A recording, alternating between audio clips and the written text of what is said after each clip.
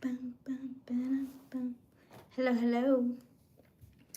This hair, it's just, she just does what she wants to do, you know? She cannot be tamed. She is a little mini me, I guess I would say. Hi, hi, hi. I was on another call. So come in, join us, say hello. Where are you from? How is your day going? It is a full moon in Leo. So there are a couple things that that if you are a Leo that I would like for you to do this evening. And it really goes for everybody, but hey, Chief. It really goes for everybody, but if you are especially a Leo, this would be a good ritual for you to do. Either the tonight, which is the most powerful, but also if you are in the next 2 days, if you can't do it tonight. Hi, I am lonely. You know, I thought about you yesterday. I said, we have not seen I Am Lonely in a while. How are you doing? Glad to see you. Glad you're here with us. Love your channel. Thank you, I Am Lonely. We were literally talking about you yesterday. Hello, Dwight. Hey. How is everybody? I was on a call and I was like, I'm looking at the time like, I gotta get off of here. I gotta go live. I gotta go live. I gotta go live. I was like, I gotta let you go. I miss my peeps. Okay, Chief. So how is everybody? Are you in a hotel or an Airbnb? Okay, so I'm in a hotel in Arkansas, Little Rock, Arkansas. Am I the first one? I believe so. I believe so. I'm not sure who is on. I think you're the first one who commented, and then Chief said something. But Chief is my moderator, so I'm sure he may get, because he's the moderator, maybe he gets the notifications before everybody else. I'm not sure. I don't know that for sure. But it's possible, I guess. So how is everybody tonight? What's everybody up to? Okay. Do you play any instruments? Okay, so I am a project manager. I used to play the flute, but I didn't like it. Do you see these lip gloss? You see my lips? I've been wearing lip gloss since I was like 12. And when I went to school and I had to play the flute, I couldn't wear lip gloss. I couldn't wear anything on my lips. And so over time, like especially in the winter, my lips would get really dry and I would lick my lips and they would get really dry and they would start peeling. And so that was one of my pet peeves about playing an instrument, is because I have to keep dry lips in order to play it correctly, because you don't want to have like lip gloss. One is because it's sticky, and then two, because you're blowing, you know, all that. You don't want all that gunk into your flute. So I was like, yeah, lip gloss or flute, lip gloss or flute, lip gloss or flute. The flute's gotta go. I need these lips. So that's how it started and that's how that ended. But if it wasn't for that, then maybe if I was like if I played the drums or something, then maybe. But yeah, I just could not get with that. And then the clarinets and stuff, they have that little reed thing on the back and you gotta lick it and keep it wet. It just was so many different things. I was like, this is not attractive for me. This is just not my lifestyle. So I have played an instrument, but I don't play it anymore. Okay, you made the right choice with lip gloss. I used to play the clarinet, but it was no good either. Yeah, and then I think I was like 12th chair or something. It was rough. And also the fact that when I was younger, I was very like shy when it came to stuff like that. Like I wasn't a person that wanted like I didn't like competition, that type of thing. You know what I mean? Like in band, you have to play each other to see who can beat. And I remember one of my friends, she was like, she wanted to test me because she wanted to move up in chair, because I was like 10th at the time. Maybe she was like 12th or something. And then I played, but I wasn't great at it, but I hit the high note. And then she played, but she couldn't hit the high note, so she stayed where she was. And I was like, ooh. Why would you do that? Wait, we're friends. Why wouldn't you tell me you was gonna try me like that first? But I was like, you know what? Let me go ahead and put this down. This is not for me. And I think that was middle school. I don't even think she played in high school now I think about it. That must be why she didn't invite me to her wedding. Just kidding. She did invite me to her wedding, but I didn't even know she had a baby until I found her on Facebook like 2 weeks ago. Guess we're not that close. Okay, let's see. What you got? Can I get a shout out? Hey, Clay. Clay, how are you? Dwight, you look good with that bass guitar. Ooh, dum, dum, dum, dum, dum. Is it like this? Dum, dum, dum, dum. I've seen a lot of people talk a lot about guitars lately, so I'm very interested to know more about it. It's still not probably a passion of mine, but I think I would like, if I continue pursuing my singing and like voice lessons, maybe singing with somebody who's playing guitar, because I think that for me is one of the most difficult things, is singing with music. I can sing, you know, when you already have the track underneath it and they already have the vocals on it, but just singing bare to a bare track, that's hard for me. I'm like, I don't know where I'm supposed to be at in the song. Okay, did you see you grew up in New York? Did I say I grew up in New York? I was born in New York, but I was raised in Florida. So I like to claim New York, but I'm not really a New York girl. I feel like I would be a lot harder. I feel like I would have been a lot tougher if I grew up in New York, and I would have been kind of sassy, and I think I would have been like fierce, you know. The other side of my Gemini would have came out. I think I think you would have seen her more often if I actually was raised in New York. But I do feel like now parts of her is coming out now, you know, than before. Okay, yeah, you should do shows.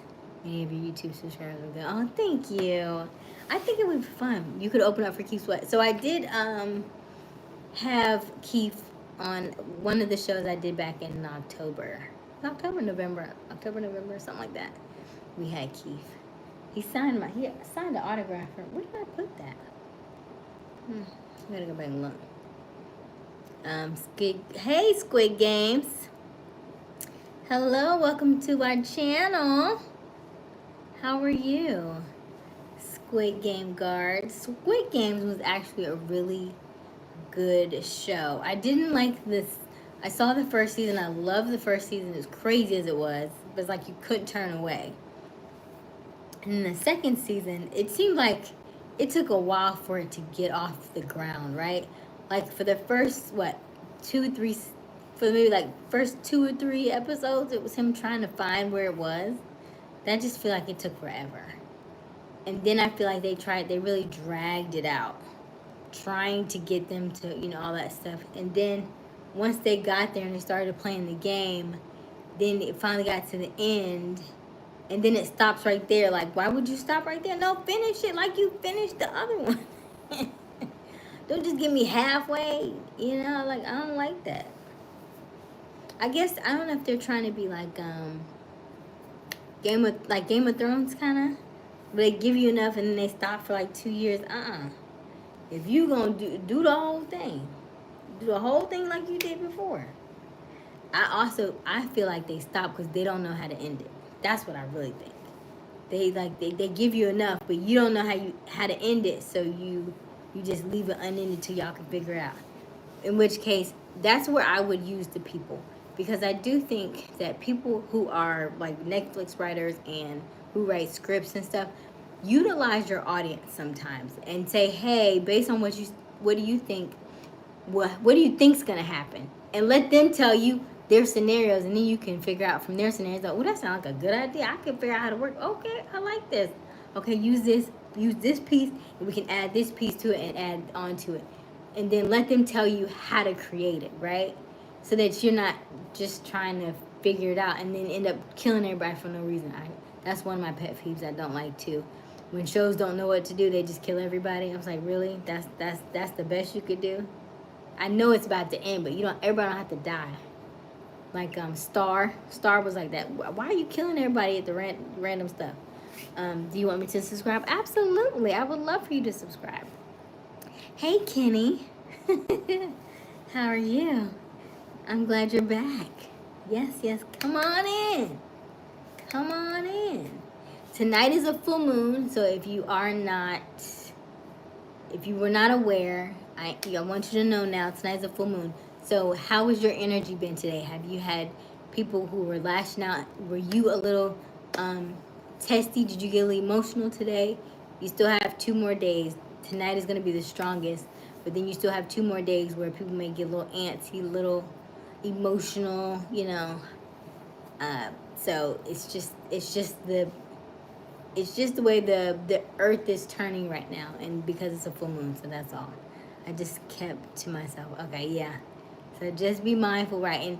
And don't do large crowds if you don't have to. Thankfully, if you're in a place where it's kind of cold, it's not as bad because the energy is not like bouncing off the walls. But if you're in a place that is hot and there's a lot of people, it's easy to get caught up and frustrated in certain situations. So be mindful of that. Also, because it is a full moon in Leo, and Leo is a fire sign, if you are in fact wanting to let go of some things, because full moons are really good for releasing things that no longer serve you, or releasing things that you no longer want in your life. It's a good time for you to write a letter to yourself of all the things that you want to let go of. I want to let go of this stress. I want to let go of this, people that are causing you frustration, or you're getting anxiety over things, whatever you are, job, work, school, whatever it could be, and then just write a whole list of things. I mean, whatever you want to write. Mine tend to be back, front, sides. I want to let go of everything, but write the things that you are ready to let go of. Maybe anxiety, maybe overthinking, maybe fear of rejection, maybe being called out, being judged by other people, just fear of whatever it is. And then you take it outside. I say take a bowl, put it in something like a glass proof bowl or something like that, and then you burn it. So because it's maybe drier outside, be careful. We're not trying to start any unnecessary fire. So make sure that you have it somewhere contained, like maybe in a bowl or something, and you light it and you burn it to let go, to release it. So that's a symbol. That's a way to symbolize that you're letting go of these things that no longer serve you. And so once you've let go of these, then you can start fresh. So it's a good ritual to do around this particular full moon. Okay, let's see. I wish I could do that. Who are some of your favorite singers or musicians? I like your earrings. Thank you. I took the other ones off because my ears were starting to hurt a little bit. So I'm giving them a little rest. Hey, beautiful. Hey, Junior. How are you? Okay, I like your earrings. And what are some of my favorite singers and musicians? So, good question. They fluctuate from time to time. I think I have one of my favorite musicians was like childhood, was Mariah Carey, Usher, Mario. Mario's always been like a little crush since I was like high school.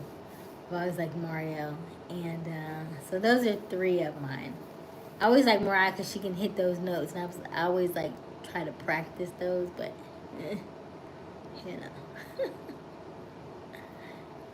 guess those would be my 3 currently, but nobody that I can think of like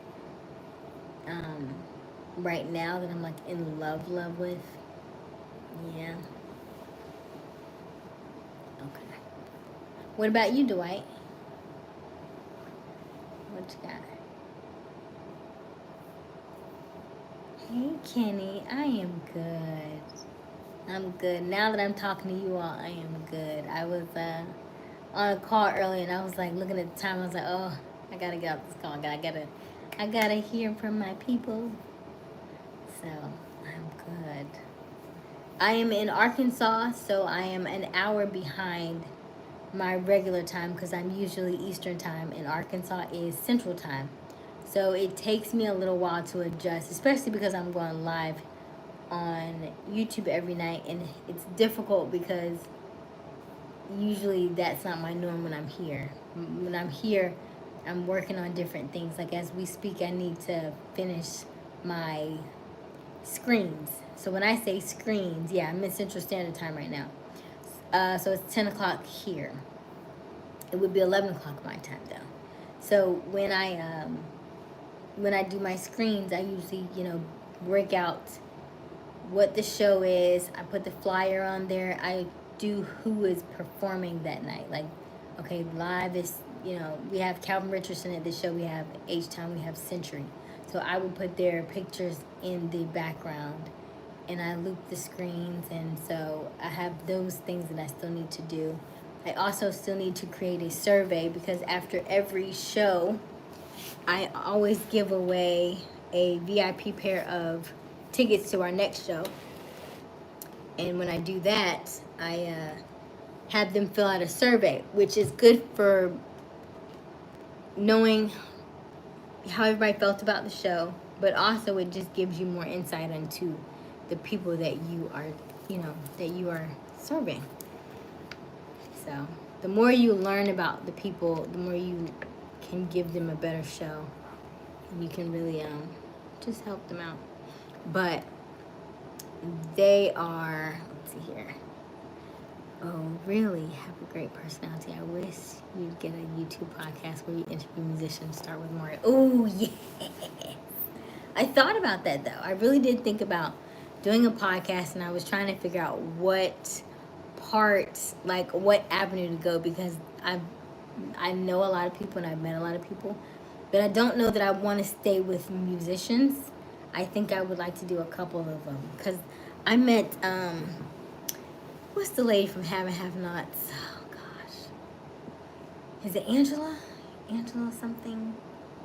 And I really liked her, and she's really nice and really sweet, and so I really would like to go back and interview her on a couple of episodes. I would like to interview her.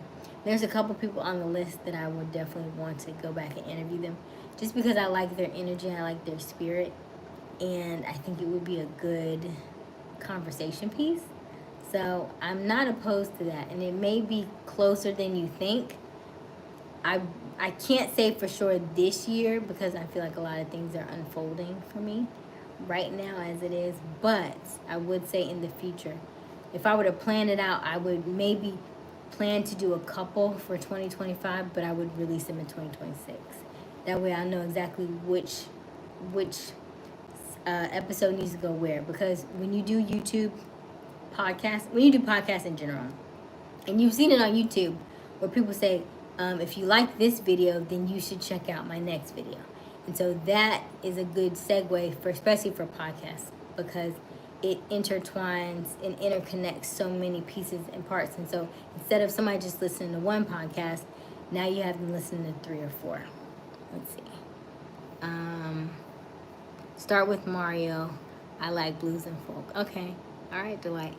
We never graduate from the study of human beings, human behavior, and ways we perceive. Yes, Prophet. Absolutely. It is all. We are always, at all times, we are the student and the teacher. I'm going to shout out my YouTube channel. Go ahead, Kenny. Y'all go ahead and follow Kenny. I guess Kenny is gaming, I'm going to assume, because it says gaming. Hey, Mika. Hey. Kenny, hi, Mika. How are you doing? I am good, Mika. I am good. How are you, Mika? Are you feeling better? Hi, Sarah. Okay, you can mix it up. Your podcast have musicians and talk about astrology. I'd watch. Okay, yeah. I gotta figure out. I want to have a nice little niche, but I need to figure out what that looks like. I'm still feeling horrible. Oh my gosh. Mika. How many days has it been? You sure you don't want to take no test? What are your symptoms, Mika? Hope you get better. Yes, we hope you get better. Sorry, what are you talking about? So initially, Dwight said I should start a podcast. And so we were just talking about what kind of podcast I would do and who would I start with. And so I was just thinking about that. I said that I would not mind starting a podcast. I've heard so many people have said, Aysia, you need to start a podcast, start a podcast, start a podcast. But I get in my head about what podcast to start. And then I stop right there. Because I've already done 4, actually. I have 3 or 4 that I've done. I don't know if I think I put them on YouTube, but I didn't put them in as they were podcasts because it was supposed to be. I have one that I interviewed a guy when I was in Kenya. I have his interview. Then I have another gentleman that I spoke with, that the owner of Reebok, but he sold it for like $3.8 billion. I have an interview with him. I think it's already on here. And then I have a gentleman that had on LinkedIn, and he had been looking for a job, but he's an older gentleman. So we talked about the disparities of, being older and still looking for a job, and maybe are you aged, or is it because he's aged out, or is it because his level is too high that nobody can match that, so it was just interesting. So I have a couple of different podcasts already out there, but I just need to figure out which is the best avenue to go. Hope you feel better. But everyone gotta go from work. Oh, good night, Sarah. Aysia, I was going to shout out your YouTube channel on to get you more subs. Oh, thank you, Kenny. Gotcha, okay. All right, sore throat, headache, and cramps. How much water have you been drinking, Mika? Because I wonder if it could be some of that. Headaches a lot of times are dehydration. A lot of water, okay. With alkaline water, or what kind of just regular water?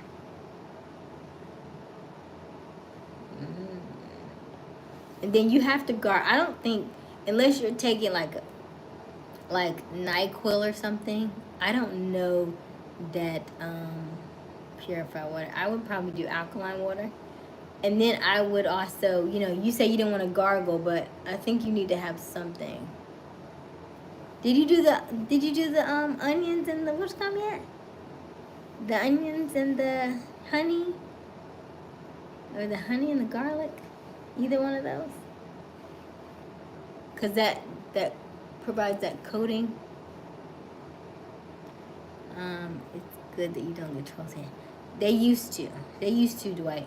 So let me tell you what I did. There is a button in the settings. So if you ever are on YouTube and you decide to go live and you are maybe nervous or worried about people who are going to come and spam your lives and stuff, change your settings. So in my settings, if I go to my live and I go to settings and I go to edit, they give you a button that says, would you like to have a subscriber only live chat? And so I checked that. And then after I checked that, then it asks you how long do you want your people to have subscribed to you first before they're able to comment on your posts or on your live. And so I changed mine to 10 minutes. So for most people, one, they have to subscribe. So instead of them just coming in and spamming and saying all this crazy stuff and leave, they have to subscribe first, which they probably don't like to do. And then 2, I make them wait 10 minutes. And so because they have to wait 10 minutes to spam, they would rather just go to somebody else's page. And so that's my quote unquote 2-level authentication, right? So that's my way of also deterring them. And then on top of that, I have moderators. So that's the way that we kind of streamline that. So we don't have all that random stuff in the chat. Now, I will say that I had a lot more comments before I turned it off. But, you know, it just depends on the kind of atmosphere that you're looking for. And it was one time that they were just disrupting so much. And I said, okay, let me cut it. So, let's see. So I don't drink a lot of water and I barely get sick. Okay. Now your body is made of 70%, over 70% of water. So I still think you probably need some water, but okay. Last night when I joined, I did not have to subscribe to that. Oh, really? Interesting. I gotta look at that. Well, that's good. Okay. Misfit looking extra fine tonight. Thank you, Misfit. That's smart to set up your settings like that. Yeah, because it just kind of helps to streamline some of that stuff. Because, yeah, I was getting a lot. I was getting, not a lot, but, you know, you'll get a couple of them. But I think that's interesting is that the people on your live will usually come to your defense. So the people who are spamming and saying crazy stuff, they still look crazy. They still look dumb because all the people in your chat are like, hey, don't come here with that mess, you know what I mean? So now you also get a group of people who are automatically like coming to your aid because the person that's messing in your chat had no reason to be there.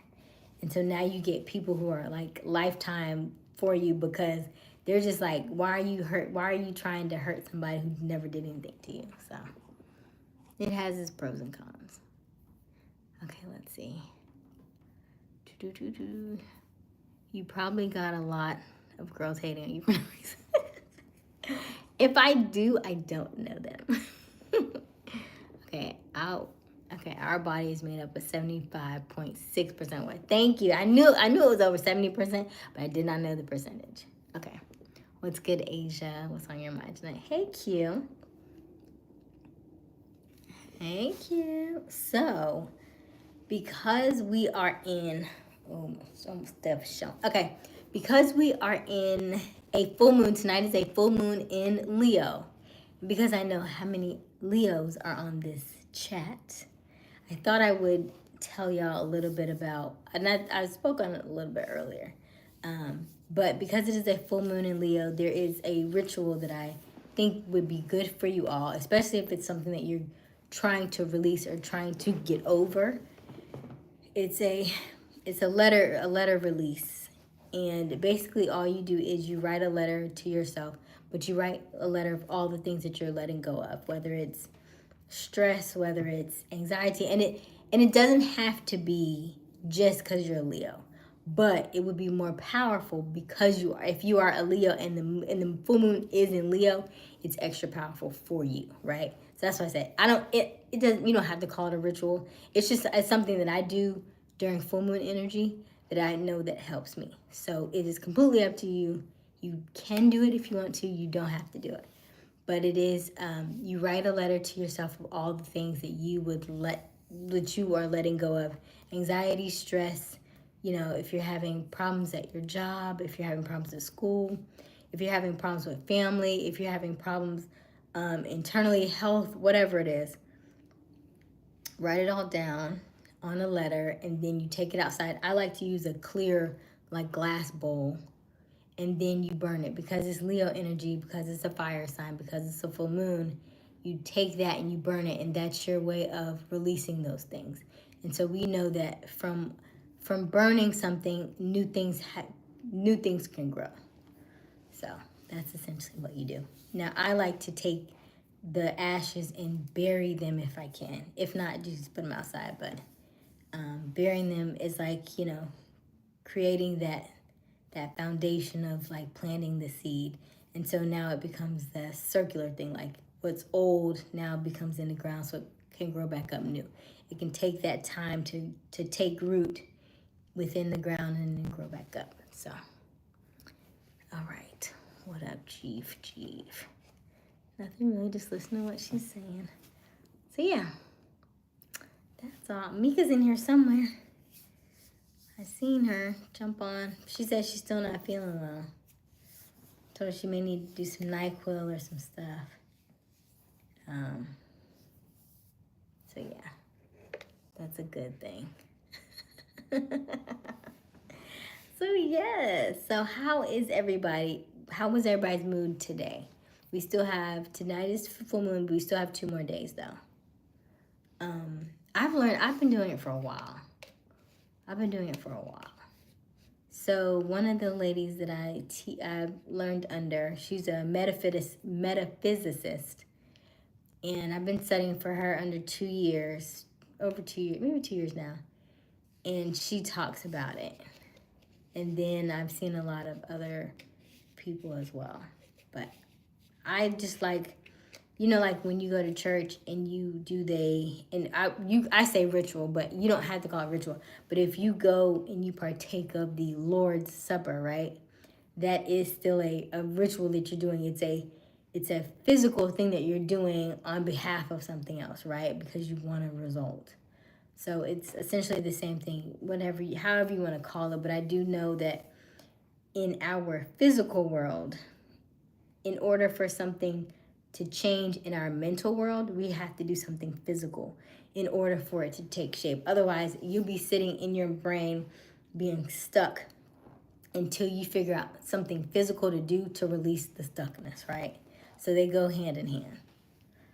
Like if I'm frustrated about something that I'm worried about, then I have to do something else. So I need to write about how I can overcome it. I need to physically move my location. I need to physically leave that job. I need to physically do something else, but in order to release that mental block, right? Generally, there is something physical that you have to do in order to release that mental stuckness that you have. So that's all. That's all I'm saying. All right. My mood is phenomenal. Oh, I like it. My mood is good, just tired. Okay. Yeah. Did y'all have any technical glitches today? Like internet being down or phone service not working? Because that tends to happen as well. I think I had the flu. My mood's not great. Oh, Dwight. Yeah, that doesn't sound fun at all. Yeah, my bad about yesterday. It was not a good day. Yeah, Chief. Oh, yeah, Chief was in a mood yesterday. He was. You're right about that. Okay, Mika back. Okay, Mika. You should be on late today. Why? I was gonna get on early. I promise you. I was ready. I was so ready. I was like, ooh, at 10 o'clock, I'm going early. And then I got a call. I was like, oh, I forgot I had that call. So that call ran like 40 minutes. And I was like, I've got to get off here. I was like, I got to get on my live. So I'll be trying, y'all. Okay. What's good, Mika? Hey, Robert. Hey, little sis. What's good, Chief? Yeah, that was horrible. I'm good. Between your metaphysics and my meditation, we birthed another. Okay, Kim. I couldn't go live to talk to my chat. Oh, okay. So, Kenny, how many subscribers do you have? Hey, Chief, Mika, and Q. Robert. Yeah, snow's here. Power's been off. Really? Okay, no. Snow's here. Power's been on and off. Oh, yeah, okay. Yeah. You need that solar cooker. Did anybody see that new show called Extraction? I think it's Extraction. That was so interesting. What up, Robert? What's good, Robert? Good night. Thanks for streaming. Good night, Dwight. Have a good night. Kenny has 53 subscribers. Okay. Okay. And so you have 53 subscribers. Will they let you go? How many do you need to go live? It's been so long. I can't even remember. Do you need a certain number of subscribers to go live? Is it 100? Have they changed the number? And then, the first time you go live, it's 50? Okay. Because the first time you go live, they make you wait. If you have a plan, you need to go check at least 24 hours before, because the first time you go live, they make you set it up and then they make you wait 23 hours. So if you have something that you decide that you want to do, like you want to go live on this day, you need to wait. You need to go and check, set your live up the day before so that you have another time. Okay, 50. No, you need 50. I'm good. Just got home. Okay, Robert. Chief is horrible. Ready to move further south. Texas or Florida. Yeah. Yeah. People. Texas been getting some snow. You know? I feel like it's just changing now. I can't believe Florida got snow. That's just wild to me. Because Florida didn't know how to act. But then Atlanta didn't know how to act either. But Florida is really crazy though. I've been streaming since 2023. Okay. Well, keep doing it. You'll get better. You'll definitely get better. I go live every night, and it not necessarily for the, yes, I would like to be monetized, but also it's just really for me to get more comfortable in my awareness, in my communication with other people. Because you can tell when somebody's nervous. Like, I feel like how I talk now is not the way I talked on my first live. So you have a different sense of who you are and how to talk to your people, and then you get a lot calmer.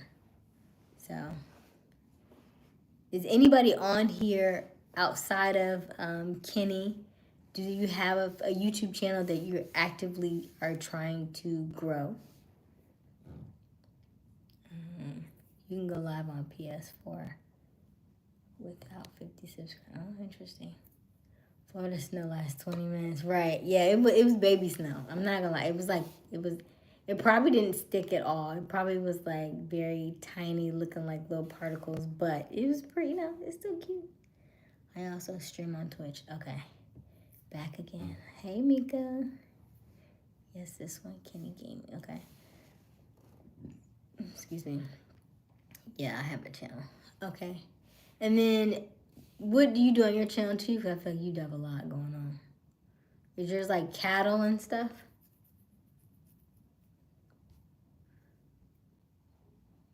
What do you have? What's on your channel? Everybody go subscribe to Chief's channel and Kenny's channel. What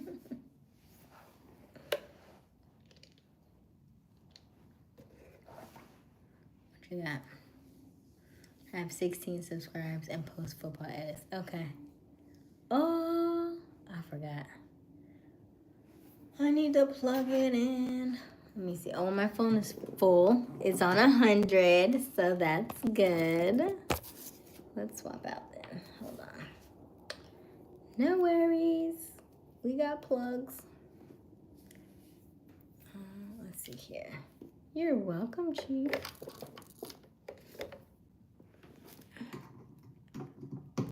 All right. Let's try this again. Nice. Okay. We're back. All right. Yes. So, I hope everybody is doing well with this full moon. You are welcome, Kenny. You are very welcome. Let's see here. Yeah. Jenny subscribed to you. Oh, thank you. I don't know who Jenny is. Why'd you delete it? Oh, Kenny. Okay. Thank you, Kenny. Y'all hear that? The wind is howling. Ooh, it sounds like a werewolf. Because autocorrect. Gotcha. Okay. Understood. Thank you. I'm going to find your channel. Yeah. Chief. Are y'all's channels? I don't know. I can't really tell. But are they the exact name that you use on here? Or is it something different? I mean, you can put your name, if it's different, you can put it in the chat as well. So people can follow you. Because you may be on personal, but maybe you have a different one. I'm not sure. Well, you got a new subscriber too. Thank you, Kenny. Thank you, Kenny. It's the same name. Okay, gotcha. Yeah. Sounds good. What y'all eat tonight? I had McAllister's. It was good. I hadn't had McAllister's in a minute. Like a long minute. Is it just me or they don't make stew? Oh, okay. Is it just me or they don't make them big potatoes no more? Or maybe because I asked for the half spud and it looked like a regular sized potato. I said, what happened to the big cone? Remember then they have like oversized potatoes? Or is this wait, is this inflation? Is that what this is? Or they don't make big potatoes no more. Is it me? It's been a minute.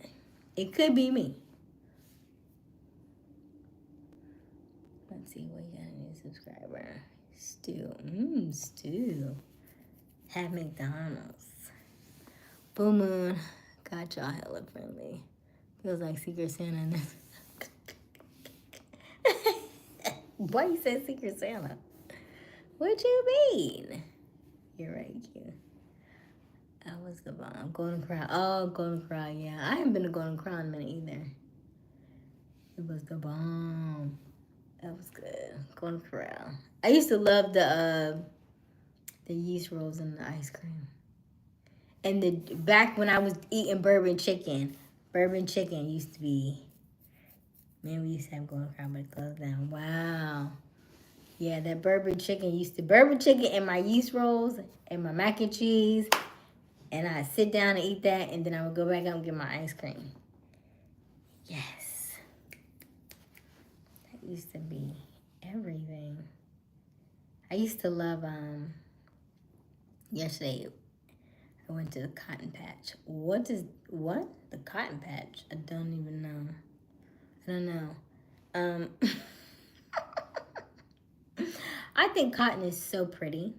However, because I am black, I refuse to pick cotton because I don't want to be like, I feel like my ancestors already did that, so I'm not doing it. But it is very pretty. Like, I really like the look of it. And I like probably the look of, like, being in the cotton, but I can't do it because I might, can't do it. But it's pretty. Okay, let's see. I love it. It's a restaurant. Hey, Z. I'm good. Q, subs to you. What up, Z? Z, I sub to you. Yes, everybody follow Z's channel as well. I don't know if Z has an actual channel. Do you actually post stuff on your channel, Z? Appreciate it, Chief. No Q. I'm going through and subbing to everyone. Oh, nice, Chief. That's really nice. Everybody's doing good. Why Q said. Woo woo.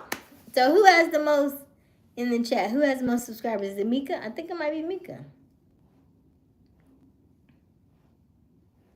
I think. Oh, now she got 71.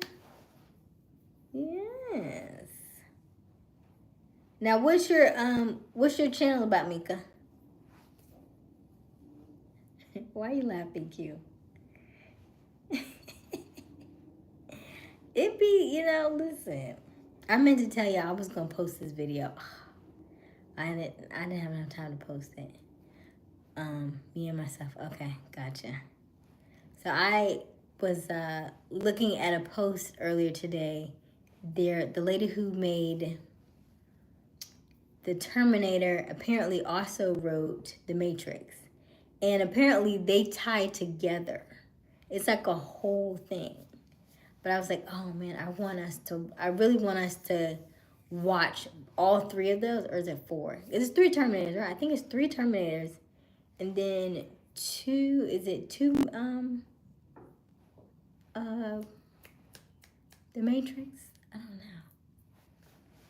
But yeah, the way she started talking about it, I was like, oh, it's so good. And I didn't know there was an actual backstory. I didn't realize that they worked together. It's like a whole write up. But when I get some time, I'll see if I can pull it down and post it on my channel. It looks so good. What the what? Okay. Oh, because Z got 126. Go Z! Woo woo! I can never finish the last Matrix. There's 4. Oh man. Because it's supposed to be like the way the lady was explaining it was that the Matrix is the future, and so basically the Terminator, because they knew that Neo was gonna come and like save the people, they were supposed to go back in time to kill Neo's mother, which Neo's mother apparently was the chicken Terminator. And it's supposed to symbolize kind of like the return of the Christ. So it's like if we go back in time and we kill, I can't remember her name right now, but that's kind of how that started. But they went back in time to kill her. Then the guy who was supposed to save her ends up actually being the one to impregnate her. So now it's immaculate conception. So that's how you get the Jesus Christ, this immaculate conception, because how did she get pregnant from somebody who's in the future, right? So now it's like, that's weird. So it was a whole thing. So I was like, oh my gosh, this sounds really good. And because I had no idea that all this was going on, now I want to go back and watch it so that I can get the other, I can understand everything now. Let me see. I had seen Mika channel. I'm on the road. Mika, don't ask me how. Z be looking. Z be looking at everybody's stuff, okay? Z is I told you, he's like social media. He'd be like, congrats on getting 3 more followers. I'm like, thank you. I hadn't even noticed. But he is very much he loves that stuff. So if you see him like following and looking at your stuff, he's very into that stuff. He's into SEO. He's into social media. He's into editing. He's into websites. And so a couple of his other pages have done very well. He's gotten monetized on a couple of his other, I think one is like medical, like plastic surgery or something. And that one's gotten monetized, and so he knows what he's doing. Kenny said, what time do you end? Kenny, I can't say. This chat, I don't even have a time. Usually it's when my phone is about to die, but because my phone's at 100%, I can't say. I cannot say. What I will say is that I would like to be off before midnight so that I can get good night's sleep, because I do have an 8 a.m. meeting in the morning, which would be 7 a.m. this time. So yeah. Let's see here. Hey, Sunshine. Hey, Awesome. Lovely in this dress. Thank you, Awesome. Awesome, I subscribe to you. I subscribe to everyone in the chat. I don't know if that will happen at 8 a.m., Kenny. Okay. It's 10:37. Yes, it's 10:37. But I would also like to get a full night's rest, because I have not been able to when we stay on for 4 hours. Yeah. Like yesterday. So there's that. Okay, 10:37. I'll probably be on all night. Oh goodness. 8:37 a.m. in Dubai. Wow. I've got to get to Dubai at some point. I've got to get to Dubai. Yes, that's tough. Yeah. 8:37 now that's not bad. That's not bad. Last night was cool. Last night was Woo-wee. Okay, Kenny says I'm in Texas. Okay. How old is everybody in the chat? I think it's decent tonight. It seems like it's decent tonight. Still glowing, tells me you got enough sleep. Oh, thank you. Yeah, what time did I get up? Kenny is 12. I should know gaming channel. Got it. What was last night, Angel? What do you mean what was last night? Chief. We know, Chief. Chief.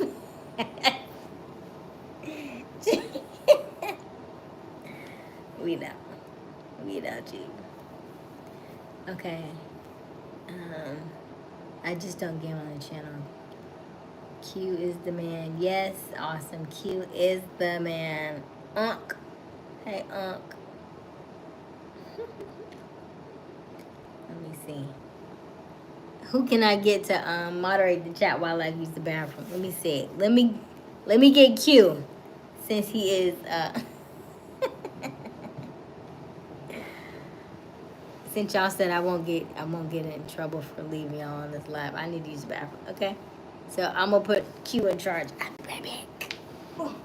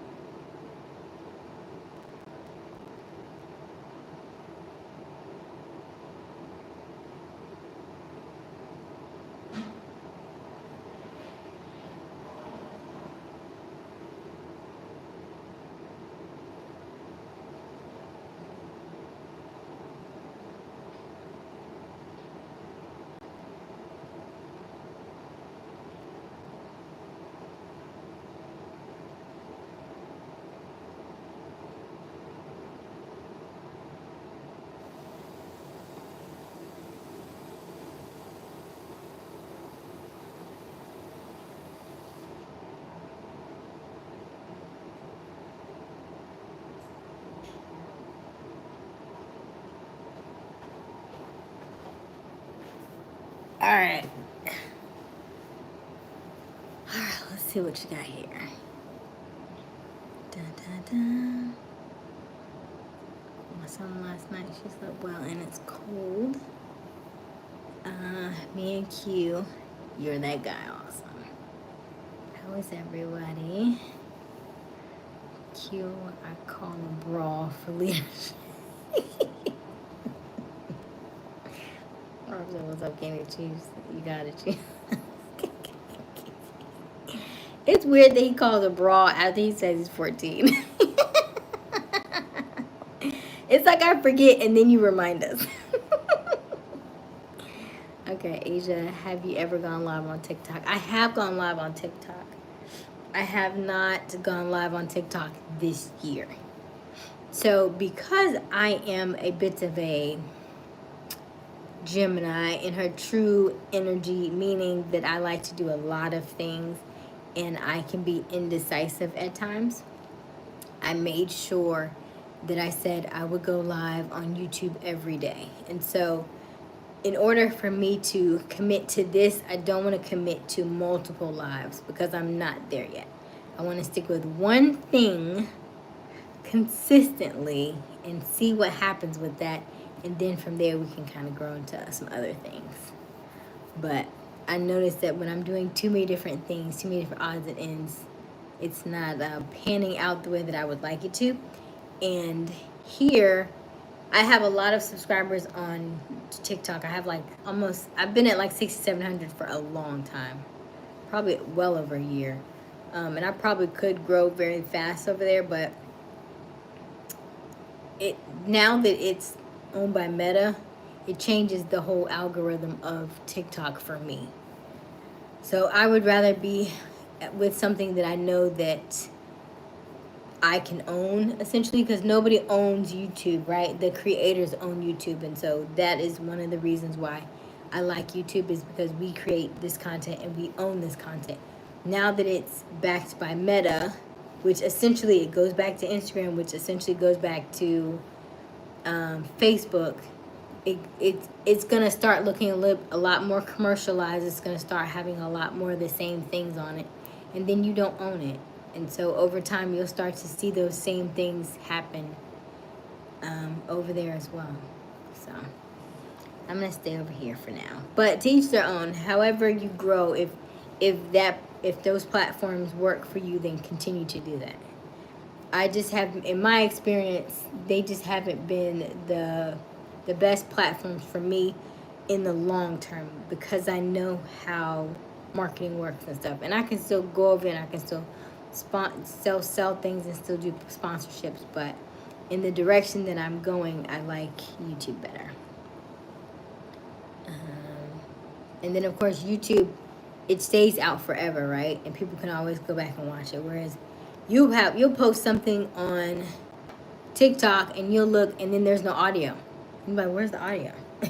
Well, they deleted the audio, so because they deleted the audio, now your video is nothing. You know what I mean? It's that kind of stuff. You can have it. Okay. Hey, how you doing, Q? Hi, Robert. Okay, Q, Nazi. We need her here. Amazing, awesome you. Mika, are you feeling better? Aysia with the quick drip. Drip, drip. Good now. I know, Mika. Yeah, I know. And she work at a hospital. You don't want to go to the hospital and check in. Get looked at. Brawl to the death. No, we not killing nobody. Let's see here. I'll be okay. I'm good, Q. This sounds great, sis. This is my first. I'm learning. Hey, awesome. Amazing YouTube is good. Yeah. Yeah. You know, you do enough of lives and YouTube and all the social media channels. And another one is very good that I don't talk about a lot is LinkedIn. And I'm a little back and forth on LinkedIn. I didn't post this week. I like to batch my stuff on LinkedIn because LinkedIn, because it is a business platform, there is no, you're not really jumping through hoops as much because the people on LinkedIn already know it's time to do business, right? That's what we're over there for. And what's interesting about LinkedIn is you can post very much of your exact same stuff on LinkedIn and get very, I mean, like even the meditation stuff, I can post my meditation stuff or my manifesting stuff on LinkedIn, and you would think that, oh no, they're not going to want to look at this, but you would be surprised that a lot of very successful people do all of these things. They read all the same books that you read if you're looking to make more money, become more successful. They are doing the meditations. They are doing journaling. They are writing down their finances. They are doing certain things to get them to the next level. And so you may think that they're not doing this woo-woo type stuff, but you would be surprised because a lot of them actually are. And a lot of classes that I'm in, we always talk about mindset. Always talk about mindset. See, Z got 11,000 followers on there. I only have like 1,200. He over there tearing them up.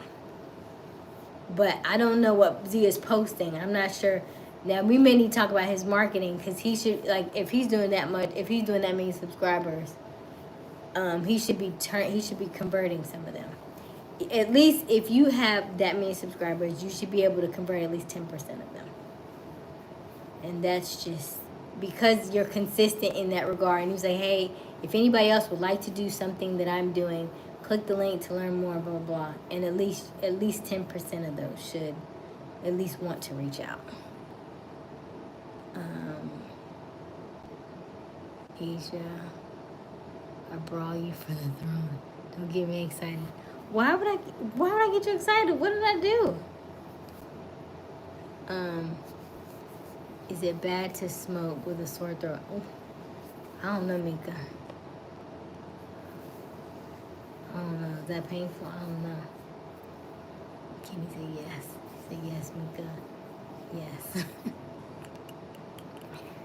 My LinkedIn followers. I need to smoke.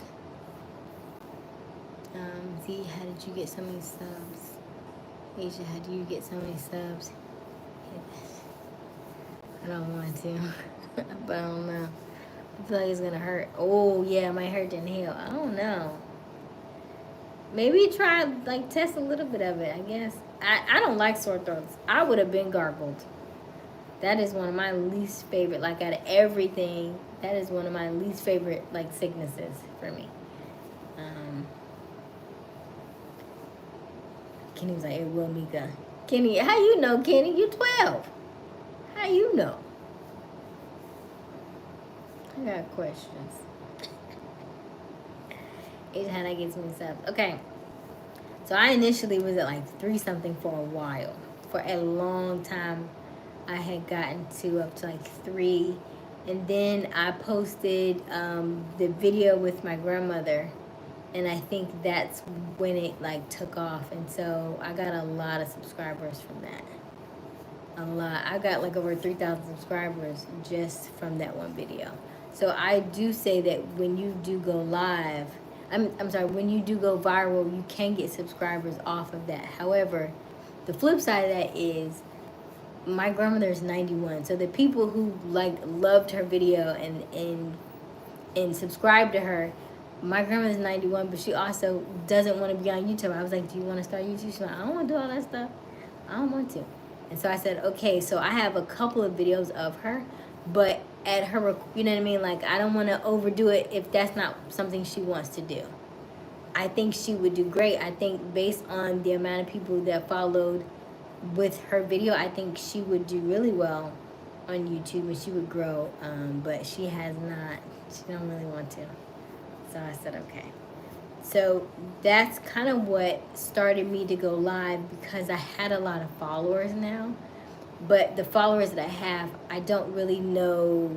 They're not necessarily my audience. So I was like, okay, in order for me to kind of sway back into the level of, or the audience that I would like to have, then I need to either go live or I need to start posting more videos. And so my thought process was, hey, you are in communication anyway, and you want to get better at public speaking, you want to get better at your delivery and how you are talking to the people, you should go live. So this was one of the things that I told myself. This is me getting out of my comfort zone. So I told myself, you need to go live every night. And so that's essentially what I'm doing with you all. But it also helps for me to streamline and filter out my new audience, so that way, even if I do have all these subscribers over here, I do have an audience that likes my particular content. So that way, if they unsubscribe or anything, I can kind of counteract some of that. And you know, now I was trying to get to that 10 million. That is a very hard number to get to, I believe, when you are trying to go viral off of a short. That is also one thing that, you know, within 90 days, you have to get 10 million views, viral views on your short in order for you to get monetized in that regard. And so that started to become impossible, because what started happening was when I started going live on YouTube, YouTube seems like they push the lives because, of course, a live is longer and it allows people to stay on your live for a longer time, which means YouTube gets people to watch longer, which of course is what YouTube wants you to do. A short is very short, right? So what was happening was every time I would post the live, they would stop showing my short. If I stopped doing lives, then they would go back to pushing my short. And so I've noticed, like, every time I go live now, I'm looking at my page and I see I have 1 or 2 views for an entire hour. I was getting thousands per hour on that one short, but every time I go live, they don't show my shorts as much. I don't know. That's what I've been noticing. So my numbers have been going down. My watch hours are going up now because I'm going live, but my views on all my other content are going down. So now it's like, it's almost like I'm in that seesaw. Like, it goes like up and down, up and down, up and down. So that's something you have to, if you can figure out, if you stay on the same wavelength, even if you have a viral video, but if you can keep that same viral video, that same content, like every time I show my grandmother, she does really well. I can get, I think the last one I showed of her, maybe like 2,000 views or something like that. And so that one was doing pretty well. And if I show her, that one does well because they know videos with her do well. If you have a viral video and that's in your niche and that's in something that you like to do, continue to make it that way in just a different, and maybe change the title or different subscription. But if it's already gone viral, continue to make videos just like that because they know that your audience likes those kind of videos. If it's like a lot of jump cuts, if you're walking out in nature, if you're doing like a, where like you do 3 seconds and you shock somebody and then you go back and tell the story, or whatever the case is, if it went viral before, chances are it will go viral again. And if you keep continuing to do videos like that, video content like that, you'll continue to keep driving your numbers up. Let's see here. I'm about to say, everyone in the chat, subscribe. Just kidding. I also have a newsletter on LinkedIn with 2,400 subscribers. Nice. Yeah. I hope you are utilizing. I think a lot of times people have a lot of followers and subscribers, but they don't know how to utilize them. They don't know how to monetize them, and they don't know how to convert them. So I would say, Z, what are you doing to convert them? When you make a newsletter, if you have that many people on your newsletter, I would consider getting sponsors and getting people, or you can do affiliate marketing and make sure that you're linking people in those, whatever your newsletter is about, making sure that you have links that go back to that particular affiliate so that you can, when they click on it and they buy from that person, you get a cut of that. So I would say make sure you're doing that in all of your, always link back to yourself something in your newsletter. If you need help about this or that or this or that, website, SEO, whatever, always link that back to you. And then also put some affiliate marketing links in your newsletter. And then if you want, you can charge people to advertise in your newsletter. He's like, hey, I have 2,400 subscribers. I have a 40% open rate. I email them weekly.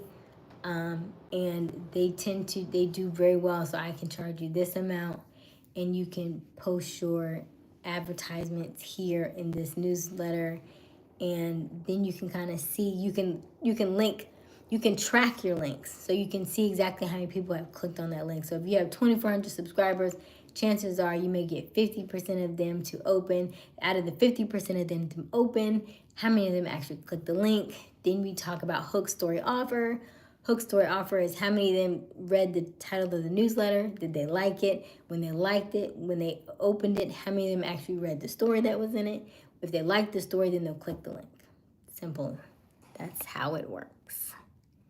Okay, I gotta go take a leak. Be right back. Yes, Mika, right? The ladies got to go tonight. They got to go. Okay, well, it's about time for me to get off. Sorry, have a good night. Good night, Kenny. Have a good night. Okay, guys, you should subscribe to me. Yes, go subscribe to Chiefs. I thought they already subscribed to you, Chief. If you have not subscribed, please stop what you're doing and subscribe to Chief. Subscribe to all of my moderators this evening. I have Chiefs_fan. I have Mika. I think she hopped off for a quick second. Mika Denise. I have Zoab, Tahir, and I have Q Right. Is that everybody? I think that's everybody. Yes. Okay. See you tomorrow. Good night, Kenny. So yeah. What other questions do you have? Or do you have any questions, I should say? Because I feel like I just be rambling sometimes. Don't subscribe to Q. Why? You say don't subscribe to Q. I don't know what kind of content Q have. That's a good question. Q, what kind of content? Do you post any content? Thank you, Aysia. You're welcome, Z. Subscribe to me, though. I said Q Chief. I said you first. Okay, well, damn, Mika. Thought I was about to come up. So, Q, what do you post on your channel? Do you have any posts? Is it like real estate, or is it, basketball? What is it? Is it any of those things? I feel like I need a snack. I only have a banana and oh, I do got them cookies. I don't want nothing sweet though. My favorite cookies. I don't want that.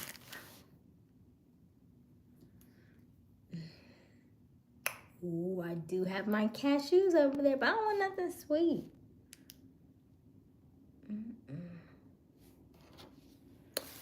Oh, maybe I'm not supposed to eat.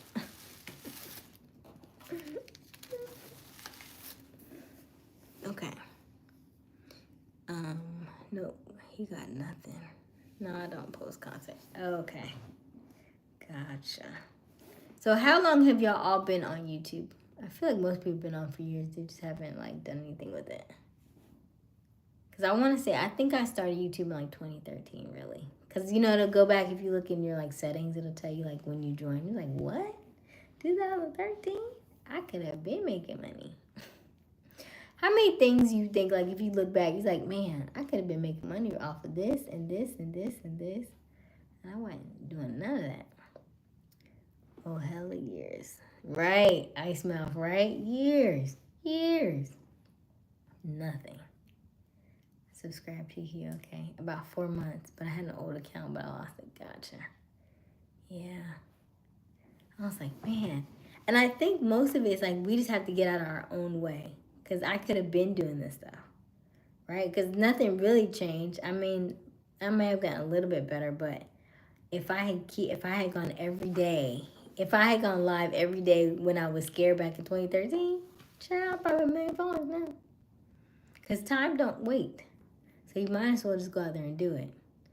Because when you go back and look and see how much time passed, time is going to pass anyway. Pass regardless. So you might as well do it and try it and see what, what comes of it. You know. Oh, Mika back, okay. Yeah, thanks. I was on this before I Soldier. Wow, when Soldier Boy started, dang, that is a long time ago. You're right.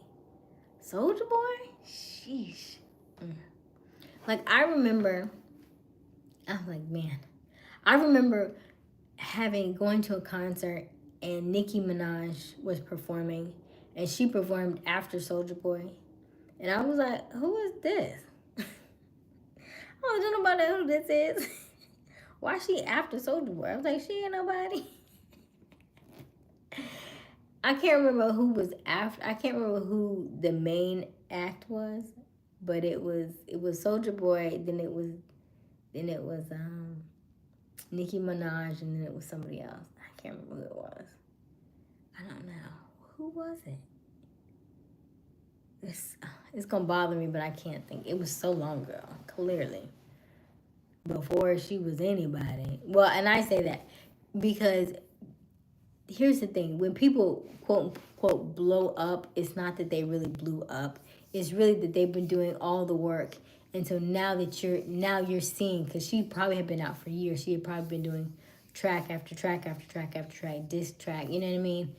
Promoting, singing, traveling, everything. And so now, just because we hadn't seen her that was in South Carolina, she might have already been really big in New York, right? So it's just like over time things trickle down. So that's probably what it is. And most of the people so we're gonna say this right now, like when Aysia's channel blows up and you're like, dang, she came out of nowhere, and y'all gonna be like, nah, she been here. Because I remember when she first started, I was one of her very first subscribers, right? Yeah. That's how y'all be talking. Y'all be like, I remember. And it'd be just like that. Like, no, she always been like this.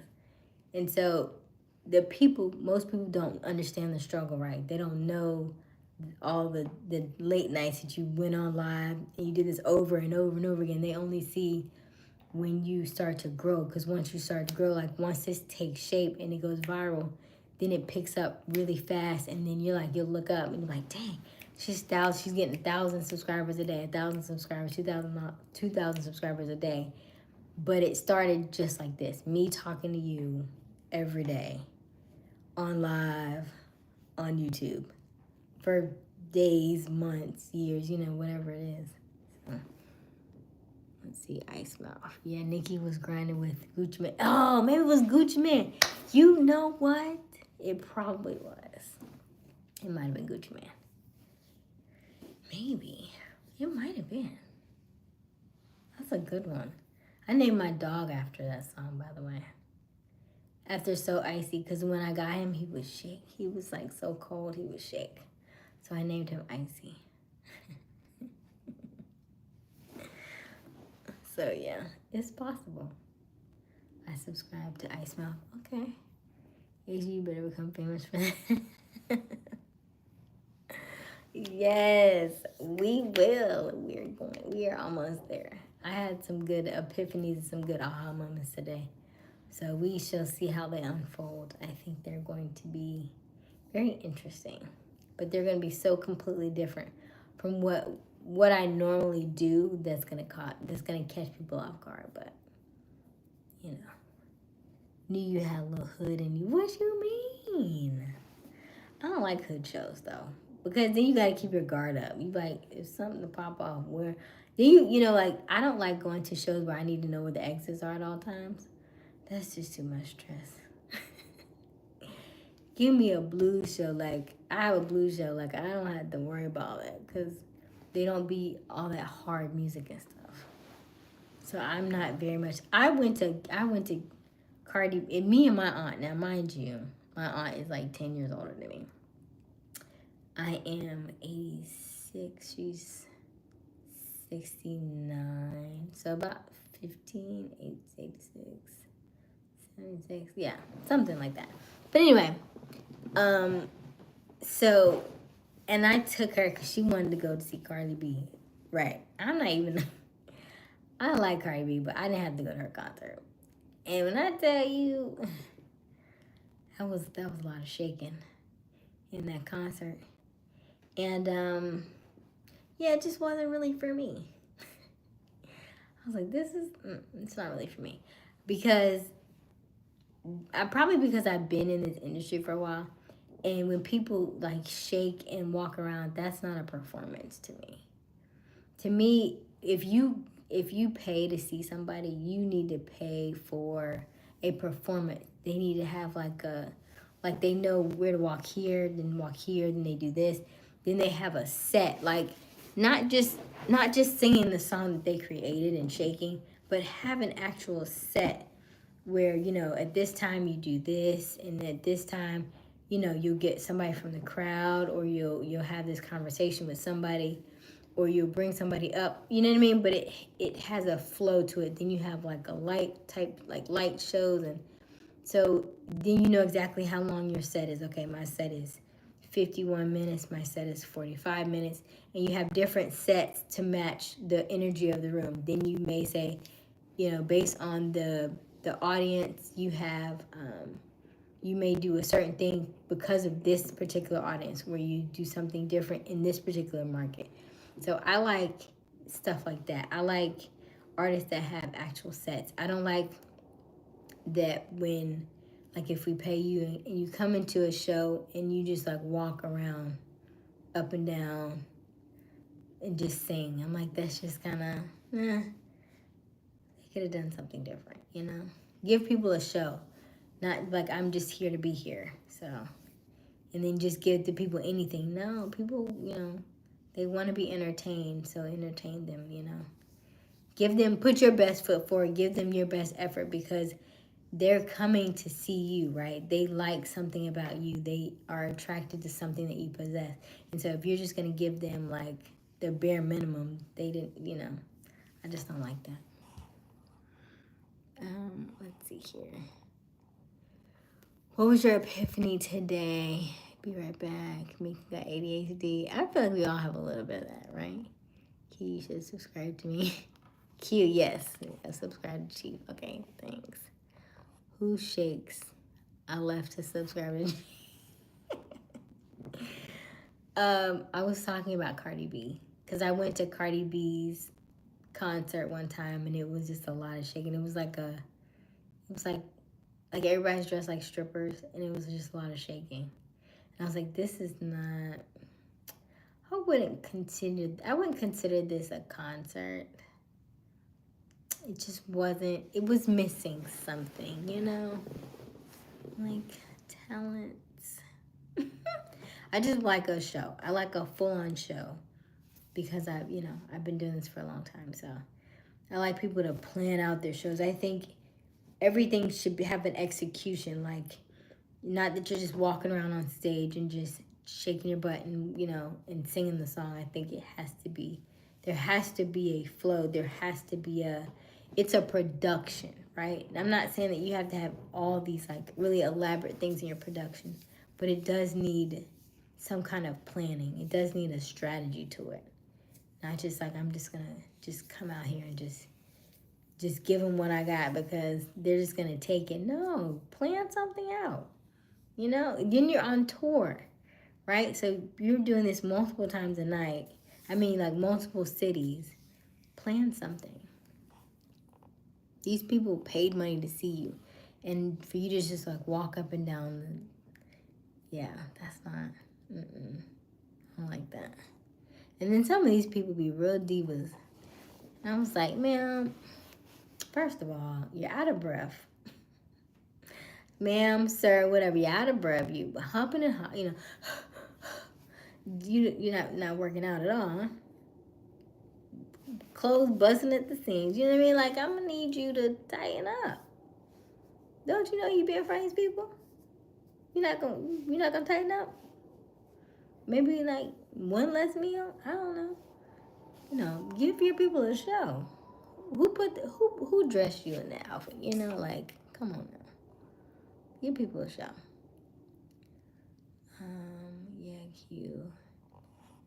I feel you. Lotto has sets. Her and Glow probably are the strongest females in hip hop right now. Okay, yeah. Back. Hello, Mika. Hey, Chief. So yeah, that's kind of where I'm at with that. But I've been doing this for a while. Like, when you seen, like, when Keep Sweat, I saw Keep Sweat did almost, hour and a half, almost 2 hours. Like, he had a show. He had dancers. He would go off and change. He would go out, like, he had a red blazer. Then he'd go off. He'd sing 2 or 3 songs, go off, then change to the green one. Then his dancers do a set. They dance and stuff. Then they run off. Then the guy dancers come up. They do a dance and stuff. And then he's still singing in the background. Then he comes back on with his blazer. Then he does a set. He does a little bit of dancing. He does a little bit of movement. Then the fireworks come up, or the fog or whatever.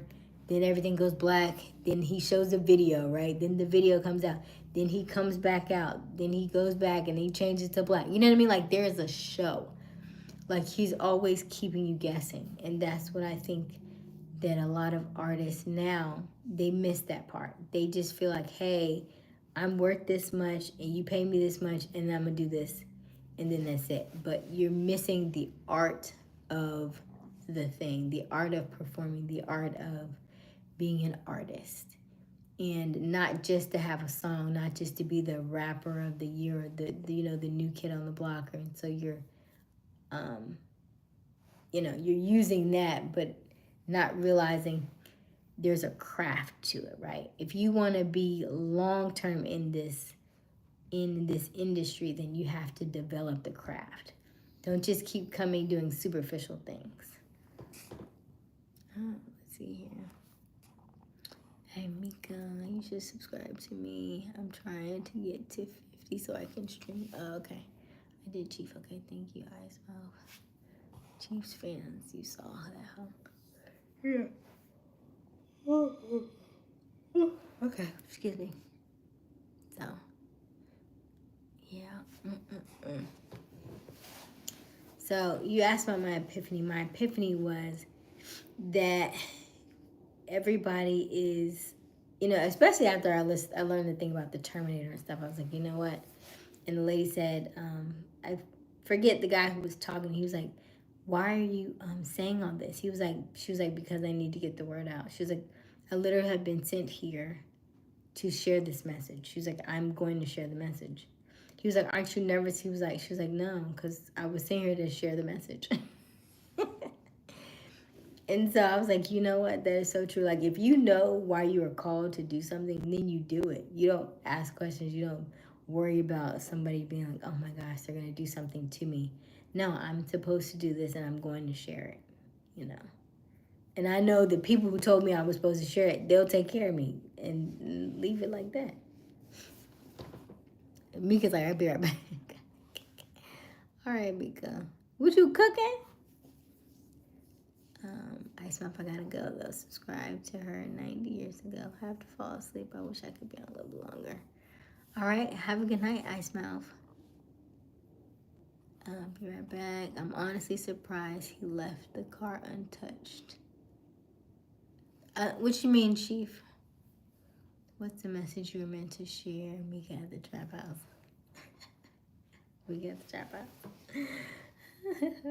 I think I am the connector of sorts. I think for me, there is a, it's interesting because someone broke into ice. Huh? Oh, wow.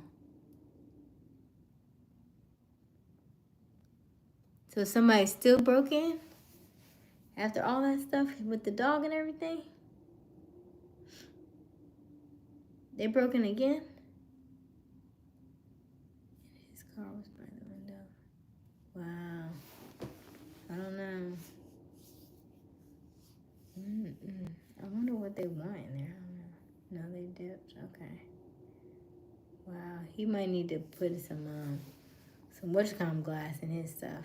Connectors. Right? Yeah, I think I'm a connector. Because I like communication. Because that is my gift. I think my gift is to connect people with things that they are looking for or things that they are seeking and cannot find. And so because I like to do my research, if somebody asks me something, I say, oh, okay, I don't know all the information on it, but I know you can go here. And then you can go here. And then you go here. And you can go here. If I subscribe to you now, I'm going to end the live, Chief.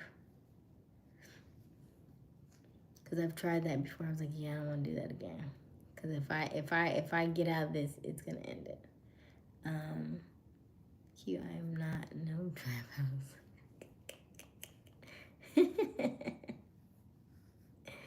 He's like, no, I'm not. Let me see. I'm not calling the boys. Let me see. You're good. Oh, you probably will after. Yes. Yeah. You may have to remind me. It depends on how late we're on here, but let me write that down. Where's my pen?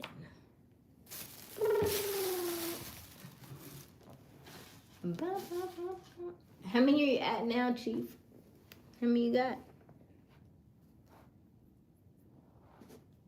I had a pen up here. Who be walking off with these pens? You know, I watched this video about trying to figure out where all the socks go in the washing machine. Come to find out, they just stay in the washing machine. Because it spins so fast, they actually pop out. There's like sometimes some of them have like little pockets, and so they spin around and they fly out the corner. And so when you open the actual when you open the panel of the washing machine, all the socks are right there.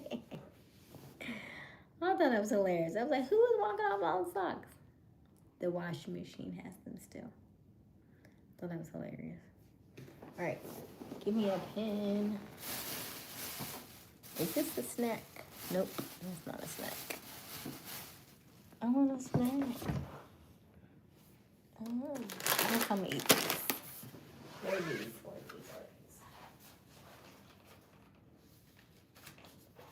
Okay. Let's see here.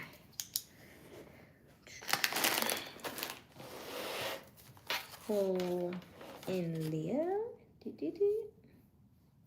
live. Yes. Yes. Yes. Oh, and today is supposed to be unapologetically you, free spirit. Have it your way. Ooh. I have to, that's what I have on my notes. So that must be what my mentor said. For the full moon needs to be unapologetically you. Make sure you're a free spirit and have it your way. Nice. Oh, guess you ain't heard that bad, huh?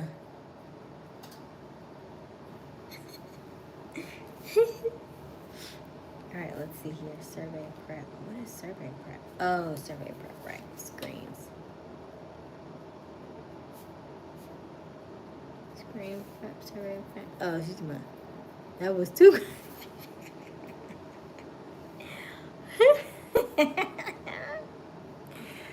Oh gosh, I think I'm back for sure. How are you doing, Mika? How was everything with you? Um,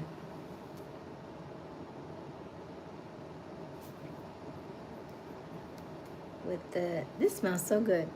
I must have my oil must be. That smells so good. Okay, hold on. What was I supposed to be doing? See, this is why ADHD, right? Because I got this and I was like, what am I supposed to? I think I'm supposed to be writing about Chief. You get so easily sidetracked, man. Whew. I tell you. Okay, Chief. Subscribe. All right. Okay, I wrote it.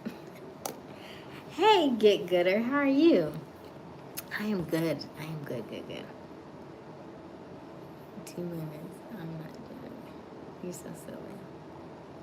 I'm doing something. I got a life. Okay. Mika says she ain't worried about y'all today. All right. Anybody got any Valentine's Day plans now? We are up. We got 2 days. We're 2 days out. What y'all finna do? I know. I think Chief has Chief got his date set up and everything. Whatever. Anybody else got plans for the Valentine's Day? You look good as ever. Thank you, Get Gooder. I appreciate that. Thank you.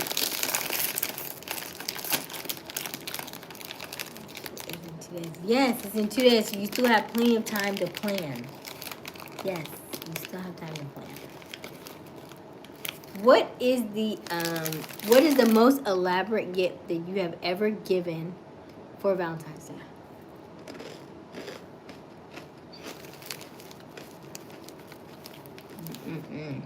Ice Mouth said money.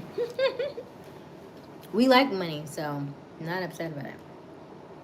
But we could get your electrolytes tomorrow. What is your most elaborate gift that you've given for Valentine's Day?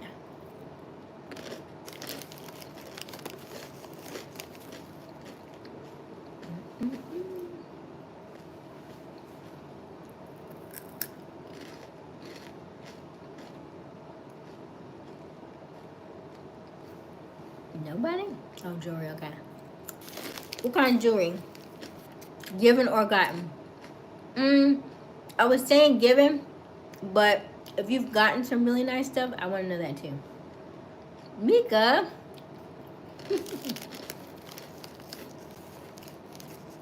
So,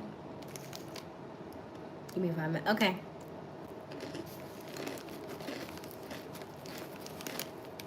That's a woman's holiday, not a man's. So, a ring. Okay.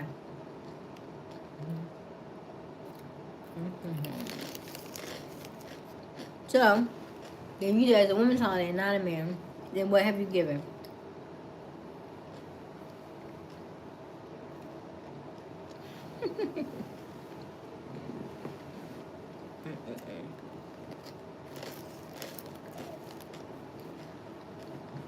Diamonds. Okay. I see. Nice. Well, that's nice. How did she receive it? Did she like the gift? Now, I will say that I don't know if do y'all have really good do y'all give good gifts though? You know what I mean? Like, you can give jewelry and stuff, but that doesn't mean she liked the gift, right? Because some women are very particular about the things that they like. Like, if you know she only wears gold and you buy her a silver bracelet, she'd probably be like, She may look at you, which kind, and you like, you never wear it, because you should know she only wears gold.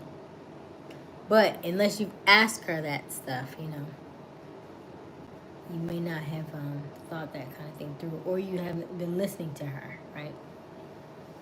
Or you haven't looked through her, like you look in her closet and you see she always has everything in Chanel. Then maybe give her a gift card to Chanel.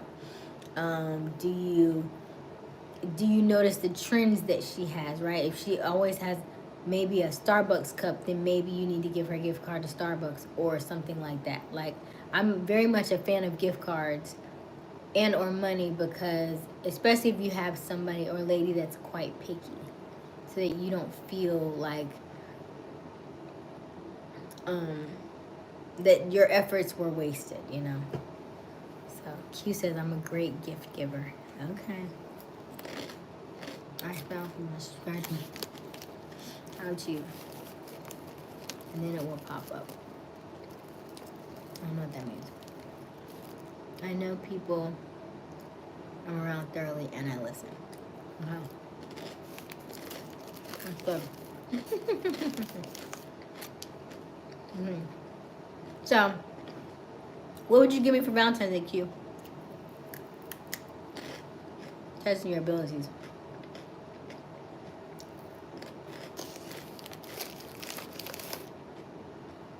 And also,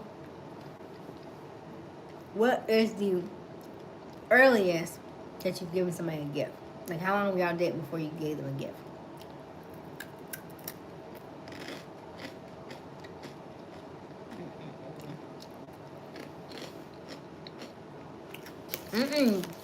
You gotta answer my question first. Because since you're a great gift giver and you listen, what gift would you give me?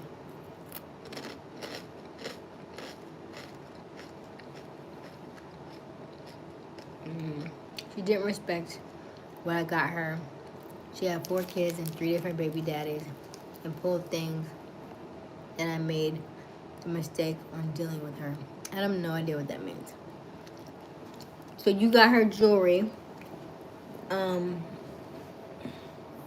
then it didn't turn out. But we talked about love languages the other day, right? I think so. It may have been the miscommunication in the love languages of what you think. You think she might have liked receiving gifts, and she might have been something else. I'm thinking.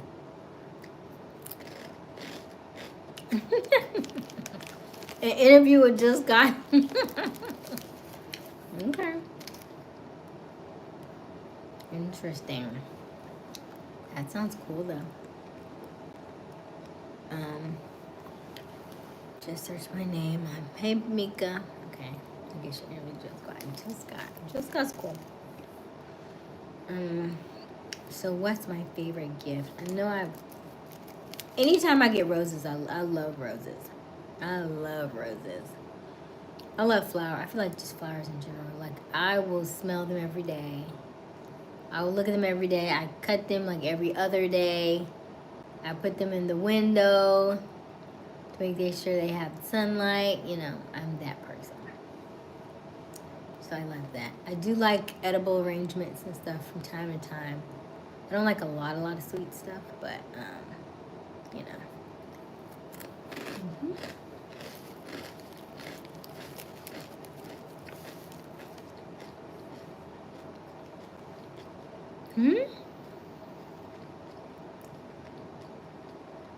I don't know what Mika talking about.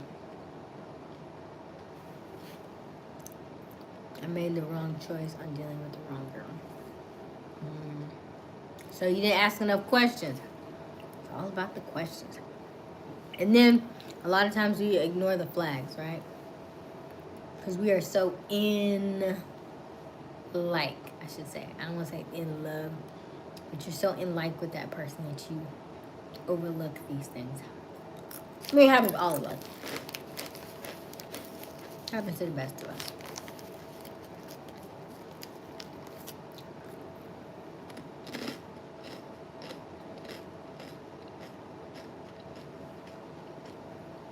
Alright, so how did you end up in that situation? Years ago. 2009, okay. A long time ago. Q, are you married? I know you say y'all separated, but are you married though?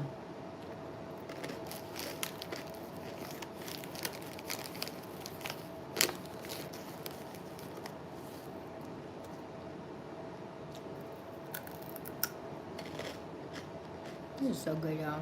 I love this thing. Yeah, we got the phone. Okay.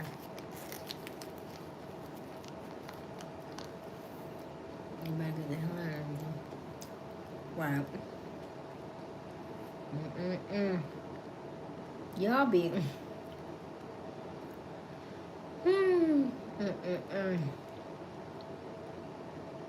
It's 18 now, plus all the children need to leave.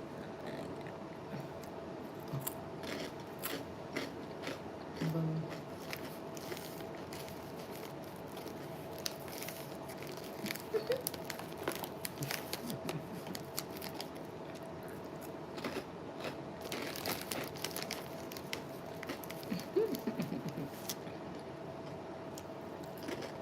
Five people on the side, I think.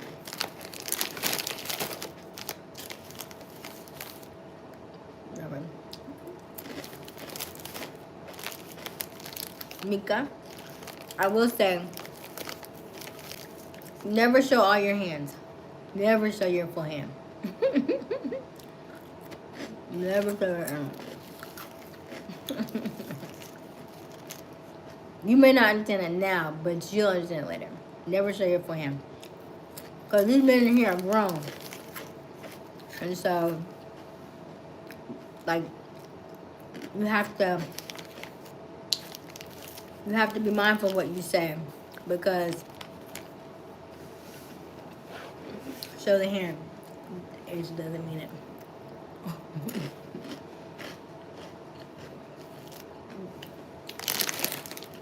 I feel like ladies should never show her hand because you have to memorize where you are in the spectrum. Like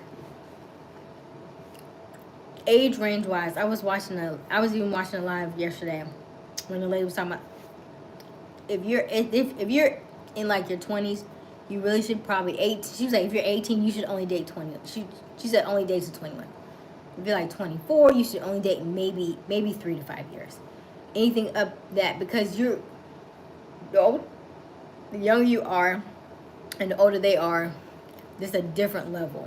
And so sometimes you think you're on their level, but they have out-leveled you because you're just not there yet. You have to have that experience. And so some of the discussions and some of the things that you talk about and some of the things you say, they will out-level you. And so you're thinking you are having these really cool conversations with people, and it's cool because it's curiosity, right?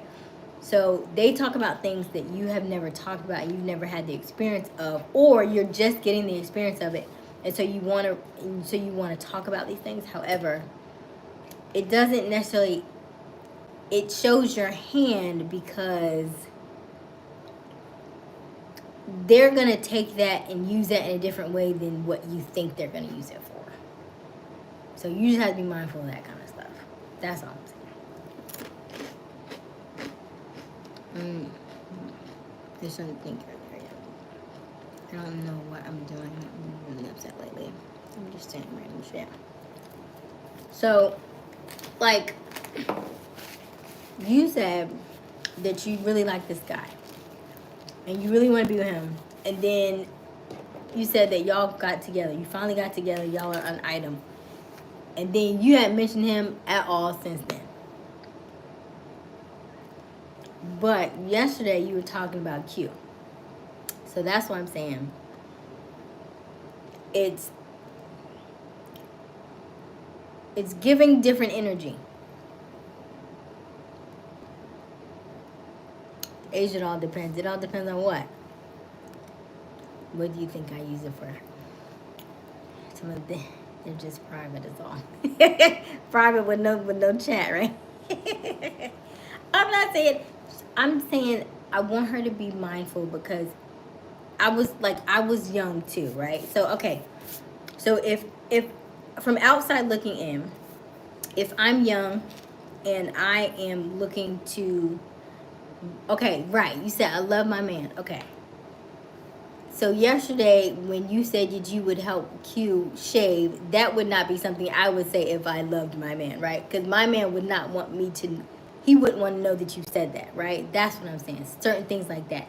And then you suggest, it was suggestive and you opened that door. So if we would ever have a meet up and something like that, because you've already opened the door, it's, yeah, I know you say that, but the energy is already there. If the energy's already there, I'm not saying I get that, but jokes lead to other things because jokes are suggestive. So that's all. It's not a bad thing. It's just a learn. It's just a learned thing. Like over time, you'll learn it. You'll experience it, and you'll be like, Because if he was with somebody, or she said something, or you said that, and he and his chick or something seen that, that would be suggestive, right?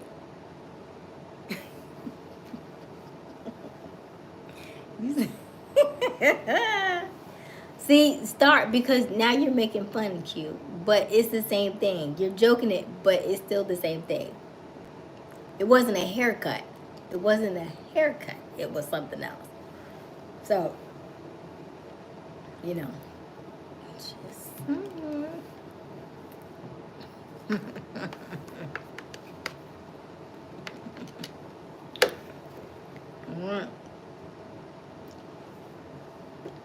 see here.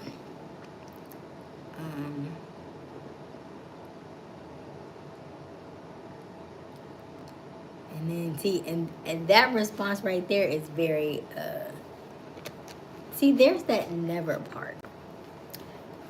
As you get older, there'll be things that you said that you'll never do, and then they come right around and you be like, oh well, I thought about it. No, I think about it. It's not as bad as I thought.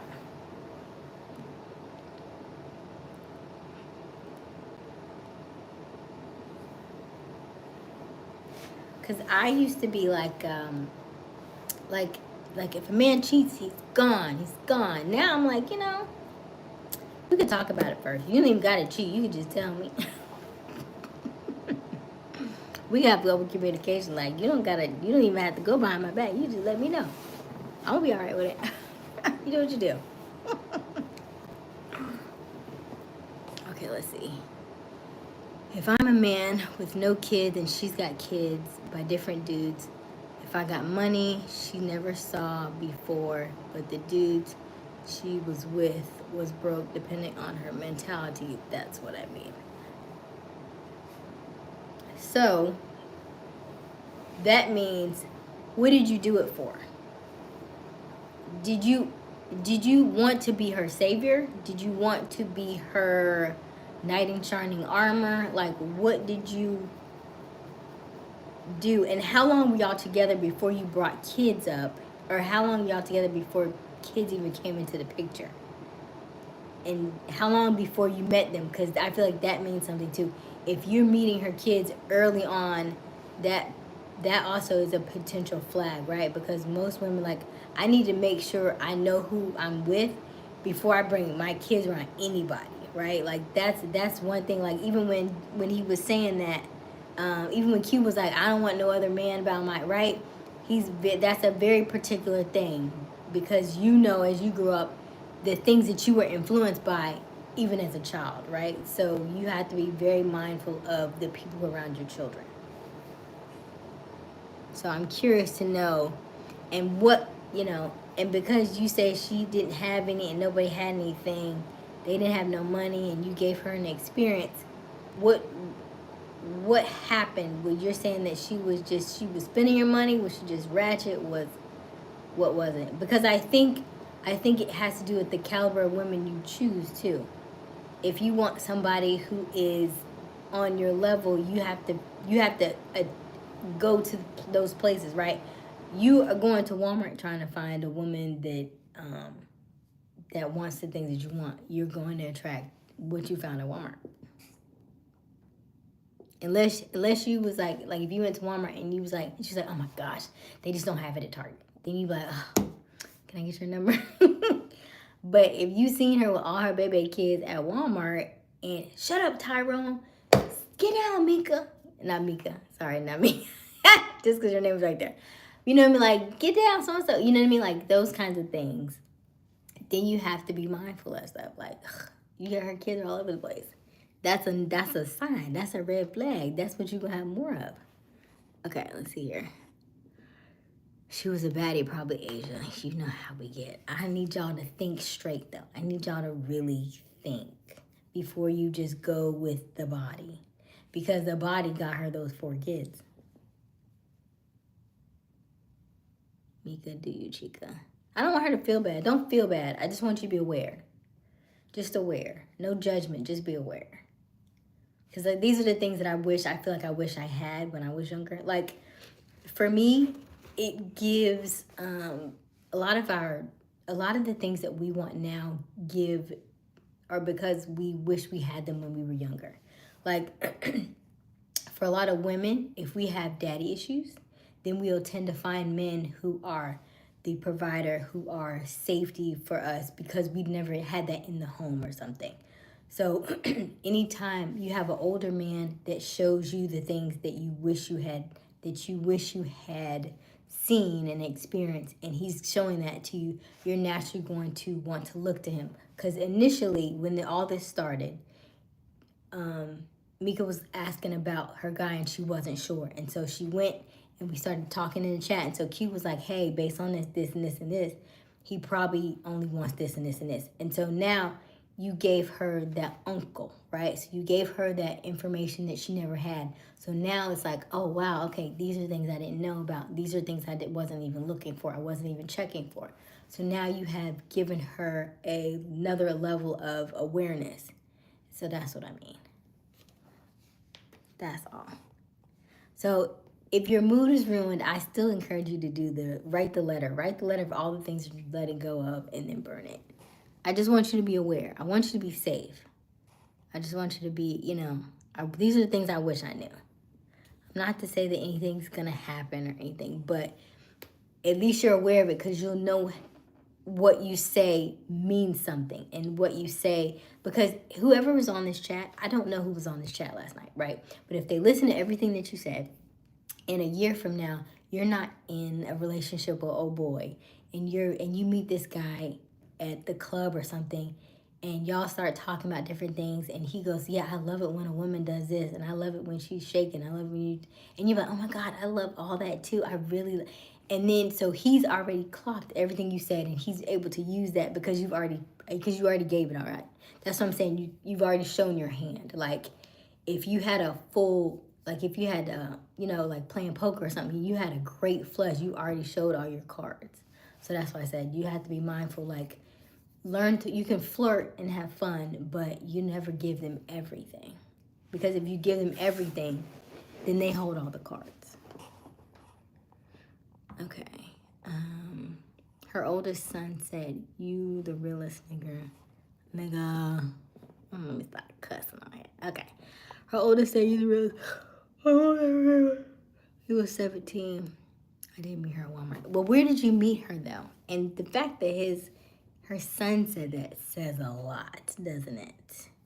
Because at that point, you would probably really have to put in the work, because she probably is going to start. Because you're good to her and she doesn't know how to handle it, she has to have done the work of the healing and all that stuff, because she probably still has her issues, her daddy issues, whatever trauma she's had, and she has to work through that. And then so she probably self-sabotaged, honestly. That's probably what happened. Weight up, totally inflated. Hey, Roman, how are you? You knowing? This is why I ain't in no hurry to get nobody. Don't be ruined, Mika. Okay, give us that. Give us that. What? I don't know what that means. I don't know what that is. You got Mika putting my name in the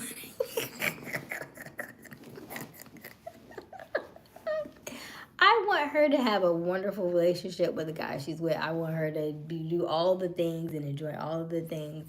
I just want her to know that when you're in a space like this, we are on YouTube. This is in public.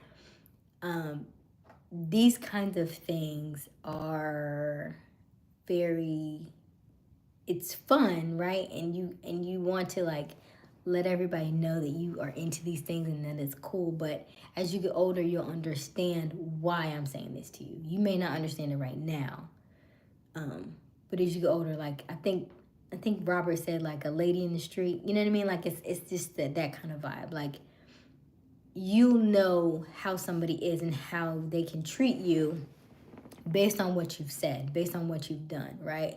Like you'll know, okay, based on Asia, I can take her to the finest dining restaurant and she's not gonna act like she was on Babs, right? She's not gonna start cussing and being ghetto and being all these things, right? You can tell by my demeanor how I'm going to be in most situations, right? It's the same thing. Like, just don't show all of your cards. That's all I'm saying. Because when you show all your cards, then people already know exactly what to expect. And they know how to influence your mood even easier. And so it doesn't always have to be like a sexual thing, but that's just in general. Like if I know what triggers you and I know what pushes your buttons, I can easily set you off. I know exactly how to get you aroused or upset or angry, you know, all these things. So that's all I'm saying. Now I know she's had a very crazy week. I know she's been sick. I know she's not been feeling well. I know her friend had passed away, so I realized that there's a lot going on in her head, in her mind, and all these things. But maybe this is a time for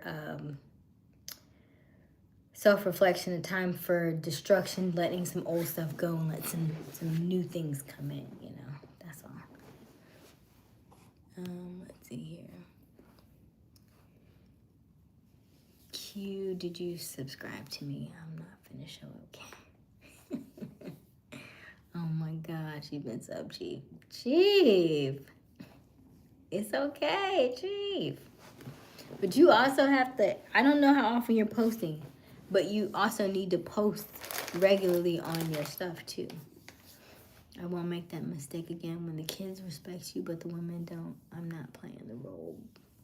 Stepdad reminds you, kids died years. Kids dad, I guess years ago, a set of twins on one son. Gotcha. Okay. Yeah. So you just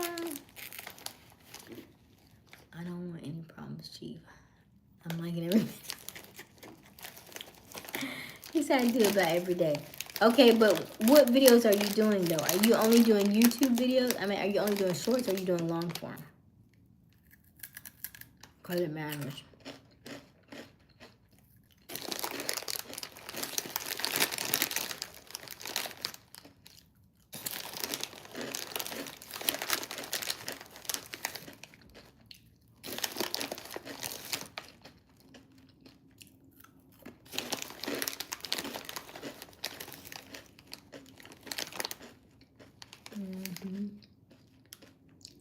Short. Okay. So remember, you have to go viral in shorts, or you have to do enough long form content for people to see you enough to like and subscribe. I have to go when I get off of here. Not today. It may have to be next week because it's a lot going on this week because I have my show. But next week, remind me to write everybody's names from in the chat, and I'll look over your videos, and I'll give you some tips on how to increase your viewers and stuff. Okay? You remind me because I want to look over your videos and your page and stuff, and I'll see if Z can look at some of your stuff too, because Z does a lot of editing. But then I'll also, you know, from my perspective, from my marketing perspective, I'll look at your stuff and kind of see what you got going on and how we can tweak it. Hey, Roman. How are you? Yeah, I would say do a mix of both. I would say do a long form. All you gotta do is like one long form a week. And then you can still do a couple of shorts, you know, every day or whatever. But at least people who like seeing all your shorts, sometimes they want a little bit more grasp on who you are, why you make that content, what's your background. Like, they want to know more about the person that they're watching, you know what I mean? And so the long form content gives them that that area and that platform to do that. They get to watch you, whether you're making, I don't know if you're doing like whatever, cattle or whatever. And it's like, oh wow, that's really, really cool. Like, so many people don't know about, how farms work and what you do all that time, 7,500 acres. I mean, that's really cool. How you prepare for a cattle show, like that would be something people would want to watch. How you prepare to show off the cattle that you have, what you do to make them the best one in this, the stock, or how much, do you feed them a certain type of stuff to make them a bigger, do you give them something to make their coat extra shiny? Do you brush them with a certain brush? You know what I mean? Like, all these things. People have a lot of questions about that. So if you're into horses or cattle, how often are you taking off and cleaning the hooves of the horse? How often are you cutting their hair? Do you cut their hair to donate to charity or whatever? Because people need, people use horse hair for, their cancer, kind of cancer wigs and stuff. So, I mean, you have a lot of things that you could talk about, So, oh, Mika, you just got back. So I was telling him, I said, next week when I'm not doing the show, I'm going to write down, y'all just have to remind me to go over and look at everybody's pages and see how I can help y'all get more subscribers. Like, we'll look at your content and your videos and see what we can tweak and change so that you'll get more subscribers on your channel. Okay? Just let me know. Just remind me.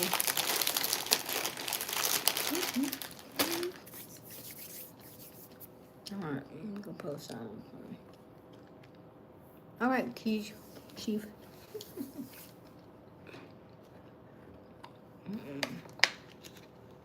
Yeah. All right, so that's it. I got 2 videos. Then I got mostly music era from my white mom's era, 80s, and Black Pop's era music. Yes, and mixed Jamaican gangster. Are you mixed, I smell? Universal in the country. Gotcha. So yeah, I still feel like you need to get back out there. Like, go on, get back out there. Don't be scared of the sea.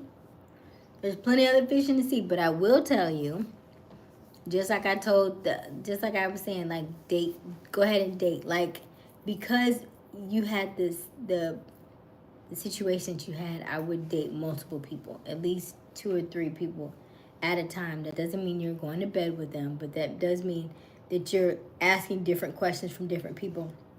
Because when you are dating, you are always going to be a different person around different people. That's just a given, right? Because there are certain things that other people are going to bring out in you that others may not. Like, if you are attracted to one because they're so funny, right? Then they're going to make you laugh, and you like to laugh. So you're talking about different things that you normally don't talk about. Then if you date somebody who's a little bit more business savvy, then your conversations are going to be a little bit, are going to be based around business. So if you're wanting somebody who, makes you laugh and stuff, then you have somebody who's in business. So now you're asking different questions. So there may be questions that you have when you're talking to the business person that you may want to ask the person that you're laughing with, because you're having a good time. But that doesn't mean, do they still want children? Do they still like, how do they feel about a blended family? Are they okay with moving, right? Are y'all staying in the same city? What if you get a job? Are they going to move? Is she going to stay? You know what I mean? Like, there's so many different scenarios and different things that most people just don't ask the questions about, And then just being open and honest with people.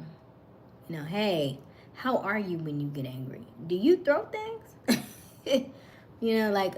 Are you gonna give me the silent treatment if you get angry? Am I gonna come back to a keyed car? you know, what happened in your last relationship, right? Like, who broke up with who?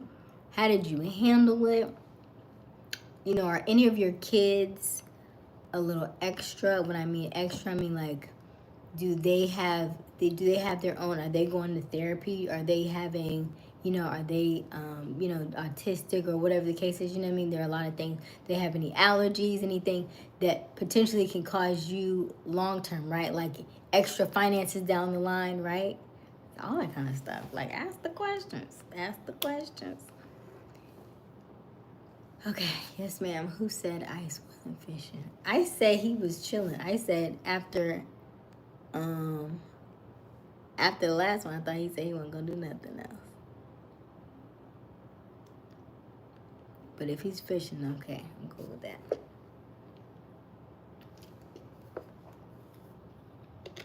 You usually come into the first date with a checklist. Not necessarily a checklist. You know, the first date, you just kind of, you have to see what they want to do, I guess. The difference now is I am just aware now, right? I'm asking the questions, I'm more aware. I used to just be like, I think there's like a joke where like women are very like, la la la la la, going down the street, not thinking of nothing. I was kind of like that. I wasn't really asking the questions. I was just like enjoying the date. I'm like, hey, this is free food. When I was in college, I used to like, that's how I would feed myself. I'd be like, you know, we should go on a date. Oh, okay. So we would go on a date. I would eat because I was, you know, small, and because that was eating meat back then, I would get full. So I would take the other half and take that, and then that would be my meal for the next day. I mean, I probably went on like 2 or 3 days a week, I feel like. And then when I didn't go on the date, then I would go to grandma's house. So I would be good. You know what I'm saying? I feel like I'm still, but that's why I say that guys will hang around you for a long time. Because I still know guys that I've still talked to now. That was 10 years ago. And they still are like, hey, like you, I was just thinking about you. I was thinking about you. I was like, oh, really? What you think about? I was like, when you coming in town? I just would love to hear your voice. I'm like, oh. I'm gonna let you wait a little bit longer. I'm gonna let you wait a little bit. And then I'll send a voice note, and if you don't open it within an hour, I'm deleting it. And then you can be like, what happened? What did you delete? Guess you'll never know. See there? Don't play with me.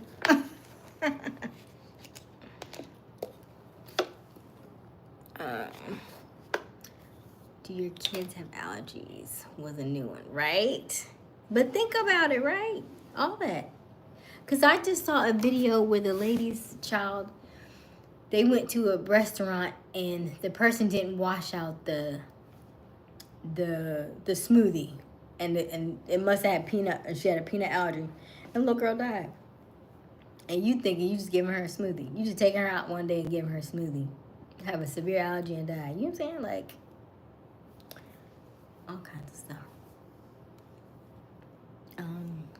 Guys definitely love to play the long game for sure. Yes. I have several like that. Long game. So, you know, that's why I said I was like, I'm dating, but I gotta take the old ones off the roster. They've been on it too long. But it's good to have the conversations. That's what makes me ask the older conversations. That's what also makes me understand where they are and where I am. Like if I say, hey, come get me, you say, well, I can come to you. And I was like, okay, well, if I say come get me, you say I can come to you, then that means you don't want me to come to you then. What you doing? I said, you have somebody at your house? Well, my so-and-so moved back in. Oh, okay. So these are, right. But if I never asked the question, and you always want to come to me, then I would have not known that, right? So you have to, it's almost like you read between the lines, but then you ask the question to get the answer that you are looking for, because nobody necessarily outright says these things. Asia puppeteer.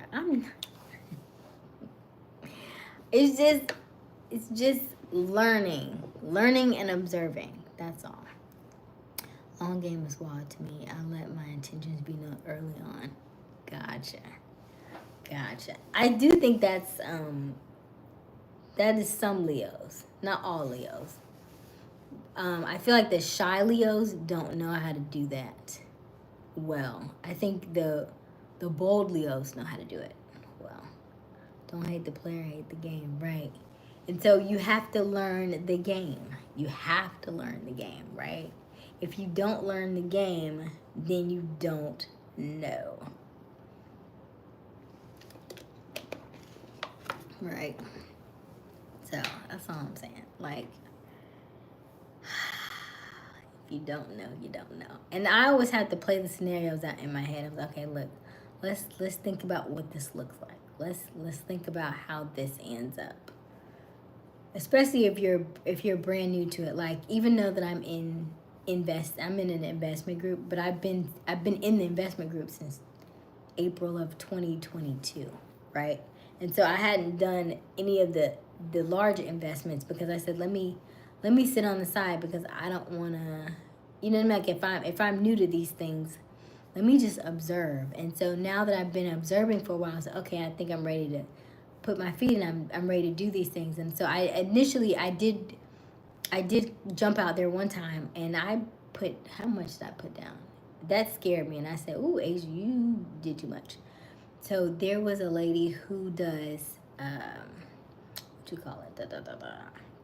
She does real estate, but her real estate is, you pay her up front, then she finds a house for you, then she does all the work, setting it up. She does all the inside maintenance and all that stuff, because she knows you're out of town investing. She'll do all that for you. She'll send you all the pictures every week. And because where she lives, it's very low cost. Like, I'm in Atlanta, right? So a 5-bedroom or 4-bedroom house is $300 and plus. A 4-bedroom house where she lives at the time was like $80K, like $80,000 for, you know what I mean? So it's a lot cheaper, a lot lower cost. You would need to put the money down, but you also had to pay her up front. And so I was so invested, I was so excited about it. And so I end up sending her, like, my IRA, I turned it in, I got the money, I sent it to her, and then I got nervous. After I sent her like $13,000, it was like $13,500, I think I sent her. And then I got nervous, I was like, oh, what am I supposed to do? How am I supposed to do this?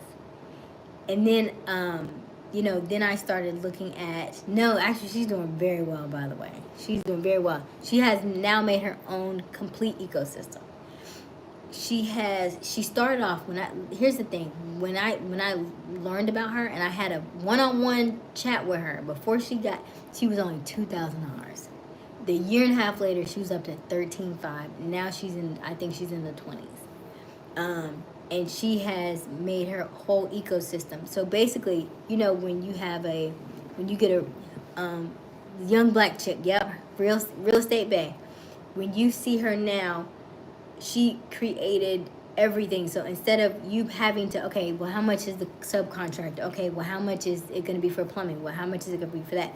She now hires all her people. So now they work a 9-to-5 job. She pays them 40 hours a week or whatever the case is to work on all the houses, and she can lower all her extra costs in that regard, instead of saying, okay, the general contractor needs this and this needs that. And so now she can change all that, and she can bring all that in-house. So it's like she has the project manager, but she also has a property manager for an extra $100 a month. They give you that. So it was just so many different things. Maybe she smoked. I'm glad you feel better, honey. And so when you do, that kind of stuff, I was like, oh my gosh, I really like that. But I got nervous because I was thinking you had to, you got to come out your own pocket. I was like, I already spent all this money with her. Now I got to come up with the cost for the house. So I went to my investors on it, But they was like, you did that. That's crazy. We do real estate here. Why wouldn't you go through us? So then they made me kind of, I say made me, that made me feel nervous, and that made me feel bad about wanting to do that, because I had gave her that money up front, but I didn't know what the house was going to look like. I didn't know about any of that stuff. So that's what made me hesitant. So now that I know these things, now that I have the experience, I was like, okay, if I do it again, I'll make sure I would rather either just pay cash for it or do like house hacking or something like that. No, she's good. She's good. I've seen her. I've flown to what you call to see her and everything. I just think it's just interesting because she would be one to watch the property. Good night, Robert. Going to call it a night. Getting sleepy. I enjoy the chat. Hope y'all have a great night. Much love. Thank you, Robert. So yeah, I just like that it's all in one. That I don't have to do it. It's almost like a done for you house, because I'm not trying to flip it. I'm not trying to put the tenant in there. I'm not trying to do all these things. She does all that for you. So I liked that part of it. But she's doing very, very well now. I think she's up to, I don't know. I watch her all the time. I haven't watched her as much as I used to, but I still would like to do a house with her just because of how far she's come and also how far I've come. I was like, okay, even if I only just did one house. But I also know that I would probably rather do the flipping and make the money and then get out, because if you keep going, you know what I mean, people over time, you know, I don't know what all this stuff was with the change of the regime, what that looks like for Section 8 and all that stuff. You know what I mean? I don't know what that looks like now. A lot of people have tenants that do Section 8, but with the new people that just came in office, I don't know what that looks like. I don't know what that funding looks like now. So it might have been good for others before, and the people who voted him in probably really thought that was a good idea until they started seeing now what he's doing. And if it hits their pockets, then they're going to be mad. Because he just went up with a 10% tariff on U.S. goods that are imported from China. But that still goes back to the actual business owner, right? Because they got to pay the tax. I'll do that for a forehead kiss, Asia. What is the most money that you have ever made on commission, and what's the largest price house that you have ever sold? Yeah, I gotta go. Gotta catch y'all. All right. Good night, Aysia Smiles. Bye, Aysia Smiles. Be easy. Because she was telling us about how she almost lost 13K. Yeah. And then I got it back, and then I put it in something else. When you are ready to invest in like yourself and your business and all that stuff, it doesn't matter as long as you know that money is a revolving door. Money is going to come in and money is going to go out. And once you can understand that, once you get comfortable with that, then you understand the principle of how it flows. And knowing that if it, and my philosophy is like, if it leaves me, it has to come back to me. If it left me, that just means it needed, that's a test that it's going to come back to me and it's going to bring lots of friends. So I don't get upset anymore when I lose money, because I know it has to come back. Good for you and putting yourself out there in the real estate game. A lot of homes are overvalued for sure. The construction homes are drastic. Yes, that part. Them new construction homes be so halfway done, right? Okay, man. Now you want to talk about money when I get home. Yeah, because I think some people overlook that. And I don't talk about it a lot because I was like, I haven't got to a place where I'm comfortable with where I'm at yet, so I can't talk about the rise of it, because I've still spent a lot, and so I still have to make that back in order to be like, okay, I'm comfortable at this level. But yeah, I enjoy the learning about investing. I enjoy putting myself out there, and it's one thing, like if I have an offer, like because I spent 13.5, I can offer somebody something for 13.5, and you would be like, how is anybody gonna pay that much money? I paid that much money, so I know somebody will buy it because I've done it myself.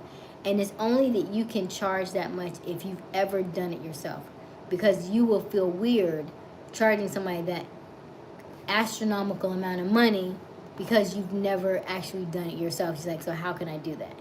But the people who charge these things know that they can get it because they've spent money on these things. So I probably won't go at 13.5 initially in the beginning, but I've spent many a times I've spent $5,000 on a program, $1,000 on a program. You know what I mean? Like, that's easy. I'm going on a call tomorrow. I've been on her live 3 times. She's at 3K. And so there's this other lady that's at she's at 800 and something. I was like, well, Asia, if you think about it, I was like, I'm a little too stretched to do the 3K, but if I do the one that's the 800 I think $900 one can get me a return. This is the thing that you asked about my light bulb Q. If I do the one that's 900, I can make enough within, I think, in the next month, that'll return me back to at least, definitely get the 9 back and return me to a point where I think I can get to 3 to 5. And then from the 3 to 5, then I'll go back and spend the 3 and invest in the other program so that I can get that in the next 2 months, I think. And then that 3K one, I know I can, I like her platform because she has it almost kind of like a quiz type of format, like a mock trial. So I love sales, right? And she's really good in sales, and she's really good at high ticket sales.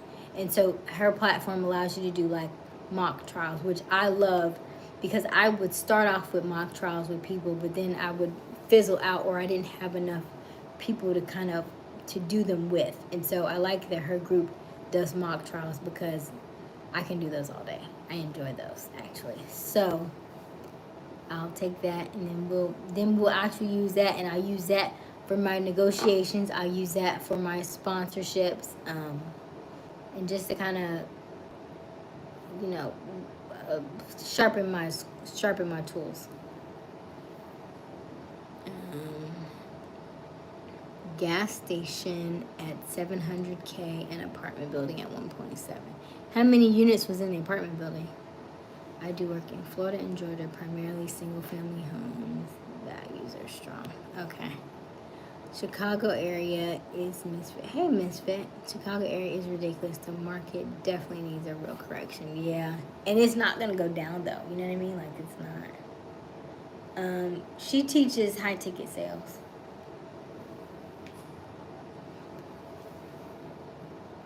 And so it's one of those things where it's she has her own platform, and she does with AI.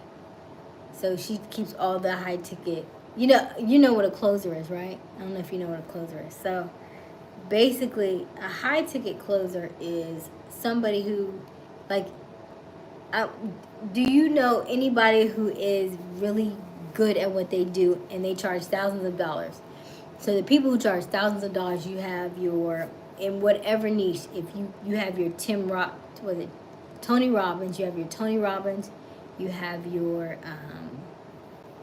you have your Alex Hermosi's, you have your, let's see, definitely not coming down anytime soon. Yeah, guess what? What's up, Mika? What you got? Jamie is walking on the road. I don't know who Jama is. It was over 50 units, income. So you must have did that with somebody, because if you go from single family homes to a whole apartment complex, that's usually out of your realm of expertise. So were you in a group doing that particular sale? Because that seems like a very lofty one if you were doing single family homes before that.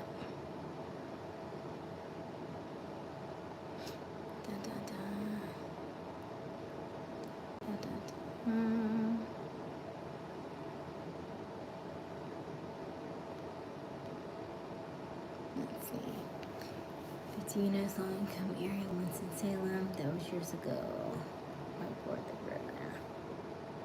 What's up, Mika? What you got? What you got, Mika? No, I remember doing YouTube University and jumped off the porch. Wow, that was really bold of you. That was really bold of you. What books did you read? Did you read Robert Allen? Robert G. Allen's good. Did you read Rich Dad Poor Dad? And that's kind of how you started that. You're pretty cute when you're tired. Thank you, Mitch. Mika, what you giggling at? I don't know what Mika's giggling at. Never mind. I think I'm keeping to myself until the day comes. Ooh, I like it. I like it. I like it. I like it. So yeah. So you just have to, don't rush her. Let her keep her joy. It might be Valentine's Day. You don't know. Yes, good. Don't show them your cards. She's a fast learner. Do not show them your cards. Rich Dad Poor Dad in high school for sure. Yeah, it was really good. I always feel like you have to go back and reread some things because it hits differently whatever level you're at. When you go back and read it, you're like, oh, this is really good. This is really good. And even Rich Dad Poor Dad kind of doesn't speak to me because I'm not necessarily in the real estate like that, So it's just one of those things. But there's a lot of books that I like to go back and read, at least once a year or something, just to have that mindset. Like Secrets of a Millionaire Mind is a really good one because he has this thing where he says, okay, I am so and so, and he's like, I want you to touch your head and touch your heart and say these things, So it's good. Secrets of a Millionaire Mind, and he talks about the financial thermostat, which I think is very interesting because let's say you have it deleted my post. I don't know what you're talking about, Ice Mouth. Let's say you make $60,000 a year. Well, if you get an influx, let's say you got a new job or you left that job and now you're making $100,000 a year and you're making 60, you will literally in your brain find ways to get yourself back to $60,000 a year. You're like, well, I guess with everything happening and taxes and stuff, you'll either get a bigger house, you'll buy a bigger car, you'll have work done on your house, you will have lost it or something. You have bought stocks but you lost it, so you'll find ways like subconsciously to lose that 40K to get right back to the 60 even though you're making 100. So it talks about how do you actually increase your thermostat so that you can be accepting, because the reason why you're only making this amount of money is because that's how you see yourself. So if you can figure out how to justify and get your brain to realize, hey, I'm worth making 100K and I'm making 100K, so that you can continue to be at 100K instead of just finding ways to lose it or spend it or waste it. It's very interesting. YouTube be tripping nice. Hi, David. Is it David Grow? Hello, David. Nice to meet you. I don't think we've seen you here before. I see. Dave Ramsey is definitely a good place to start learning about money. Just don't stop with his material. Right. And so you have to know your audience. So Dave Ramsey will tell people to get out of debt because that is his audience, and he knows his people know that they're not good with money. So he's like, okay, let me have you not to have any debt because you're not good with it. Now then you have the other people who are using debt to build wealth. Those are not Dave Ramsey's people. He knows his audience. He knows his audience is on the lower end of the income scale. So he can talk to them and they can understand what he's trying to do for them. But he is not necessarily doing the things he's telling them to do because he's already surpassed that. I can assure you he is using that money and he is spending that with his credit cards and all that stuff, and he is making bank because he knows how that works. So I'm glad you brought Dave Ramsey up because Dave Ramsey probably he may not have a high ticket sale. A high ticket sale is usually anything over $1,000. That's usually what we call a high ticket. In some areas, like I would say middle class, 1,000 above. high class, it's easy 10,000K, and above would be high ticket. And so when you are a closer is somebody who helps you close that sale. So you mentioned Dave Ramsey. If Dave Ramsey is selling a program for $1,000, Dave Ramsey is not going to get on the phone with you and sell you his program. No, he is going to hire closers. So closers are people who they come to you, or the people are going to come to you because they already like Dave Ramsey, right? So because they already like Dave Ramsey, say, hey, if you'd like to learn more, I want you to sign up here and talk with somebody from our team. When they sign up, they're going to sign up on your Google Calendar. Because you are a closer, you will guide them through all of the steps of the Dave Ramsey stuff, right? And you're going to talk about, like he says, you're right, cut your credit cards, all that stuff.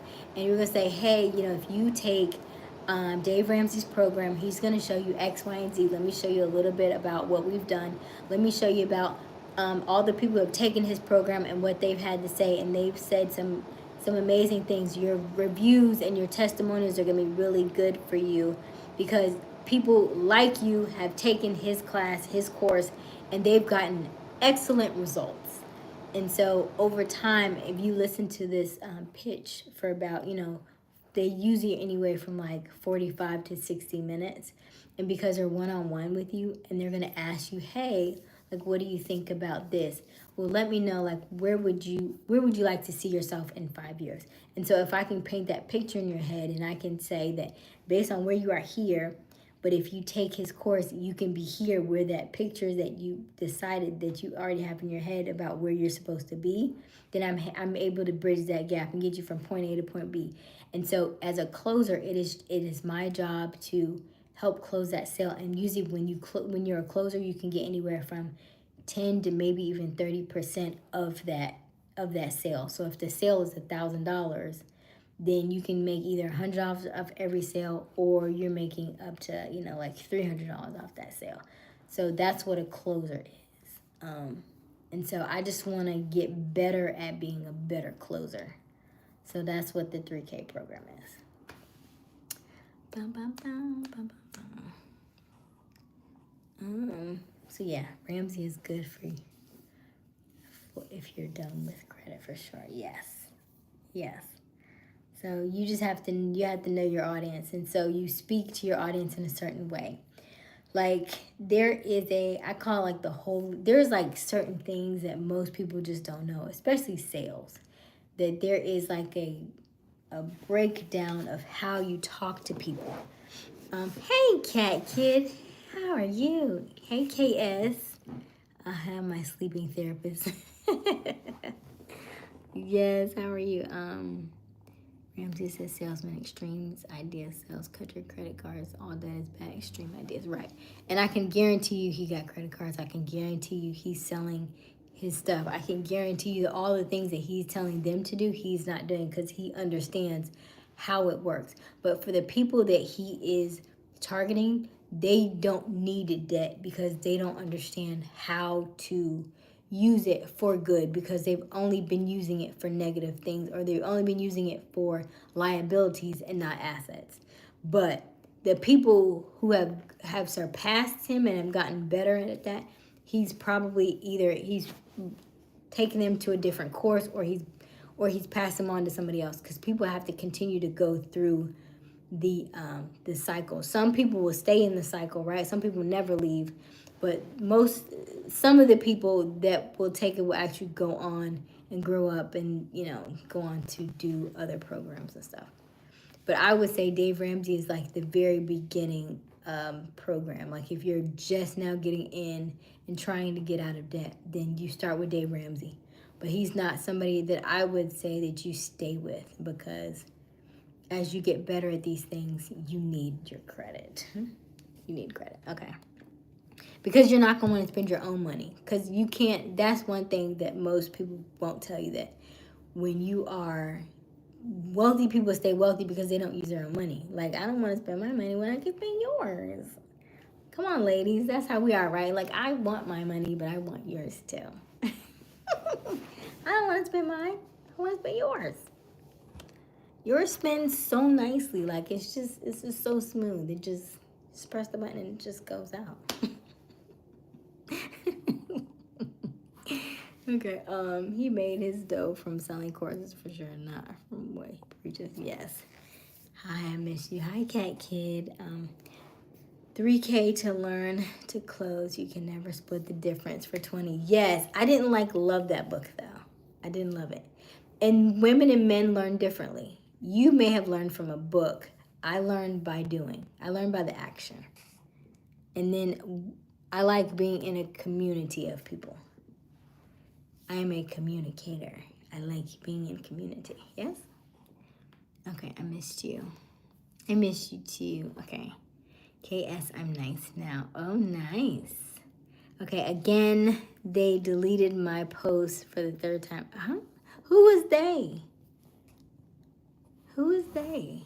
Okay, let's see. Can't get high. Break it up, Ice. Use characters if you're saying something out of pocket.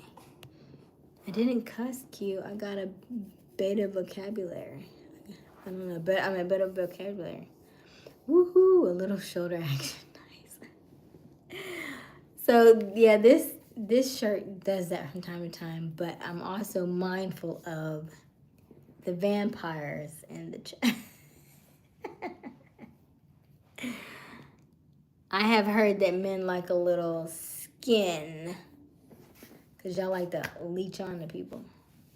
All right. Okay. Let's see here. Is you up late last night? Yes. Yes, Lord Calvin. I was. YouTube blocks non-cuss words too. There was a time you couldn't say TikTok on here. Really? Oh, they was big mad about TikTok? Wow. Who's the vampire? I'll let you be the judge of that, Q. Ice mouth. I should just leave. Why would you leave? Why would you leave?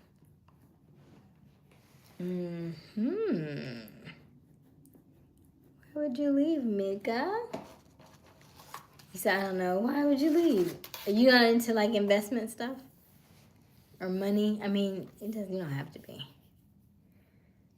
Mika, what's up?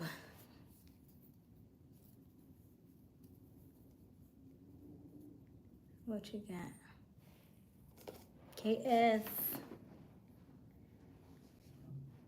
Let's see here. Do. What you got? What you got?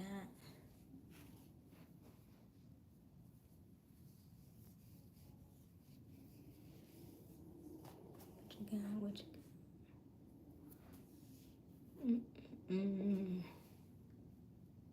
You all right, Mika? So yeah, I was gonna show y'all the marketing. Let's see if I can find it real quick. Hold on. Let me show you this marketing thing. Smiles, you so gorgeous. Thank you. I need to learn better editing skills. Oh, but you can if you're doing shorts. So if I'm doing a short and I want it to cut out the silences and it's under, I think you can do up to 3 minutes now. So if I go on to Instagram, I'll go to Instagram and I'll hit the cut silence or something, and then I'll see how that sounds. And that kind of gives you like YouTube vibes, right? Where it cuts off the stuff where you're not saying much. And then you can see how well or not you like that, and then use that, burn it down. But don't take just use the audio that you have. Don't put a song under it, because if you do that, then you don't have a YouTube song, right? YouTube doesn't give you no voice after that, no audio. So cut it up first, download it to your, to your phone or whatever with the cut silences, and then go back, and then you can post it on YouTube. But then on YouTube, then you add the audio under it if you want to. Usually on my YouTube channel, I don't add the audio under it, because if you do decide to get monetized, the person whose song that you're using, they're going to get paid for it. So unless you want to share it, I would say don't use it.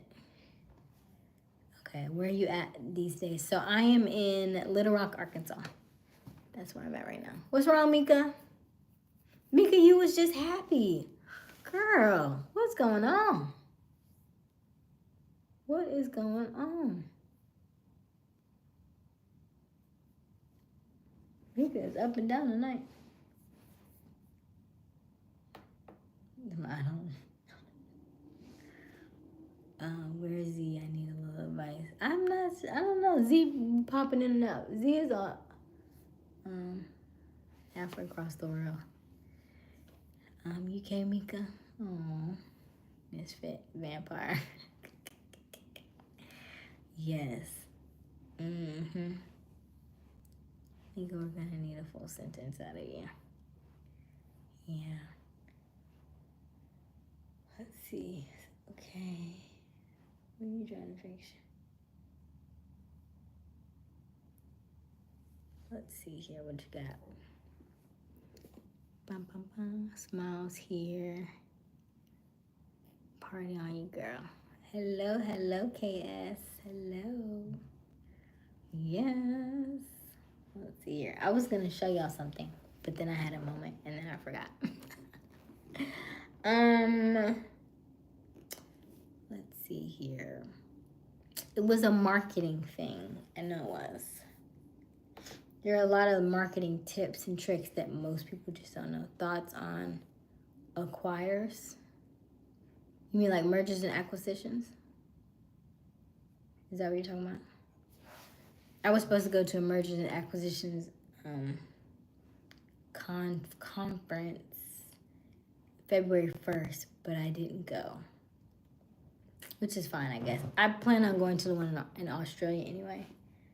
So, am I a marketer? Yes, I am. I do. I love me some marketing. I love it. So, I will say that I am currently looking to obtain a business right here. And I will say that the things that are potential red flags for me there are a few.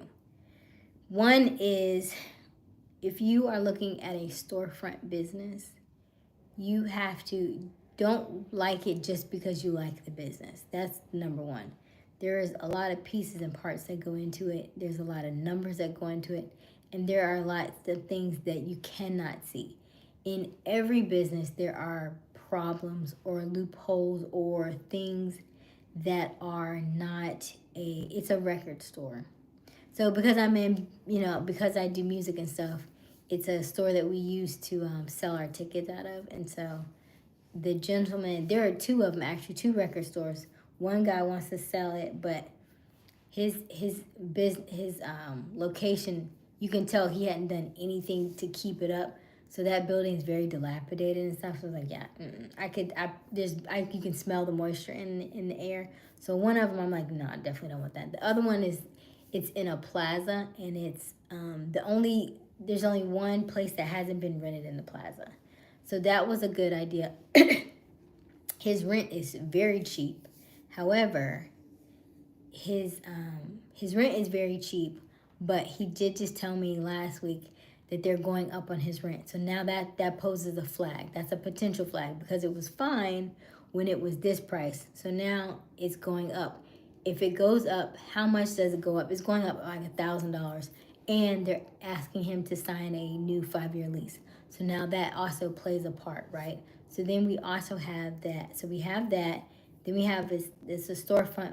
It hasn't really been very well maintained.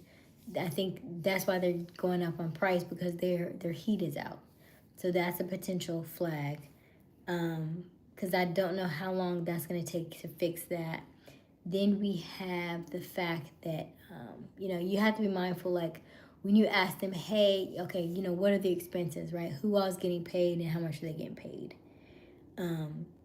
What are their, and I don't think he's like, well, I don't really take a salary. Well, that also is a red flag. If you are, and I'm using a hypothetical, so I watched a lady on Instagram. She has a $500,000 business. Out of her $500,000 business gross, she only pays herself $75K, which is very modest because she knows she has people to pay, she has employees, she has marketing she needs to make run her business and all that stuff. If I use those numbers just against her, against this business, and he's half of that, then I have to be mindful of that, those numbers and those projections. So if it's half of that, so then I'd say 35 for me. Okay, what does that look like? Is that enough for me to want to take that on with all of the responsibilities? And then how fast am I going to be able to get the investors' money back? Am I going to do seller financing? What other things am I going to uncover? And then because it is a record store, they have a lot of products, right? So you have a lot of products. Who's buying these products, right? Like, you know, at that particular junction, right? Most people aren't buying CDs. They're not buying records like that.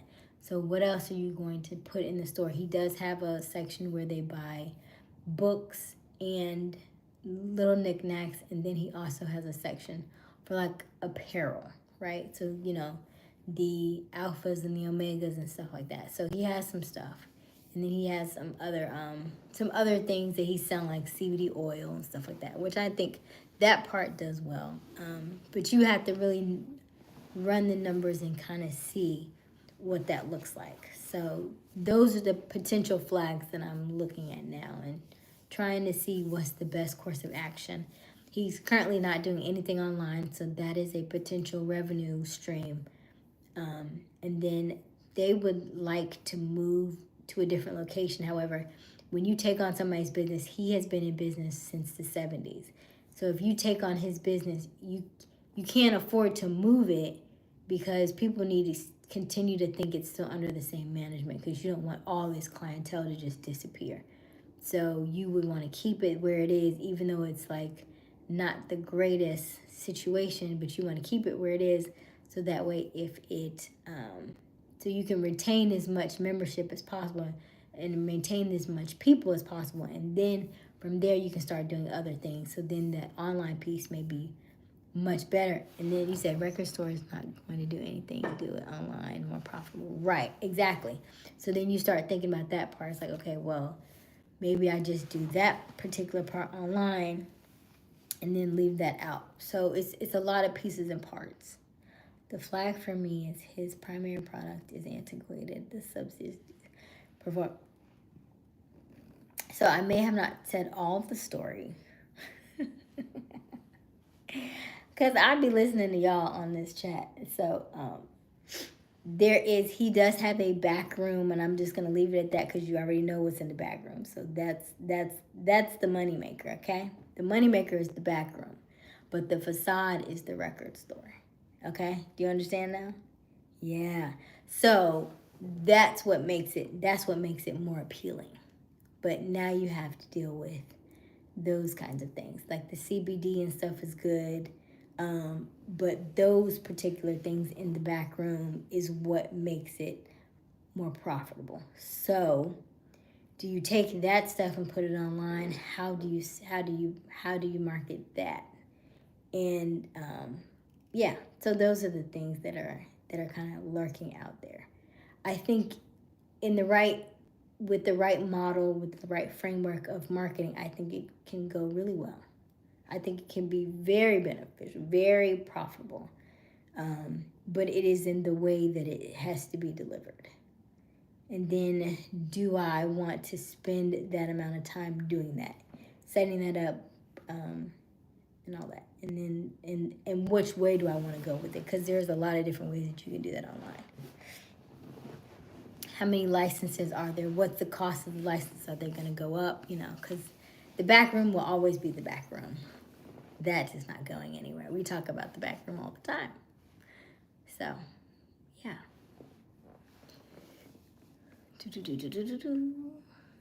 Break it down. Make 4 apartment units. You say that, but something about that back room. We talk about it so often. I don't think it's going anywhere. So yeah, so those are the things that I've been thinking about. Q, what did you do to me? She's not walking proper. Oh, lost a lot of money in the back room. You understand exactly, right? The back room, the back room, the back room. And I think there is a lot of potential there because of that fact. Getting high, happy endings in the back. I mean, back room is the back room. You know how the back room works. You just know you going behind the. You just need your ID. You want to go in the room, get your ID. That's what you know. Hey, Mika. So that's the kind of stuff that I'm talking about. You see how they talking? See, this is what I'm saying. If the chat says this and the chat is new, right? KS doesn't really is not necessarily on our lives that often. But the fact that it says Q took her to the back room, that kind of stuff. Yeah. No, I'm not sure if I'm getting Hopper Able in the back room. What do we talk about the most on this chat? You know what the back room is. No, it's not. No, it's just it's the stuff. It's the novelty stuff.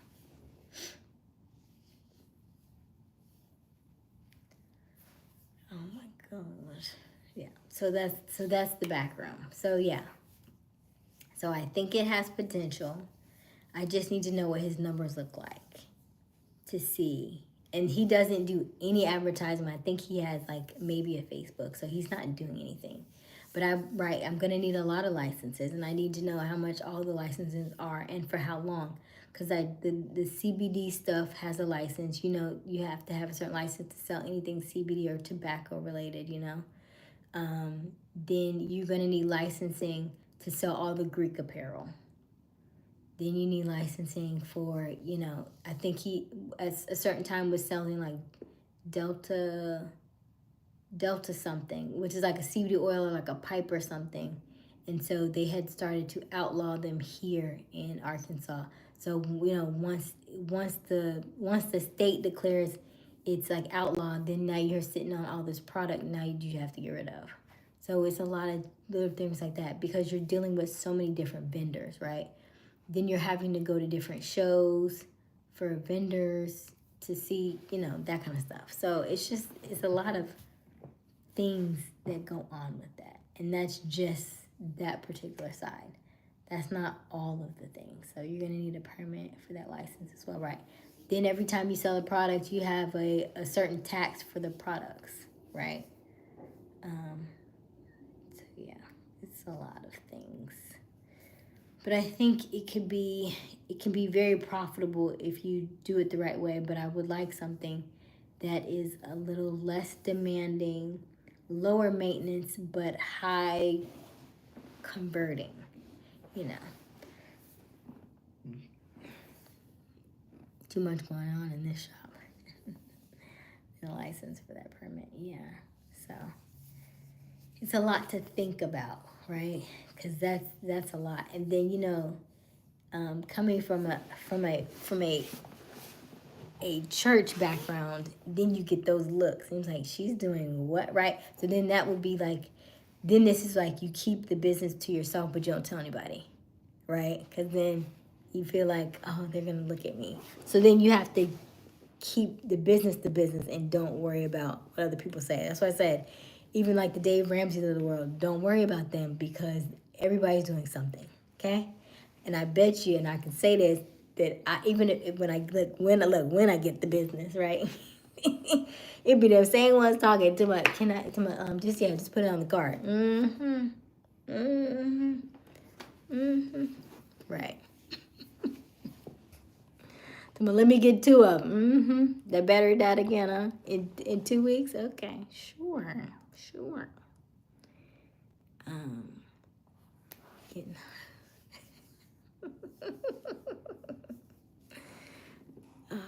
we got 20 centimeters of snow today, and it's still pouring. Oh, nice, Cass. I love snow. It's cold. I mean, when I tell you Arkansas is cold, it's been raining, and so it just got colder. It's just cold and rainy. So it's like 40 degrees and rain. So I'll take snow, but I don't like, ice and stuff. You gotta be careful of. Q, what you and KS was talking about. It's some mad me driving. It's some mad me driving. Yeah, you gotta be careful. Support Nation, Mika. Honk. Hey, Honk Sports. How you been? Okay, I gotta go make some money. Have a good night, beautiful. Thank you, Misfit. Have a good night. Yes, let's make some money. Wow, I'll take that any day. Yeah. So. Oh, you'll take rain any day? You can have this cold rain. I don't like freezing rain. It's not my cup of tea. It's not my cup of tea. So, ooh, I said I want to be off by midnight. Y'all, it's almost 1 a.m. Y'all get me like this every time, I promise you. I was supposed to be off of here. Okay, y'all got 10 minutes. I'm gonna be off here by 1 a.m. Well, I'll take that. So, yeah. So, what other questions? Who asked me about the mergers and acquisitions? Are they gone? Let me see. I forget who asked me that.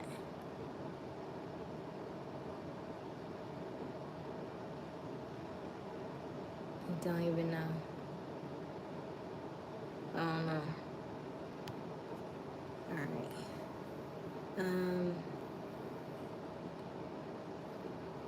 Okay, amazing. You're open to new ventures. Most let fear stop them. Yeah.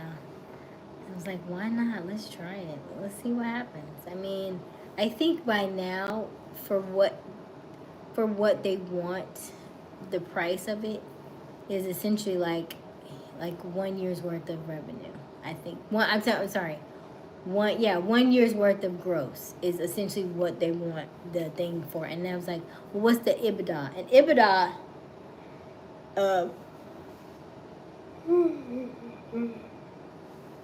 it's then you start talking about terminology of like buying and selling businesses, and you can tell by by the conversation you have where they fall short in that regard. So it's just interesting. Raining is day, cuddle or nap. Raining is a day to cuddle or nap or make love. Or out, yes. Mika bursts. Mika B, we're talking about you, yes. Did your battery ran out? Did whose battery? Oh, Mika's battery? I don't know. You gotta ask Mika. Alright. Gotta ask Mika. Alright, Q, I'm putting you in charge of the chat. I'm gonna go potty again because it's been like, I don't know, an hour and a half. Alright, I'll be right back. 2 hours, I think.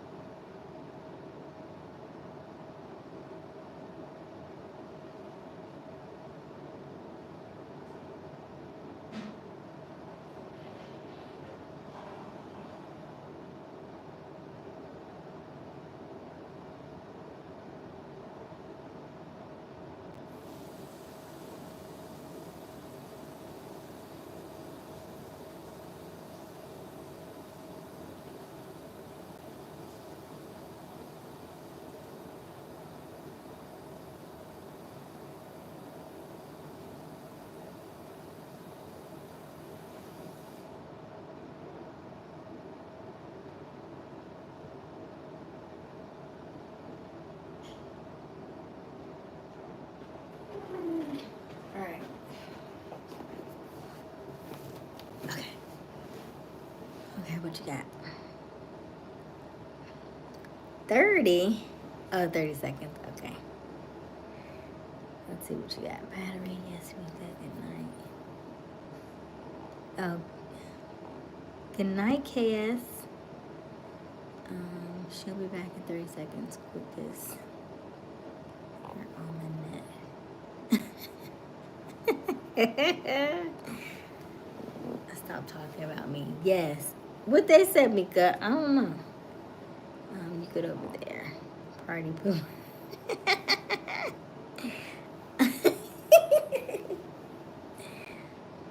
I did. I did actually. You know, because when you just drink water and you don't eat meat, you can actually go relatively quickly. Bloop, bloop, bloop. All right. Good night, Q and Minka. Good night, Cass. Good night, Smiles. Good night. Out of the 1,000 businesses you can buy, what makes this the one? Right now, this one is just probably just the convenience of it, because it would be like a first for me in that regard. And I would call, and I want to say I've been wanting to buy boring businesses, but this is not a boring business because there's too many pieces and parts in it for it to be a boring business. But in that regard, maybe starting off with something a lot less, with a lot less headache and a lot less stress, because this would be my first boring, or this would be my first business in general. So instead of starting off with all of that and trying to figure out, because he has 3 employees, right? So essentially what made me hesitant was like, okay, you're coming in and then you're responsible for 3 people's livelihoods, right?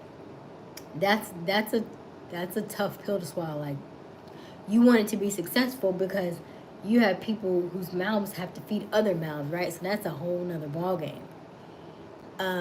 But I could just as easily buy, like, if you wanted, like, I tell people, like, don't do franchises, because franchises there are too many restrictions within your parameters. Like, if you there's a lady by the name of Cody Sanchez who I really, really like, and I just watched her video today, and she had this guy who had a business of like porter potty business, and he is doing bank. He is making a lot of money.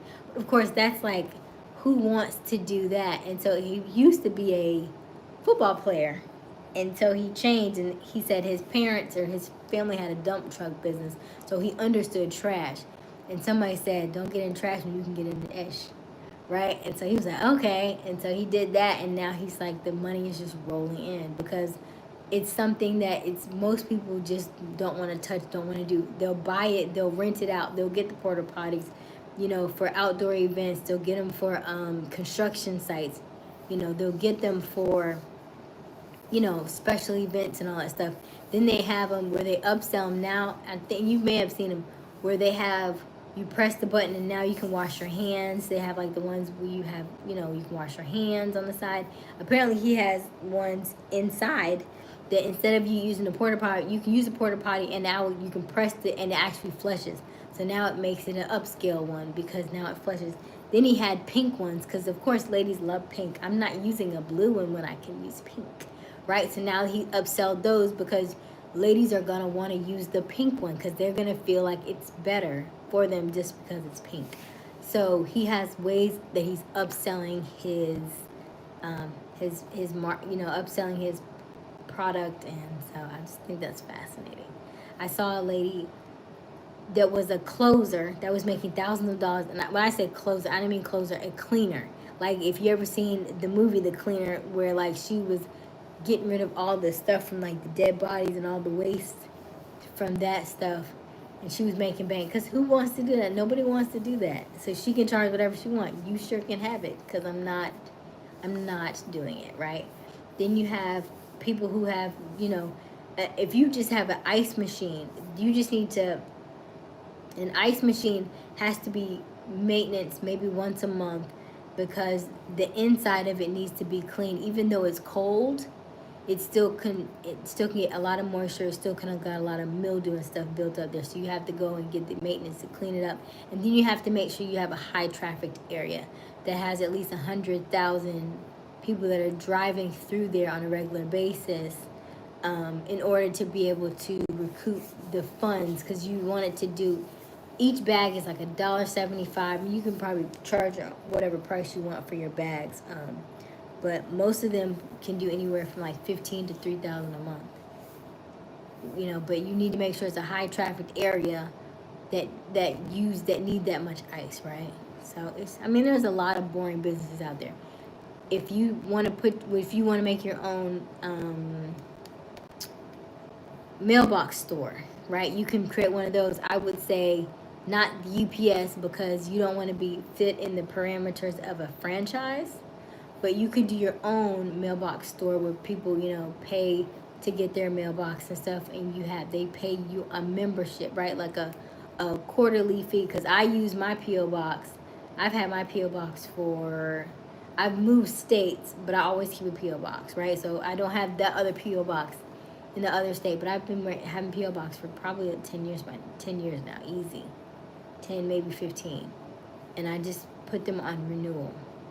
So think about if you have 100 of those, and you had the small boxes.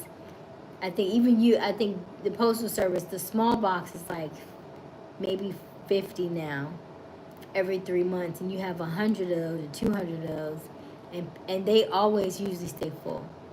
So there's a lot of different ways that you can make income out there.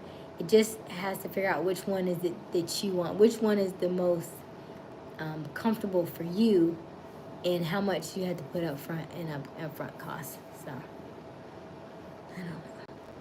Everybody's different. I like a lot of businesses. I like a lot of ideas, but picking one, I feel like it's always the most difficult for me, because I can see myself in every business that I just mentioned, except for maybe the cleaner.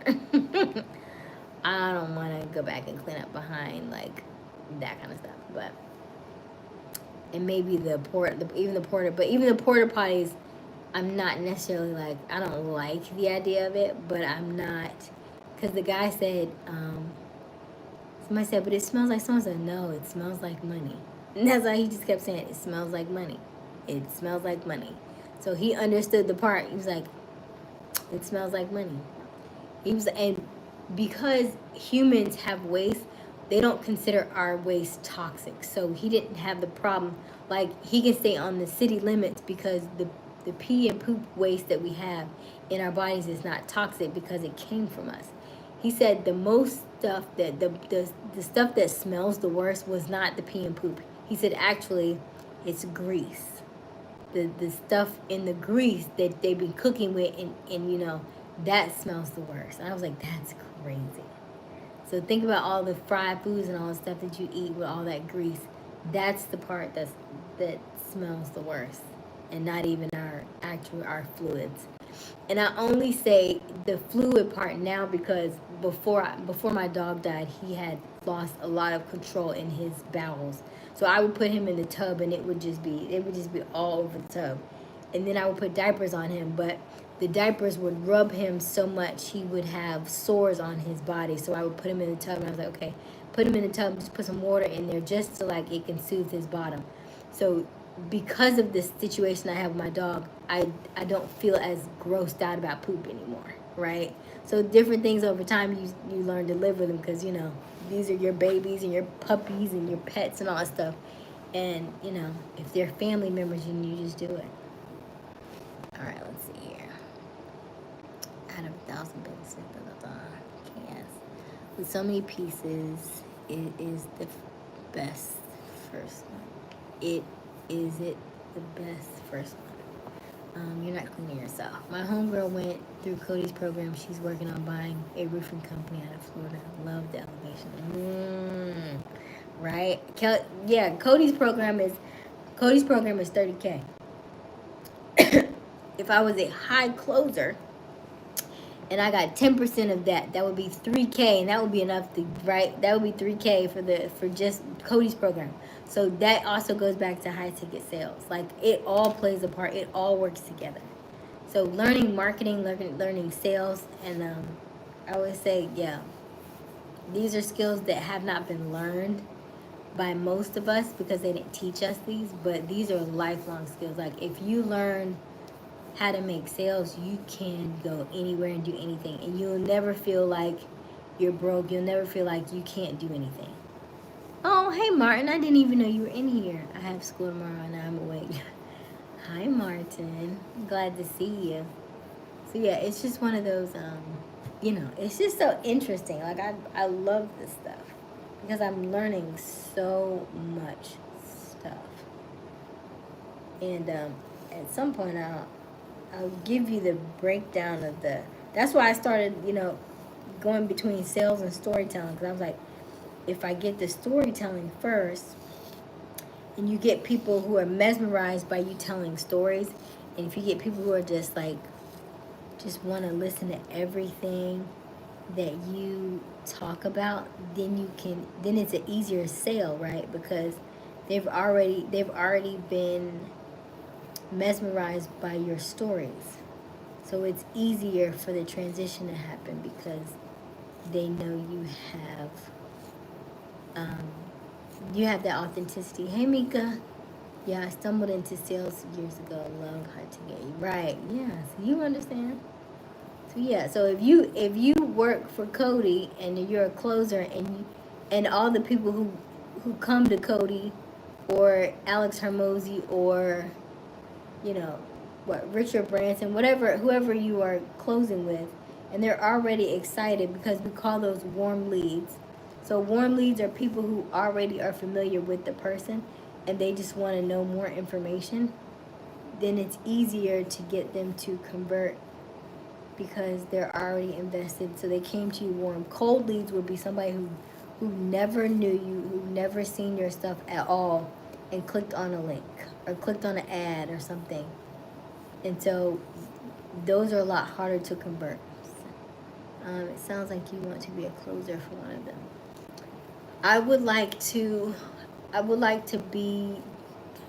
it a little bit better, and then I can go on and do my own stuff. So it's really just kind of like my project management degree. I didn't get project management degree to be a project manager, not per se. I just wanted the degree for the experience. So I would take the sales and do that same thing. Like we're talking about buying businesses, I would take the sales from the I would take the sales and use that to buy the boring business and to negotiate because it's all sales. So I would still use it for the boring business.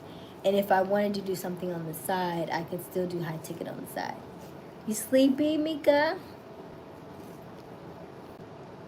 I think you should be well versed in all areas if you can, because I feel like they all work together. That's all. So, Mika, are you into any investing?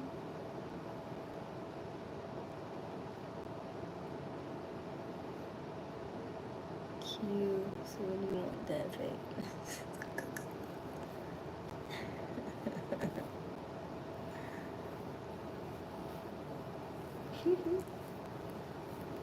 So, yeah.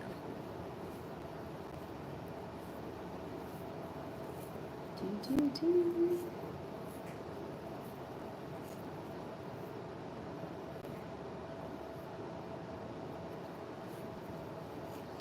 Let me see. Flying you out on Saturday. All right.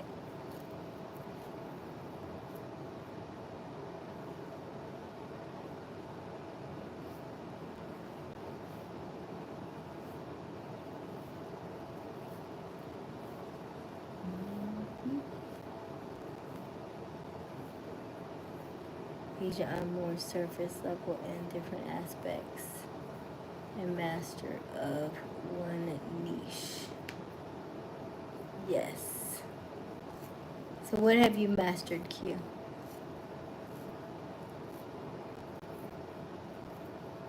You feel like you mastered real estate?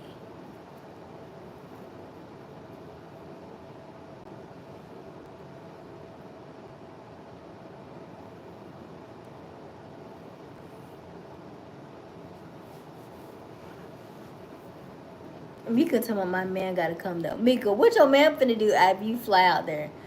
How he gonna react?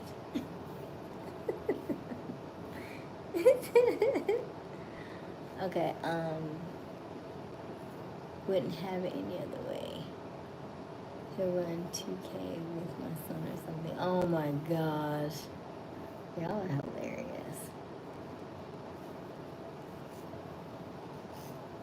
Oh my goodness. So yeah. Mastering acquisitions as it pertains to real estate. Yeah. Well, now is a good time because it's about to be a halt. What is the average hold time now in the market on property? How long are they staying on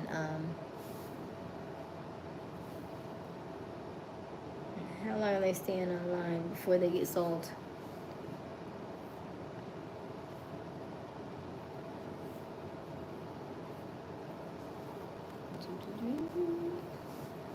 I said I was gonna wash my hair.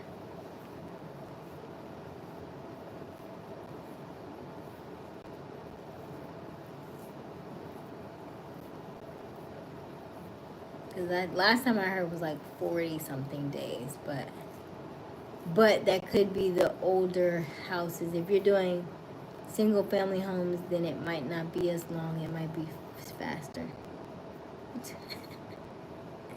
Depends on the area.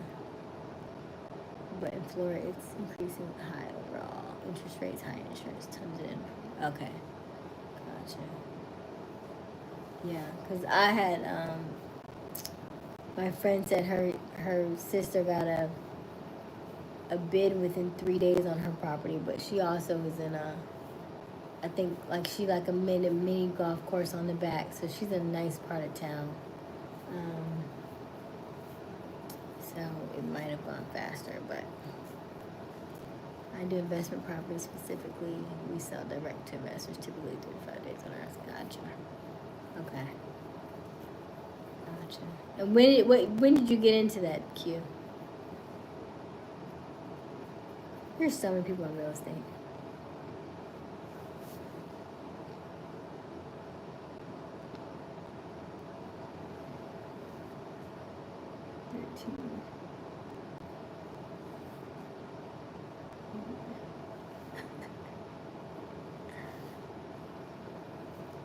He's so funny. 2016 or so, but part-time back then. Gotcha. Okay.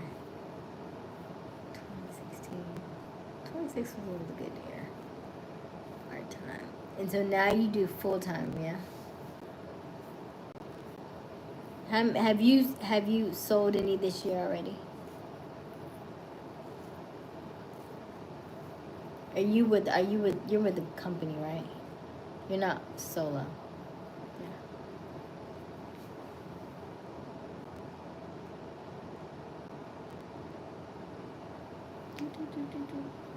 It's weird.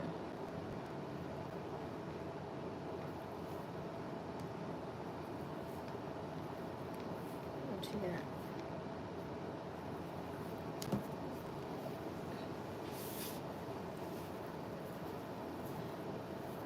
What does everybody else do in the chat? I think Mika works for a hospital. Q's in real estate. What does everybody else do?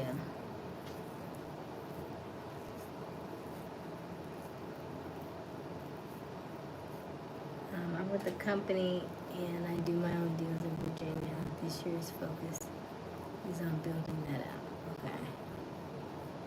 Building out your own deals, is that what you mean? Q, not too much on Asia's. Oh. Well, I can't see who's in here. I just know that they're on. I just see 7. I don't know who. Gotcha. Yes, okay. Okay. That's cool. That is cool. All right. Well, we are at 200 minutes and it is after 1 a.m. Does anybody have any last minute questions? Usually I stay until I finish my hair, but anybody got last minute questions?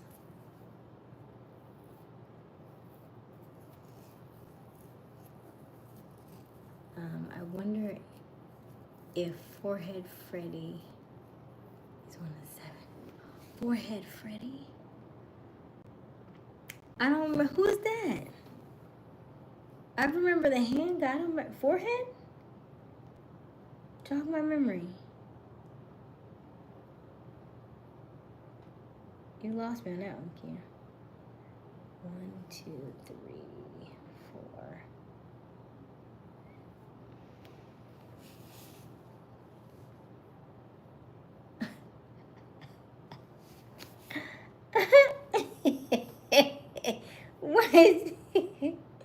Why did you call him that? Don't call him that. I don't think he's in the chat. I don't think I think I told him I go live, but I didn't like specify anything. He's so silly. How you know I don't like those kind? What you mean? How? I don't know what he was trying to do, but you know, I pretend to be shy around family. I don't know these people yet. I have to be observant. You know, like I was telling Mika, don't show all your cards. You like, excuse me. And you sit. And I sat in the back so that I could see everybody in front of me. They could all watch the game and I could sit my back to the wall. Then he could sit beside me. Then I can observe where everybody's at and how everybody's what's going.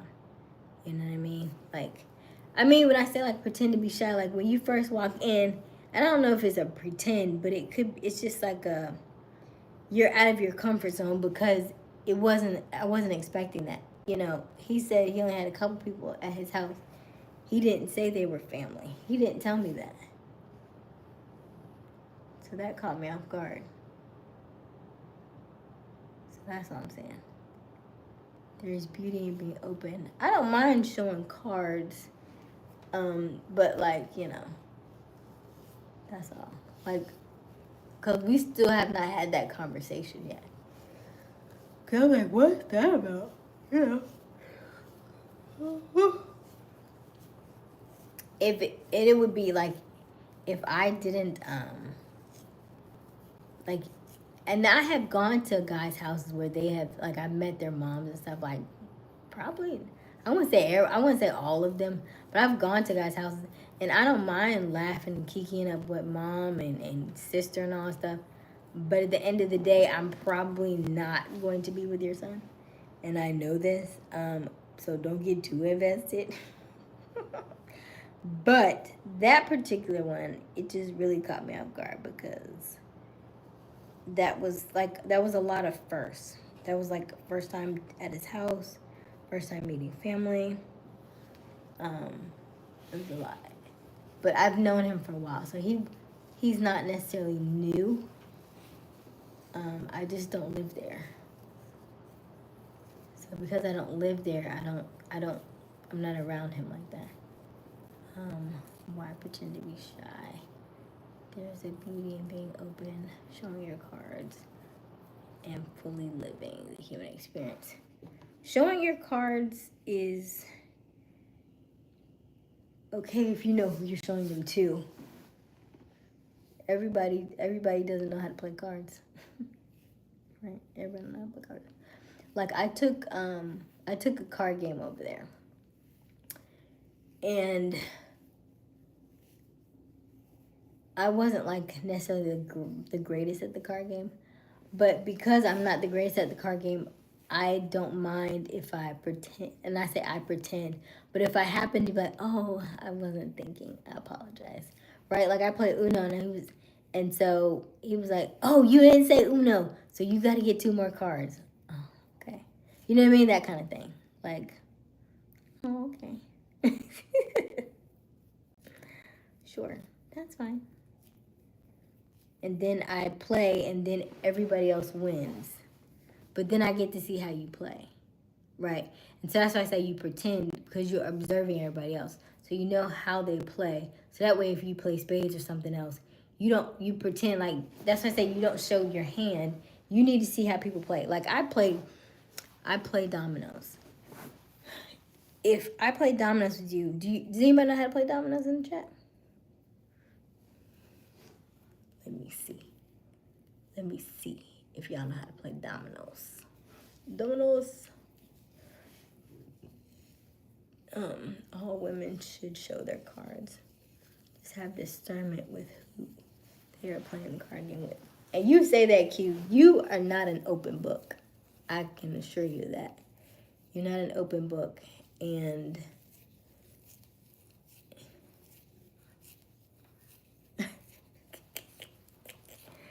right. I think, and you say that women should be open.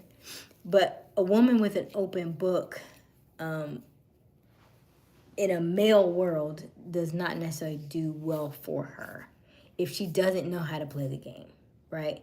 Like in the game of dominoes, like if you say, okay, I want this, I want this, I want this, I want this, I want this, from my man, or from my, I want this. Now that essentially means you gave him the whole playbook. He's like, I want him to open my car door. I want him to give me flowers every day. I want him to send me good morning texts. I want him to buy me nice gifts. So he's thinking, okay, cool.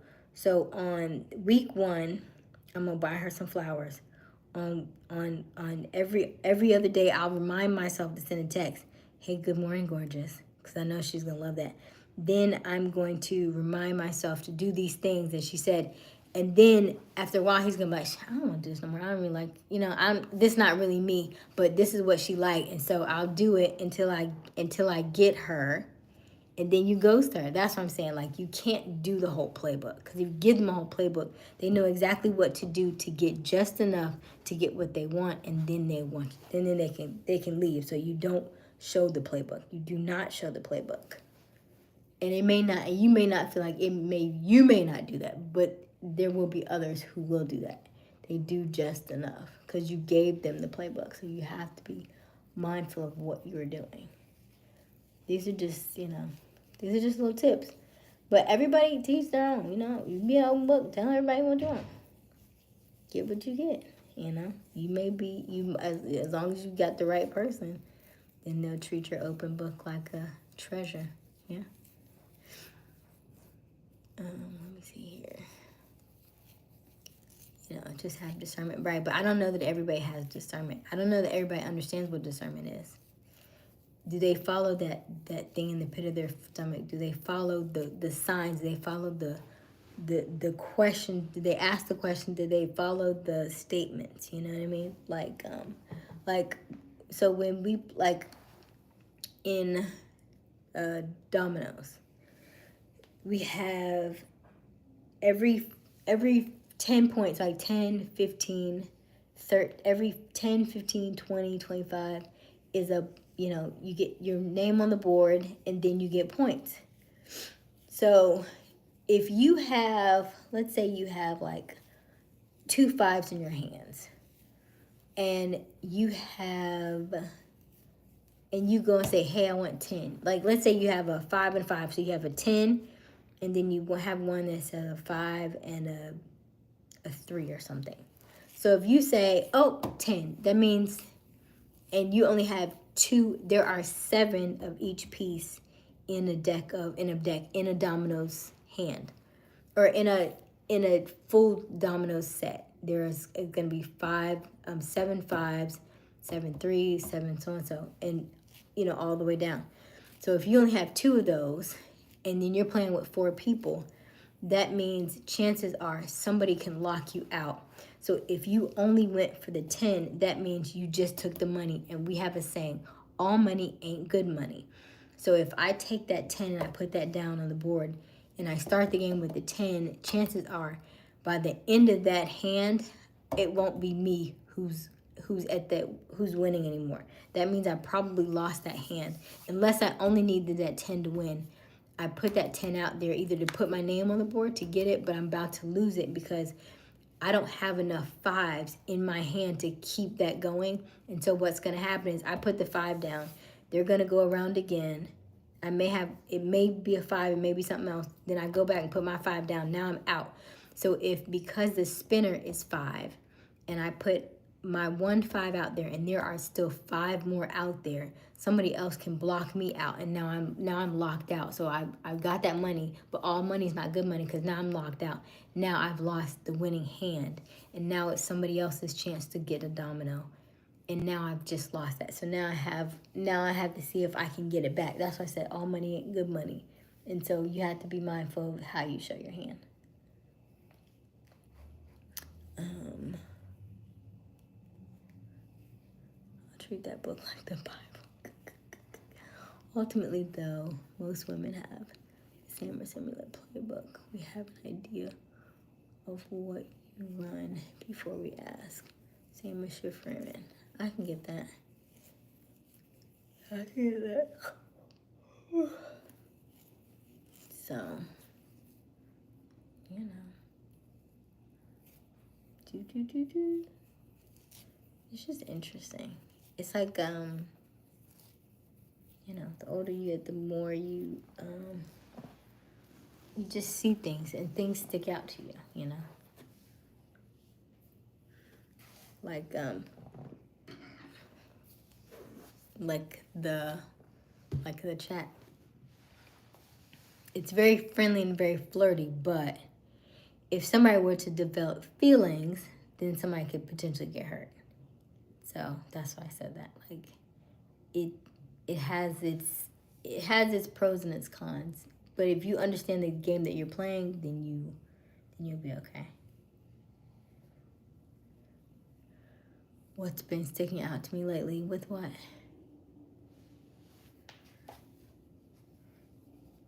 With what?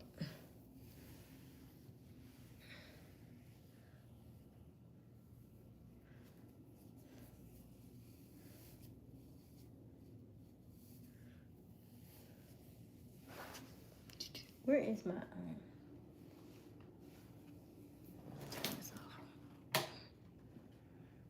I'm about to get over that bed. What's been sticking out to me lately? What you mean? You got 3 minutes and I'm about to call it a night. What you mean?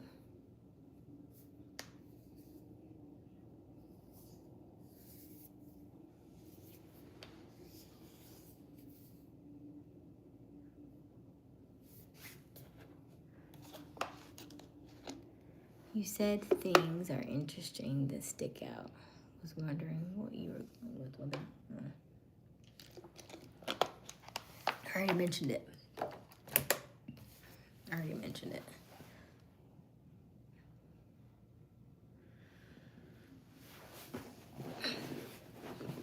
Once I find a different scenario, then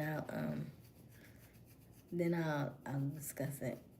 It's not because I don't want it to seem like I'm meek around everybody. Yeah, because I don't want it to seem that way, because it's not that way. But I am mindful of everybody's feelings, right? Like it's just a slippery slope. Like I can, like, you know how like you can see something happening. It's like I want to help stop it, but I can't.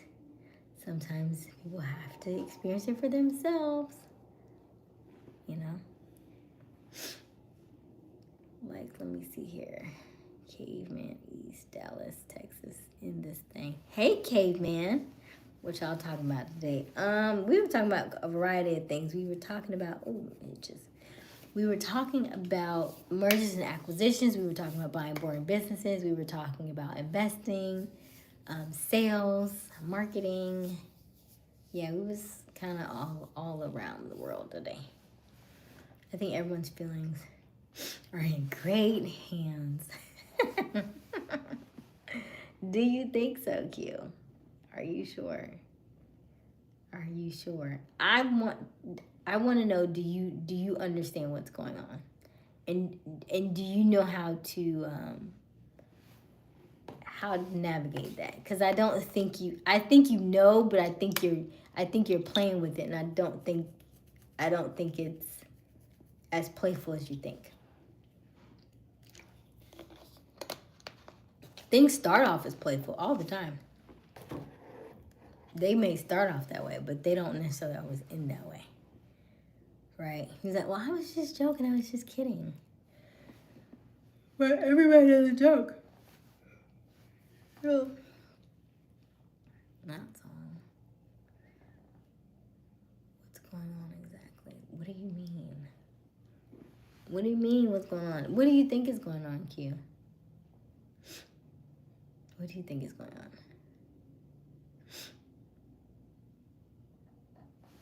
What do you think that I think it is?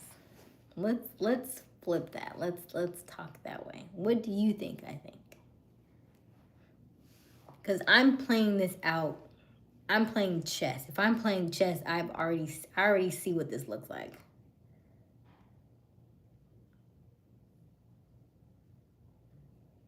That's what I'm saying. I like this lighting. I feel like it looks good. I'm talking about to go to bed. Oh, I'm about to go to sleep.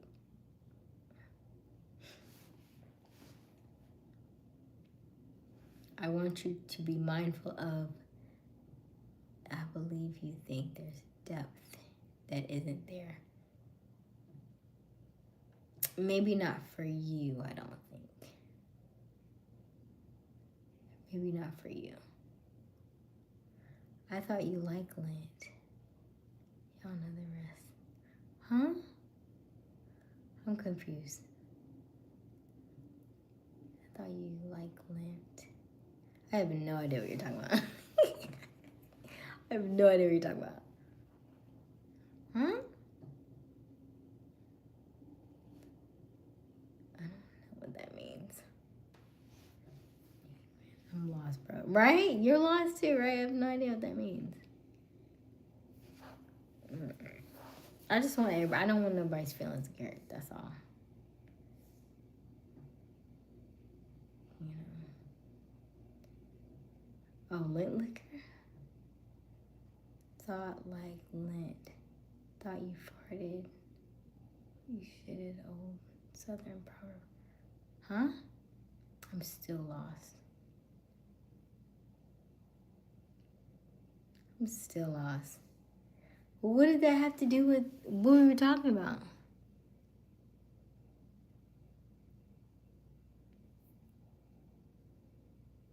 I have no idea what that means. Oh, you're too deep south. Are you talking about me or are you talking about caveman? Thinking I'm deep south.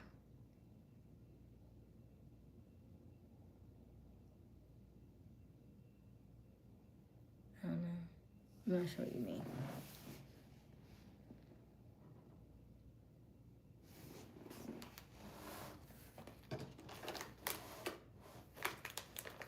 Oh, caveman. Okay, it's too deep with that. Yeah, I was like, I don't get that one.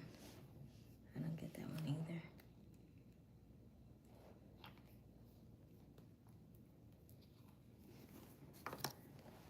I don't know.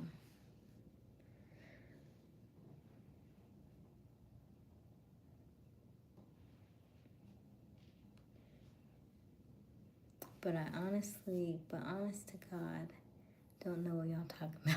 I just thought it was funny. How old are you, caveman? Oh, who? Okay, Jake. Who? Okay. That's the second time this week somebody said they want to rub my feet. I'm outside. Okay. But yes, Asia, I believe all parties are surface level, no depth.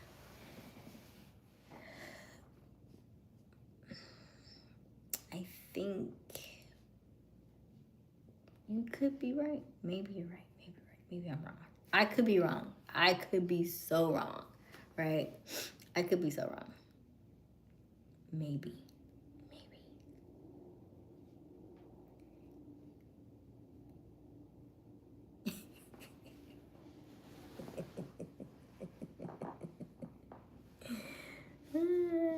I could be so wrong. Yes. Well, let's say that. Then I'll let it go. Then if it's surface level across the board, then I'll let it go.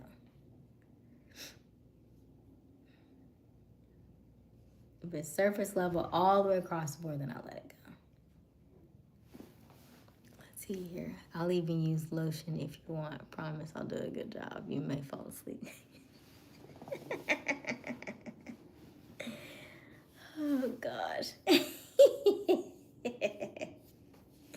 You know, foot rubs are very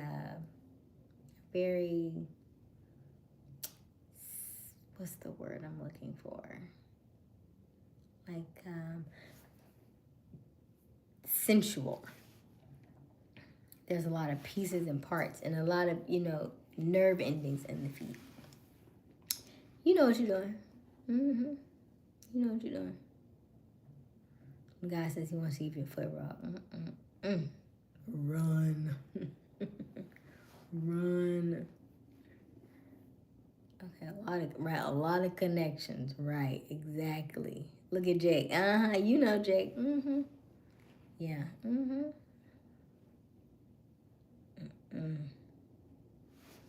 Yeah.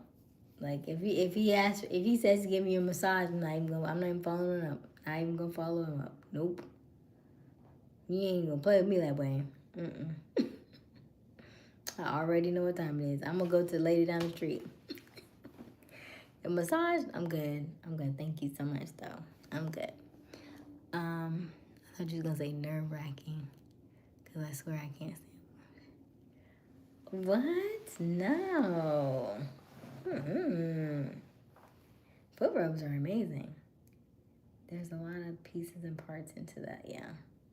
Like every part of your body is connected to the nerve. Everything is connected to everything. Like there are certain, like if you look at like the spots on your eyes and stuff, they're connected to parts of your body. Like if you see a gray spot here, this could be connected to like your liver. This could be connected to your chest. Everything's like cross-lateralized. This part may control this part of your body. This part controls this part of your body. Like they're so interesting the way our bodies are made.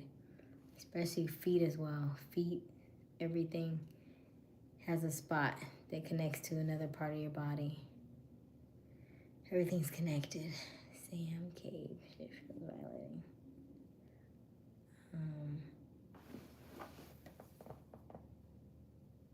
Oh, you gonna say, same caveman. It feels violating. Well, how's it feel violating?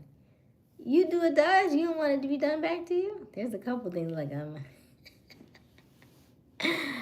I'm not gonna say that, but it's like, yeah, y'all do it to us. Let me do it back. Let me slap you, right? Like y'all do us. Y'all don't like that.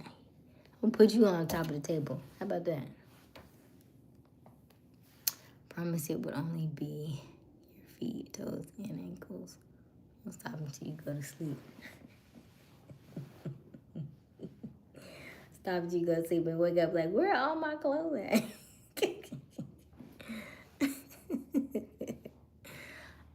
I'd be like, I'm not a lady. Please don't rub me down.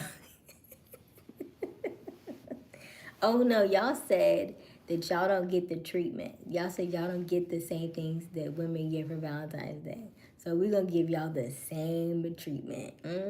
Don't look. Don't drop nothing on the floor. You're going to feel the hand. Hey. He like, just like y'all do us when we drop something on the floor. You finna get all that. Finna put you on the table. Finna slap your butt. I'm finna do all the things y'all be doing to us.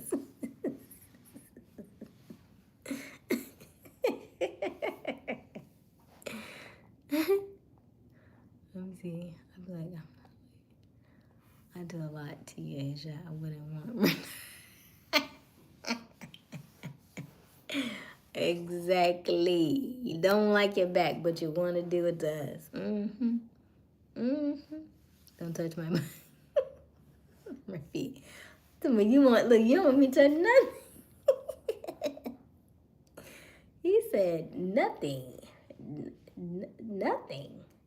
The only back massage I need is Georgia Jones. Gabe by himself on the back massage. Come get these shoulders. Mika. That's what come back. Come get these shoulders. Oh gosh. Hilarious.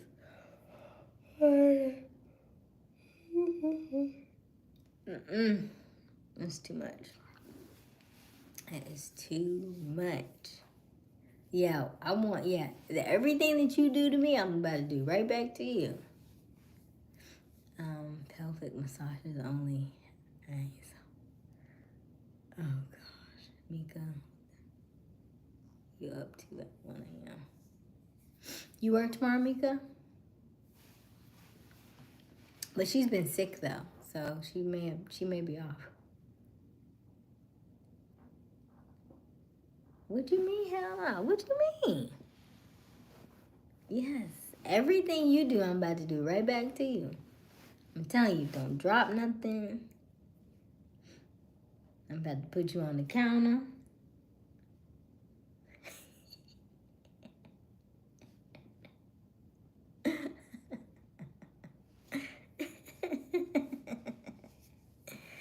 The same thing. You work tomorrow, Mika? Do the same thing. You know?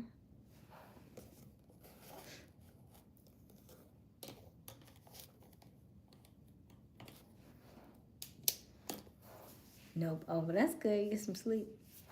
Get some rest. Right before Valentine's Day. What's tomorrow? Tomorrow's the 13th. Ooh, the day before Valentine's Day. I don't know if I'm getting any gifts. But I'm always traveling. I do this show every year around Valentine's Day. So I don't necessarily look for things anymore. Because I'm not at home to be able to get them. Let me see. Nope, I don't. I can't. Who could pick me up? Maybe in real life. Have you seen some of those videos where like the women pick their man up among the men be shocked. He was like, manhandling just like y'all manhandle us, but manhandle you too. Twisting them and everything.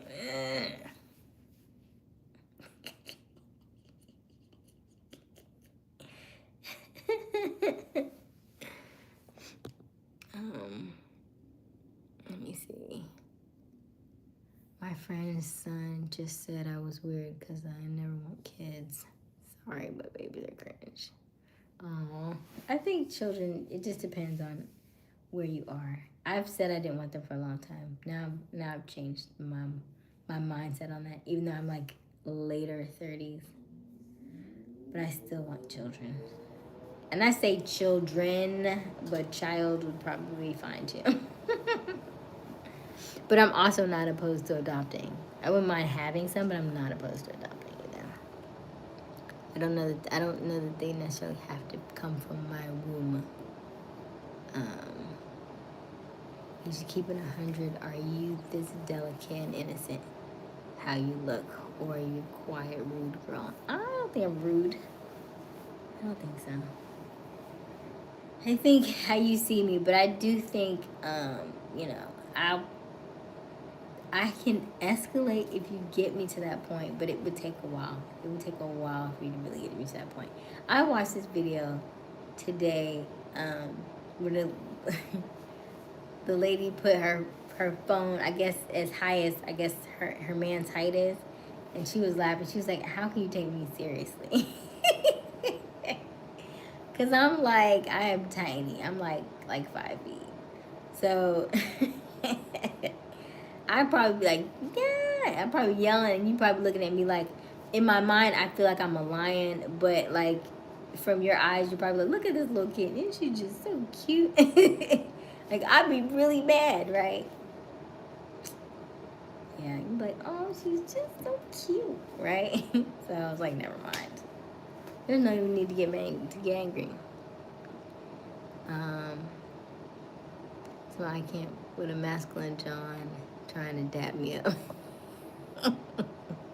I'm ghosting my current situation today, then apologize on Sunday. Do not ghost her for Valentine's Day. That is a no. Because Valentine's Day is not expensive. It is not something that you have to spend a lot of money on. Roses cost like, what, $20? Well, maybe more than that. You can do a half a dozen if you feel that way.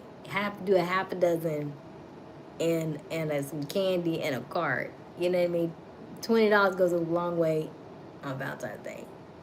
But to do nothing and ghost her, oh, that is a pet peeve.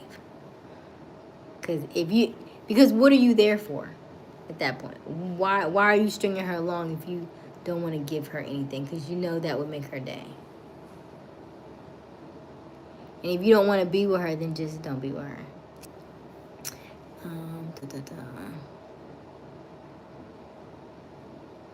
Jake, she's not rude, but not innocent either.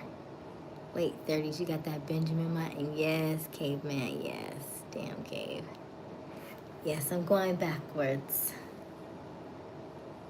Jake's not. Aw, I can tell Asia like to fight folks. Because she a Gemini. They always say the ones with the N with the in their name be like, I'm not a fighter though. Rose is $200. No, they don't be $200. Because I bought all the stuff that my dad wanted to get for his wife, my grandmother, all that stuff. So it probably was about that, but it was like 5 different people, so I would say that. But you don't have to. If you go local, your local one is probably not as expensive. I think you could do fine with maybe $30. You may not get a full. You may have to do a mix, and even if you did a mix, even if it wasn't full roses, it could be a mix of carnations, lilies, sunflowers, and roses. Like a nice colorful bouquet, I would be cool with that too. Like it doesn't have to be all roses. I still like flowers, and I think most women like flowers. But I would agree that most women want something, especially if you're talking to them, dating with them, sleeping with them, they're going to want something on Valentine's Day. So if you feel like ghosting her, then you just shouldn't be with her.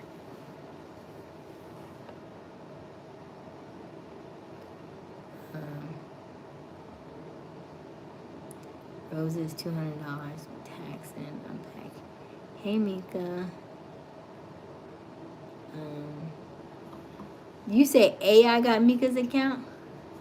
Oh, because she keep coming back saying I'm back. Roses like 200 for the 2 dozen. Well, don't get 2 dozen then. I said half a dozen is 6. You can do 6, and then if you really want to just do like 6 roses or do a mix or assorted, you can go to Publix. You can go to the Witchcoms and get those. You can go and get just regular flowers. You don't have to do all the roses, but even the grocery stores have them. And then if you want make your own, all you do is melt the chocolate, get you some strawberries, put the strawberries on the stick, melt it, wrap it around in there, and put it on. You know what I mean? Like there's just so many easy ways to do this stuff. Like it's I like to say the thought counts, right? Everybody's different. Now if she's of a higher caliber, she may not like that stuff, but I'm not too pressed on Valentine's Day in that regard. But if we are dating, I think she should give her something. Okay, so I'm gonna ignore them all. But when they ignore you and I just want you to, I tell women, match his energy. Match his energy. If you go ghost me, I'm gonna ghost you.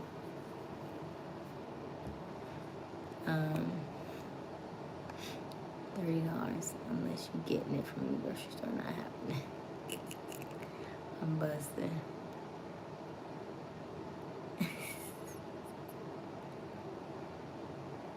Give this anything.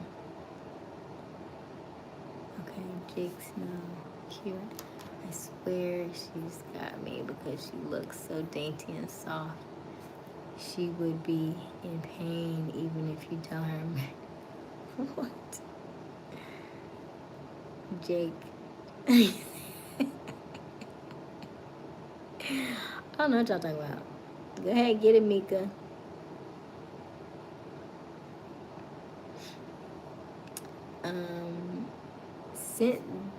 Sent this 304 roses and a bear for her birthday in October. When I quit her in December, she talked about I was love bombing her. Oh, I'm like, I never even liked you like that. Well, why did you send? You sent 304 roses to her off for her birthday. That's a lot. Is that what all I wrote? I sent this 304 roses and a bear for her birthday in October. When I quit her in December, she was like, why did you quit her? Cave, I read that it's 300 roses at first. I'm like, you were tripping. Well, that's how I read it, so how am I supposed to read it?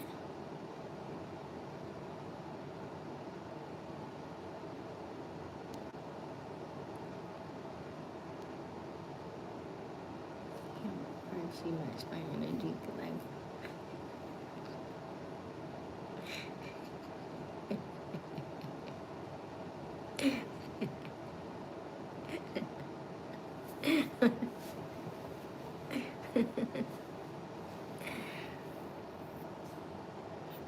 Okay, what I miss. Hey, Misfit.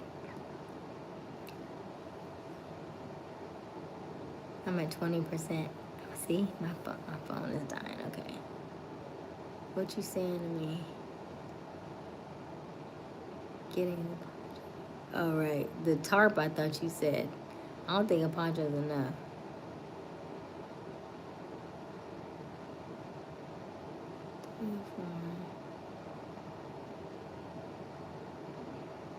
I only got the presents because it's normal to do for somebody's birthday.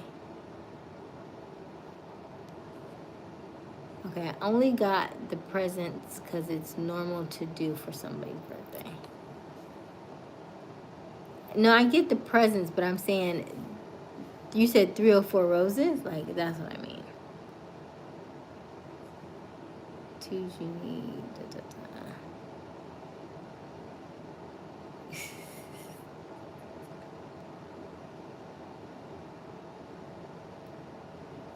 Right. Right.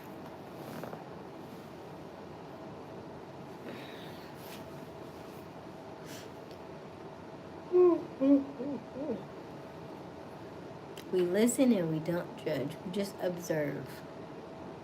We just observe. But we listen and we don't judge. So this is interesting, because if you had somebody, you would not want that on the chat. Like if he was with her, he would not want to know that she's saying that. You get what I'm saying? I know, right? But it's still the same thing. It's still the same thing. It's attention. It's attention. All right. Okay, a 304 is a code word for, oh, got it. Gotcha.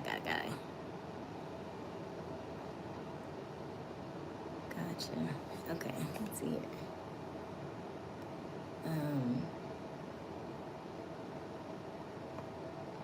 Let's see.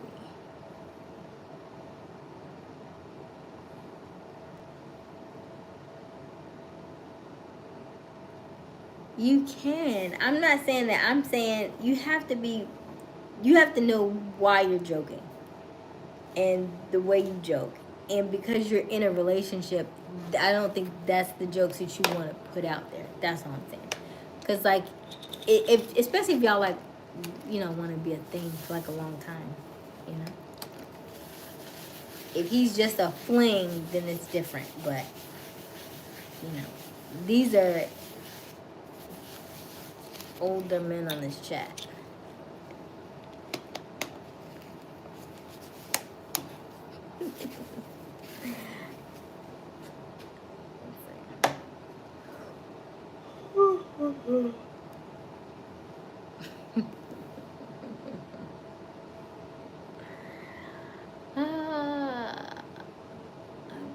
if only you could see what I see. That's all I say. Right? If only you see what I see. I can't. You just have to experience it. I can't do that for you. I can't do that for you. But you are still right. You're still learning. You are still you know, you just have to get out of your system. So it is what it is. Older men understand. Right. Right, but and that's what I'm saying. That's what I'm saying. Because you'll say that and you'll joke with her, but the way that you think about her, it will be different. And she doesn't know that. She doesn't know that the way you'll think about her moving forward will be completely different than how you are now. It's like, oh, she's just joking. But that's not how you'll see her.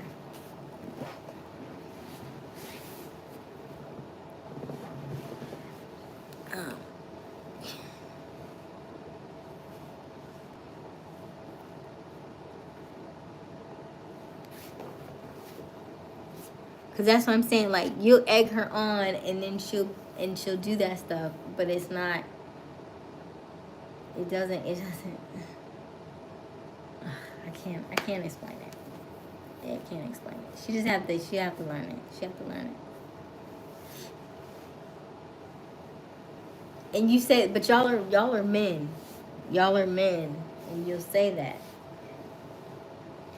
You know.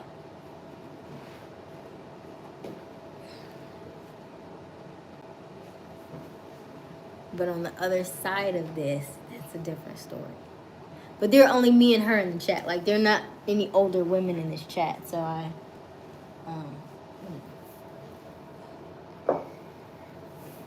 she just have to learn.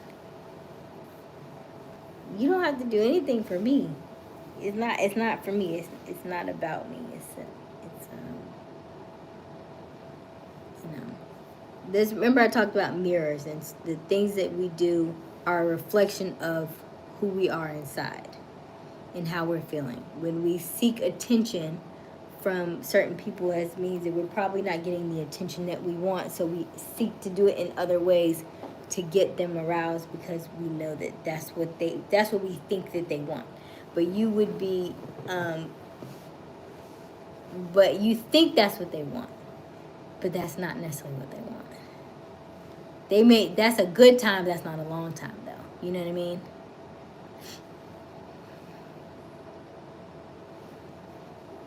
To all the estrogen we need. Keep your head up, sis.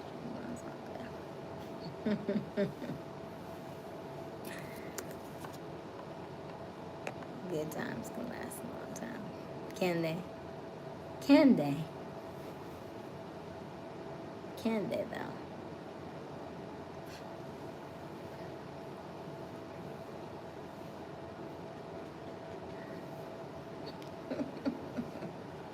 So, okay, here's a question. What kind of women do you like?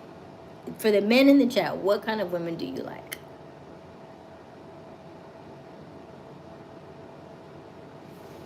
Would you like, if you dated a woman and she was saying all that in the chat, would you like that? What kind of women do you like? That's my question. If you like, oh yeah, I'm cool with she doing all that, that's fine. Or would you feel some type of way about that? Or you like, oh well, I just know she's joking. That's what I'm saying. That's what I'm saying. I'm not saying I'm just, it's not, do you understand what I'm saying? I want you to leave, but I want you to hear it from them. That's why I'm asking. Because it may just be me, but I'm curious to know from them how they see you. If it doesn't bother them if you were their woman and you're in the chat. I'm just curious. Give me a second.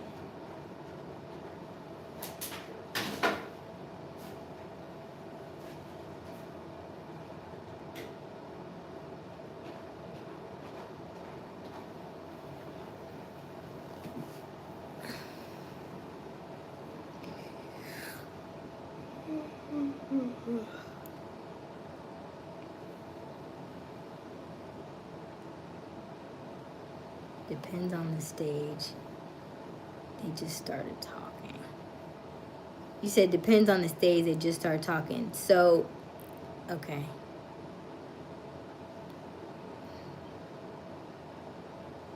Good times last a long time. Only one way to find out. We're gonna all pass away. The ones like you. Big or small, love them all. Y'all like y'all must have open relationships over here. That's what that sounds like. Cause y'all was like, it don't matter. I don't care. I don't care. But okay.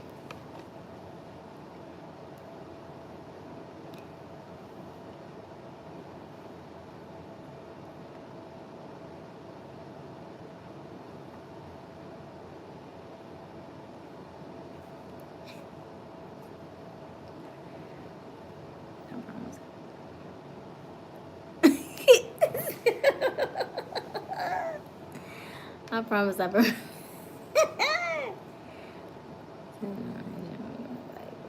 Okay. All right, Kate.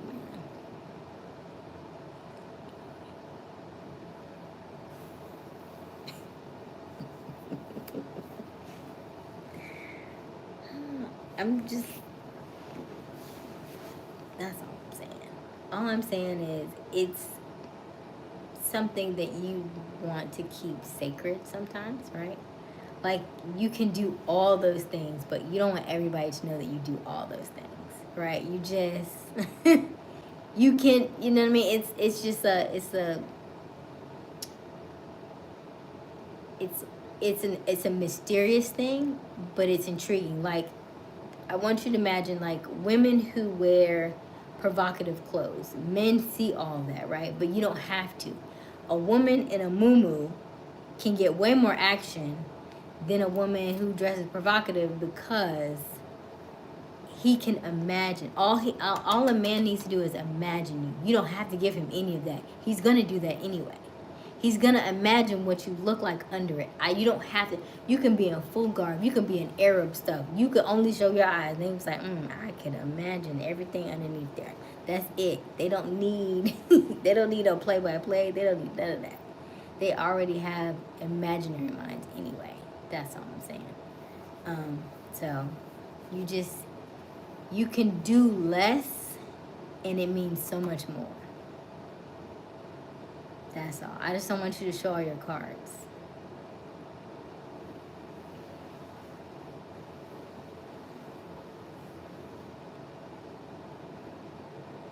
Same action, not more action. Say that, break that down, Q, for me, please.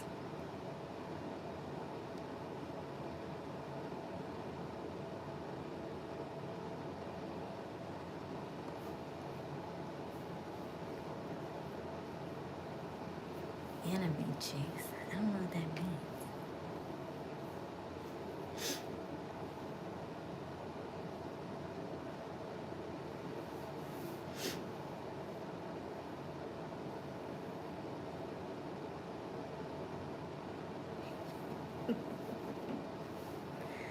So you're saying it doesn't matter, like, if that was, like, if she was, like, your wife, it doesn't matter. Is that what you're saying? Muumuu chick will get the same action as Bronco chick, no more. Okay, a woman in regular clothes is half naked will get the same action is what he's saying. Okay. Gotcha. So it doesn't matter whether she's in a muumuu or not.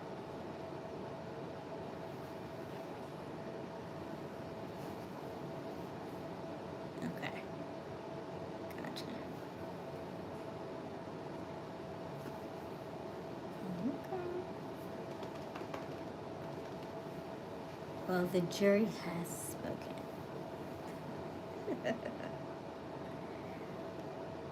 The jury has spoken. Okay, well, you can go back and do what you're doing. They good. They good with it. They good. A woman in regular clothes. attraction. Depends on what you're looking for. Some guys want a fast chick, but end up with a wholesome woman.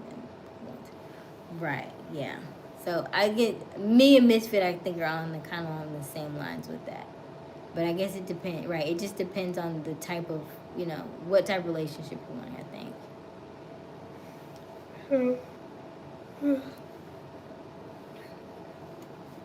I think flirting is cheating. So the one thing that will bother me about a woman's interaction with other men is if she's fucking, then I gotta leave her. Flirting is cheating. Yeah, because flirting can lead to other things, right? Because it's suggestive, you know. But I got one away from me.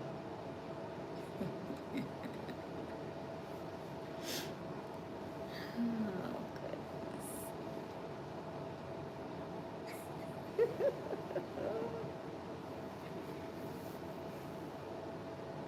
Well, Q say he got you. You got the razor, and he got the soak.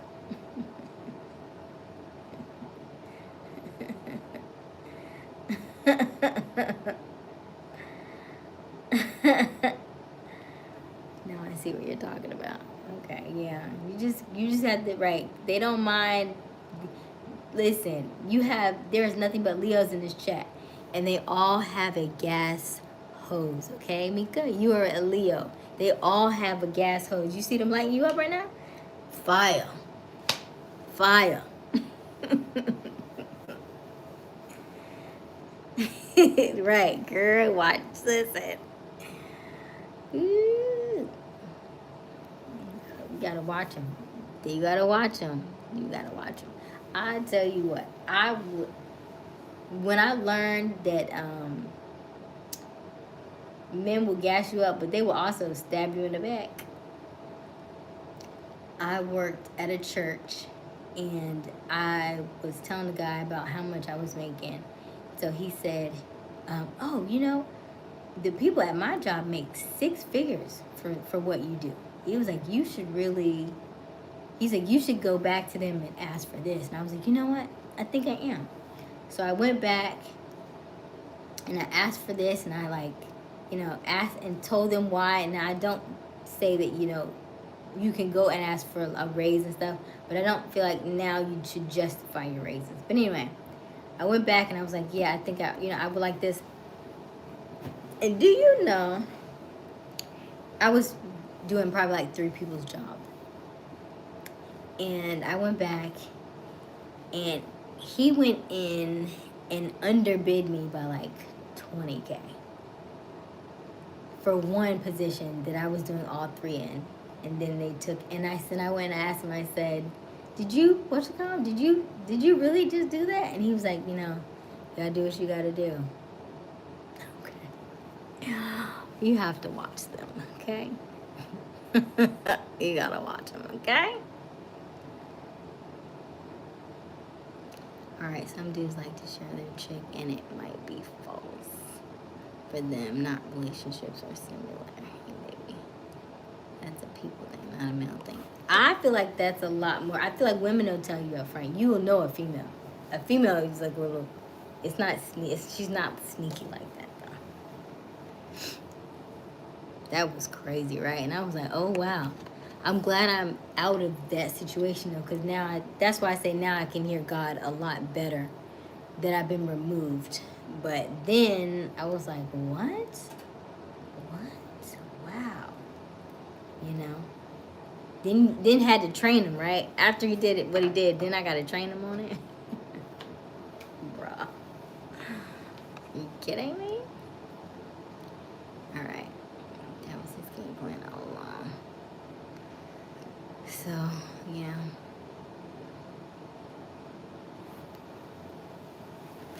I'm not saying that they're not secretive, but I just don't think it's not the same way in business though. I don't think they're like that. But I have had teachers who were kind of like, you would think they're trying to help you out, but then there are some times where people thinking that you are gonna take their position or their job, and then that's when they start to get like that. But yeah, he threw me all the way off. Like, I've known him for like 10 years. And I was like, what?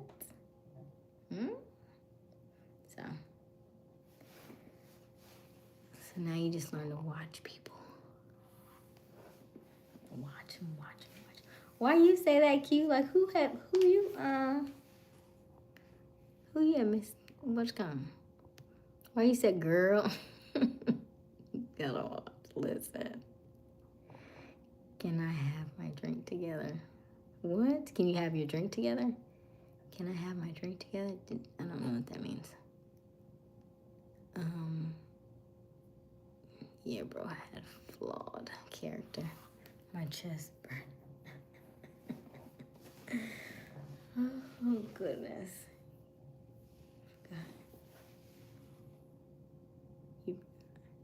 I just don't know what you're talking about, young Memphis. Can I have my drink together? I don't know. Oh, you mean because the drinking for Jesus? Because Milwaukee people like to drink a lot. Drink for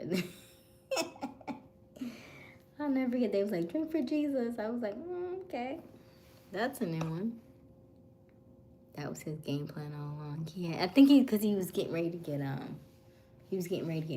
I think, and stuff. But I don't know. It just was weird. It was just the way he did that was really weird. And so now, you go back and look. Like, if I go back and look and I see the work he's done, I'm like, really? Okay. Okay. You said drink for Jesus. Right. So when I was on tour with Tyler, we went to Wisconsin. And we were in Wisconsin. They had... I asked what do they do there, and they was like, we just drink. Like, that's most of the things that we do. And he said something about drink for Jesus. And I cracked up, and it never left me after that. I thought, drinking for Jesus, only in Wisconsin, you drinking for Jesus.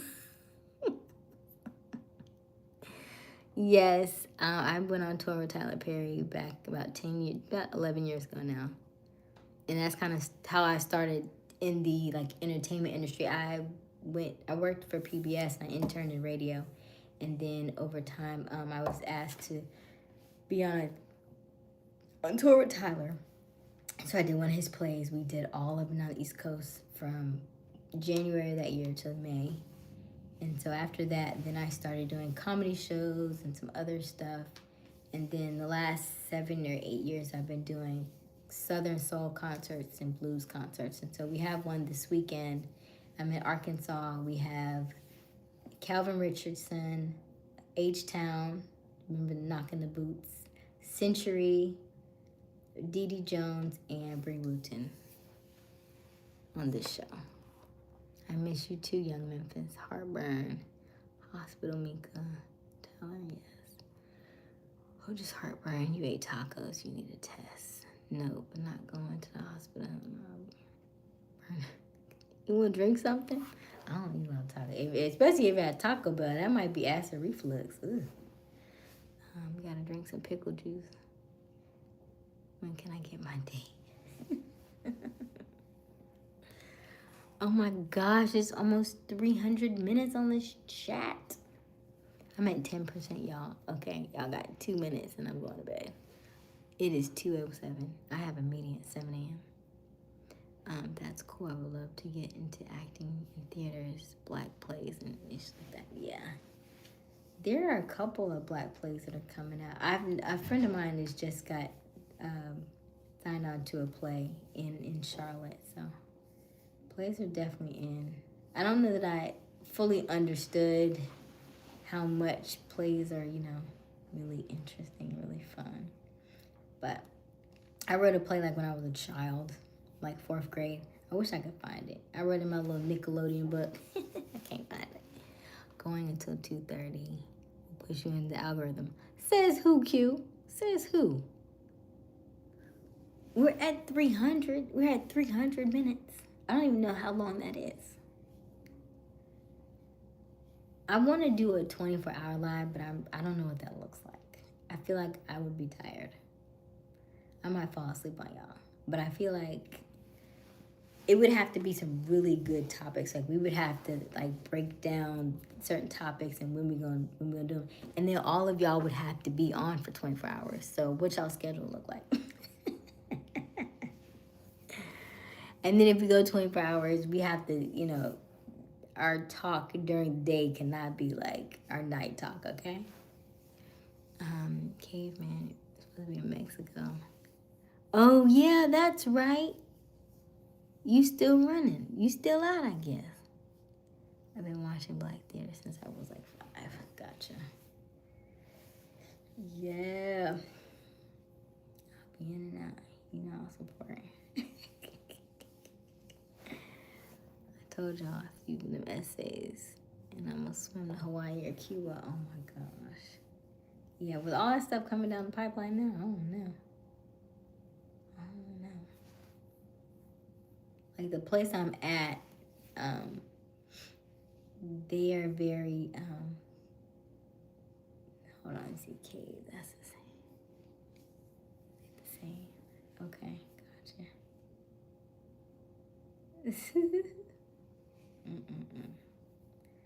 Oh, it's 261. Okay, so it went from 259 to 261.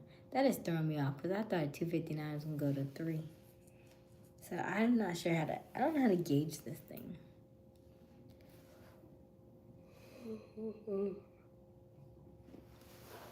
Boring rips. What? Bong rips for Jesus. Oh my gosh. Bongs? That doesn't have a ring to it though. It has to be like drinking for Jesus sounds like it has a ring to it. Bong rips for Jesus. It doesn't roll off the tongue, So it has to be a little bit more catchier. Isn't 3 a.m. where you are? It should be, Lord Kelvin, but I'm in Arkansas right now, so I'm Central Time.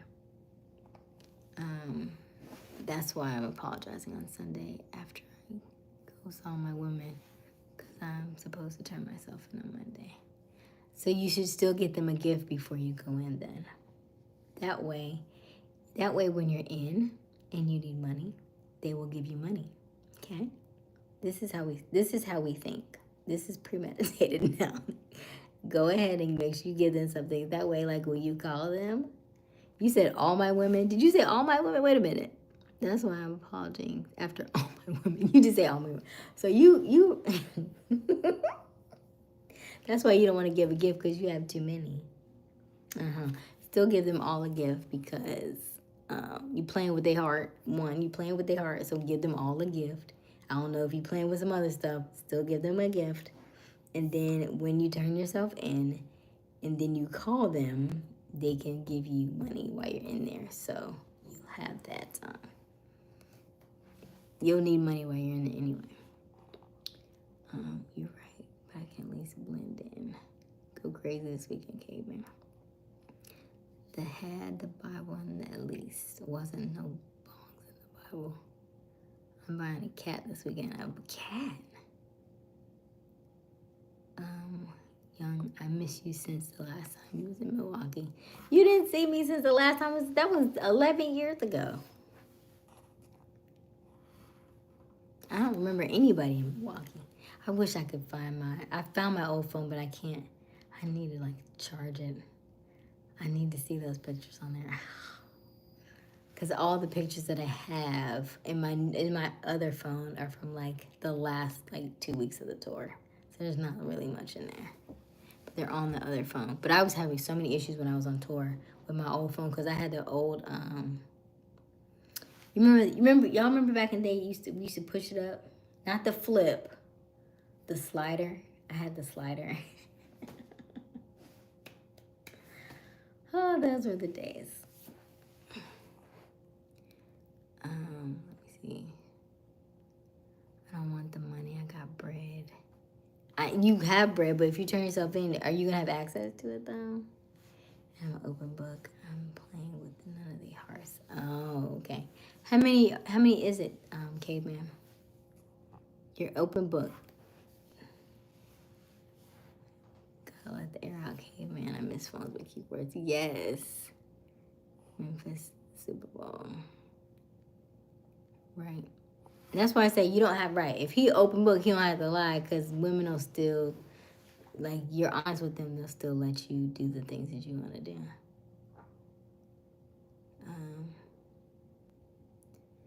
Fam Mexican women be doing donkey. donkey shows. What? I don't even know what you talking about, caveman.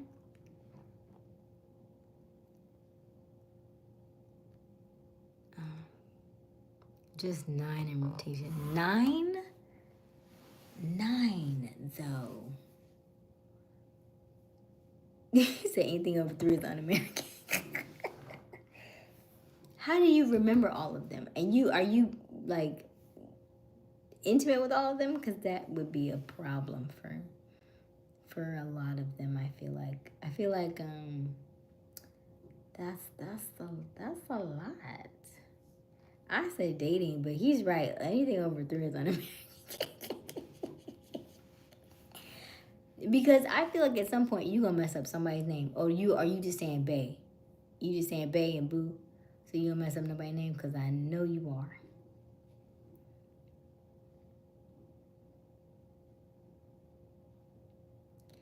They must not know where you stay at. You go to their house, right? They don't come to yours. You have to go to them. Because 9, there's an overlap in there somewhere. You gonna see somebody at the gas station. You gonna see somebody at the movie theater. You gonna see somebody at the club. At least 2 of them. That's a lot. Do you say that you just say are you just dating? Y'all are just having fun. You have not committed to any of them, right? They're not like girlfriends. These are just friends. Beneficial friends, huh? You want me to send you a picture? Young Memphis. I don't remember Young Memphis. Let me see. Celebrating a birthday down there every month. Right. That's why he don't want to buy. That's why he want to ghost them, because he can't. Now that's a lot of. Now you might be spending a G on Valentine's Day because you got 9. That's a lot. That's a lot. That's a lot.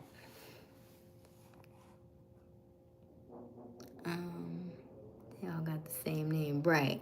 Boo, bae.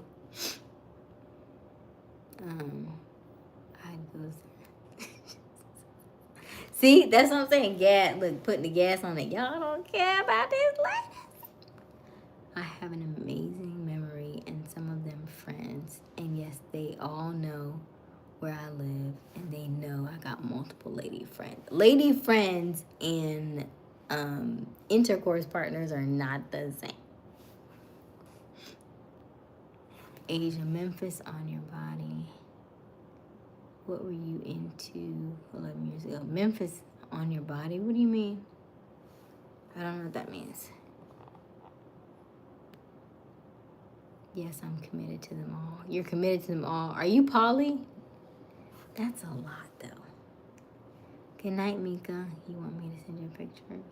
Right about the birthday thing. That's the best part, right?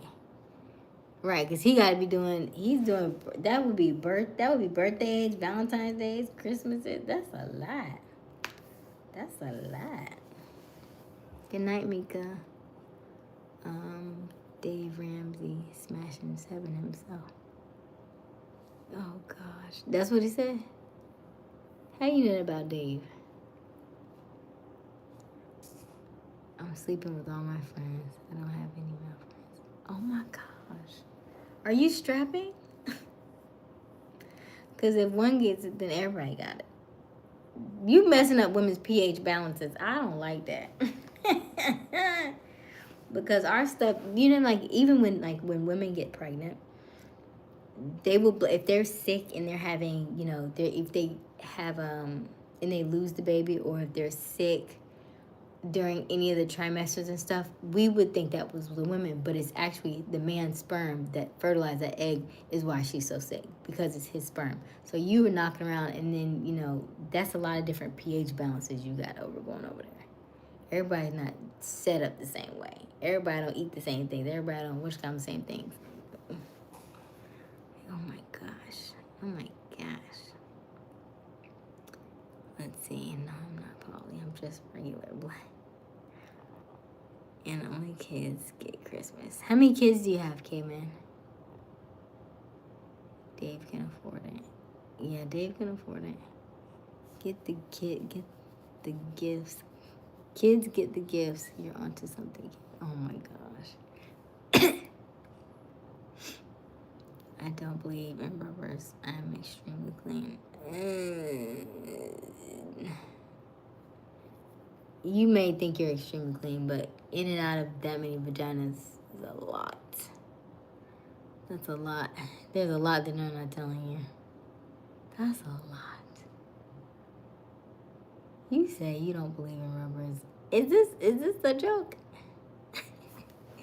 It's like we listening, we don't judge. Ooh wee. Oh Lord. Okay, I can go to sleep. Good night. Okay. I can go to sleep good tonight looking at your lips. Mwah. Not those European biddies he wants. Misfit.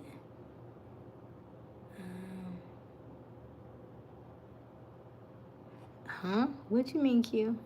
The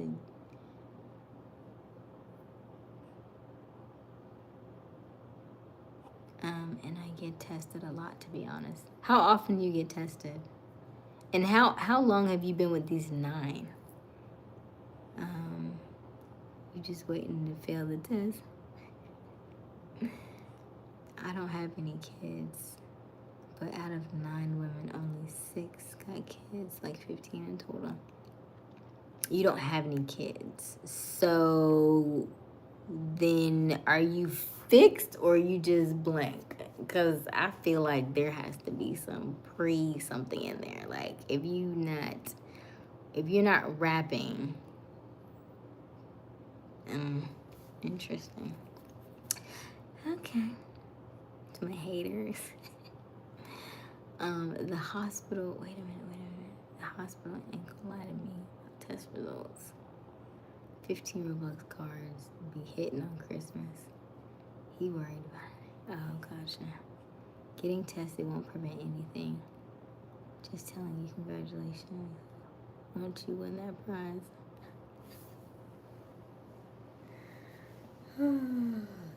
Never mind, cave turns. I feel like that just was so the shit.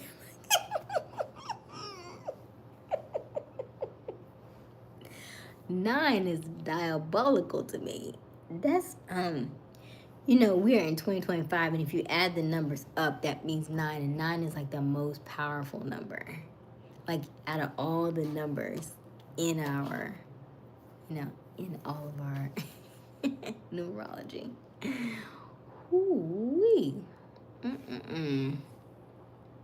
He said the newest one since September, but I get tested once a month, and I'm not making live every day. I think you mean love every day, or even more than 5 times a week. Honestly, that's a lot.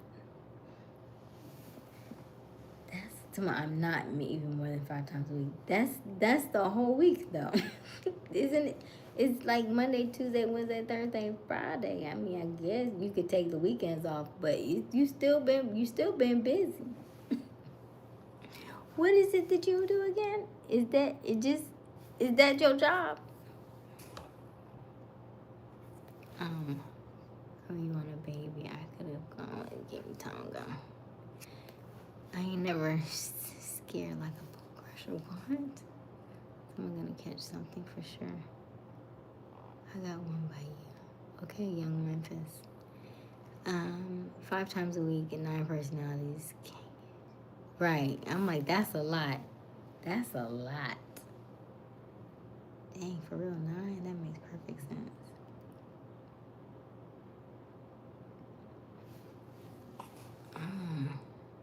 You kiss. So why you say 9 is in I ain't never scared. Oh yeah, 9 is the most powerful number, yeah. Who you kissing? Oh gosh, okay. Let's see here. Okay, I'm out of here. Good night, Mika.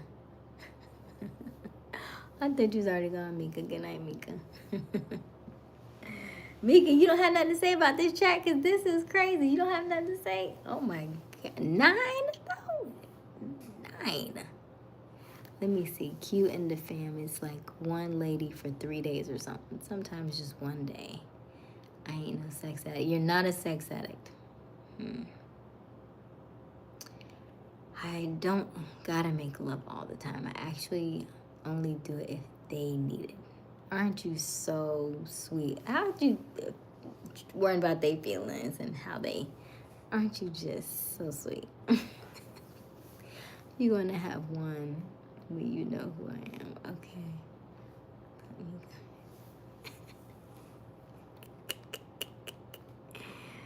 Come on, no comment. No comment. Oh, gosh. Wow.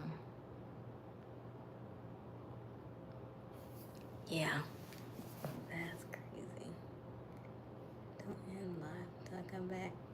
When you coming back, Mika? I'm sleepy. It's 2:25. Q said 2:30, and I got 5 more minutes. But I promise you, Caveman just threw me all the way off. I'm just like, wait, what? Yeah, it always be one. You be like, wait, what? We listen and we don't judge, but what now? Oh gosh, yeah. Most Leos are sweethearts like myself, very empathetic. I'm telling you, this chat right here is nothing but y'all got gas on this fire. This fire is blowing up. And the only way for me to put it out is to end the live. That's how Geminis get stuff done. Take all the air out. Let's see. Cave just prepping. He gives them folks that time. I get it. Just need one box. I feel like he's very empathetic. He probably just listens to them and stuff. He's like, oh, I feel like I can talk to you forever. But I'm trying to figure out, like, when you call, you like, what you doing? I feel like you always on the phone. I feel like you always gonna have to be on the phone. You always gonna have to do something. Because that's a lot of women to keep up with. And women can be very needy at times. So it depends on what kind of women that you're dealing with. Are you the type that they call you, you call them? Yeah. And what kind of job do you have? And how are you meeting all these women? And are you Muslim? I just need one box. Back. Oh, hell no, I've been living like this since I was a teenager. Wow, never mind, 3. The intervention. But back then I never went wrong. What? I'm just so... Cute likes those minors, nasty. A little bit. Baby, I can hit it one more time. You feel like a week. Young the comment you made, Young Memphis, sounds like a youngin'. Yes, sir. Mop that shit up first. Okay. Sometimes you need a break. It only takes one time, remember. And Aysia, if you ever run into a 6'1", 270 dreadhead with no tattoos, just remind me how good it's me. That's what it is. It's the dreads. That's exactly what it is. It's the dreads. He got that Samson. That's what it is. Run. All right, let's see here. So he's tall, 270 thing, very solid, very stocky. Yeah. When you're ready to send my picture, let me know. Memphis saying he smashed on the top. It wasn't me. I know that wasn't me.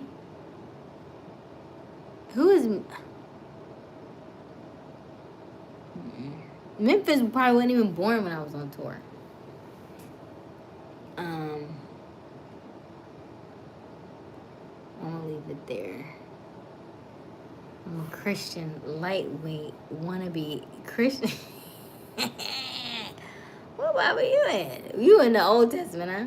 You just in the Old Testament? Lightweight wannabe Jehovah's Witness. If I research some more, I usually meet other women out there shopping, gas stations, mall. I'm a chef. Oh, you feed them? Oh, man.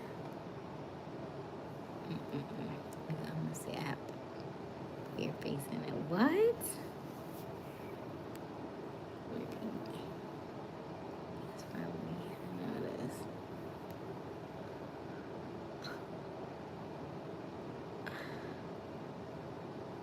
is. Young is like nasty.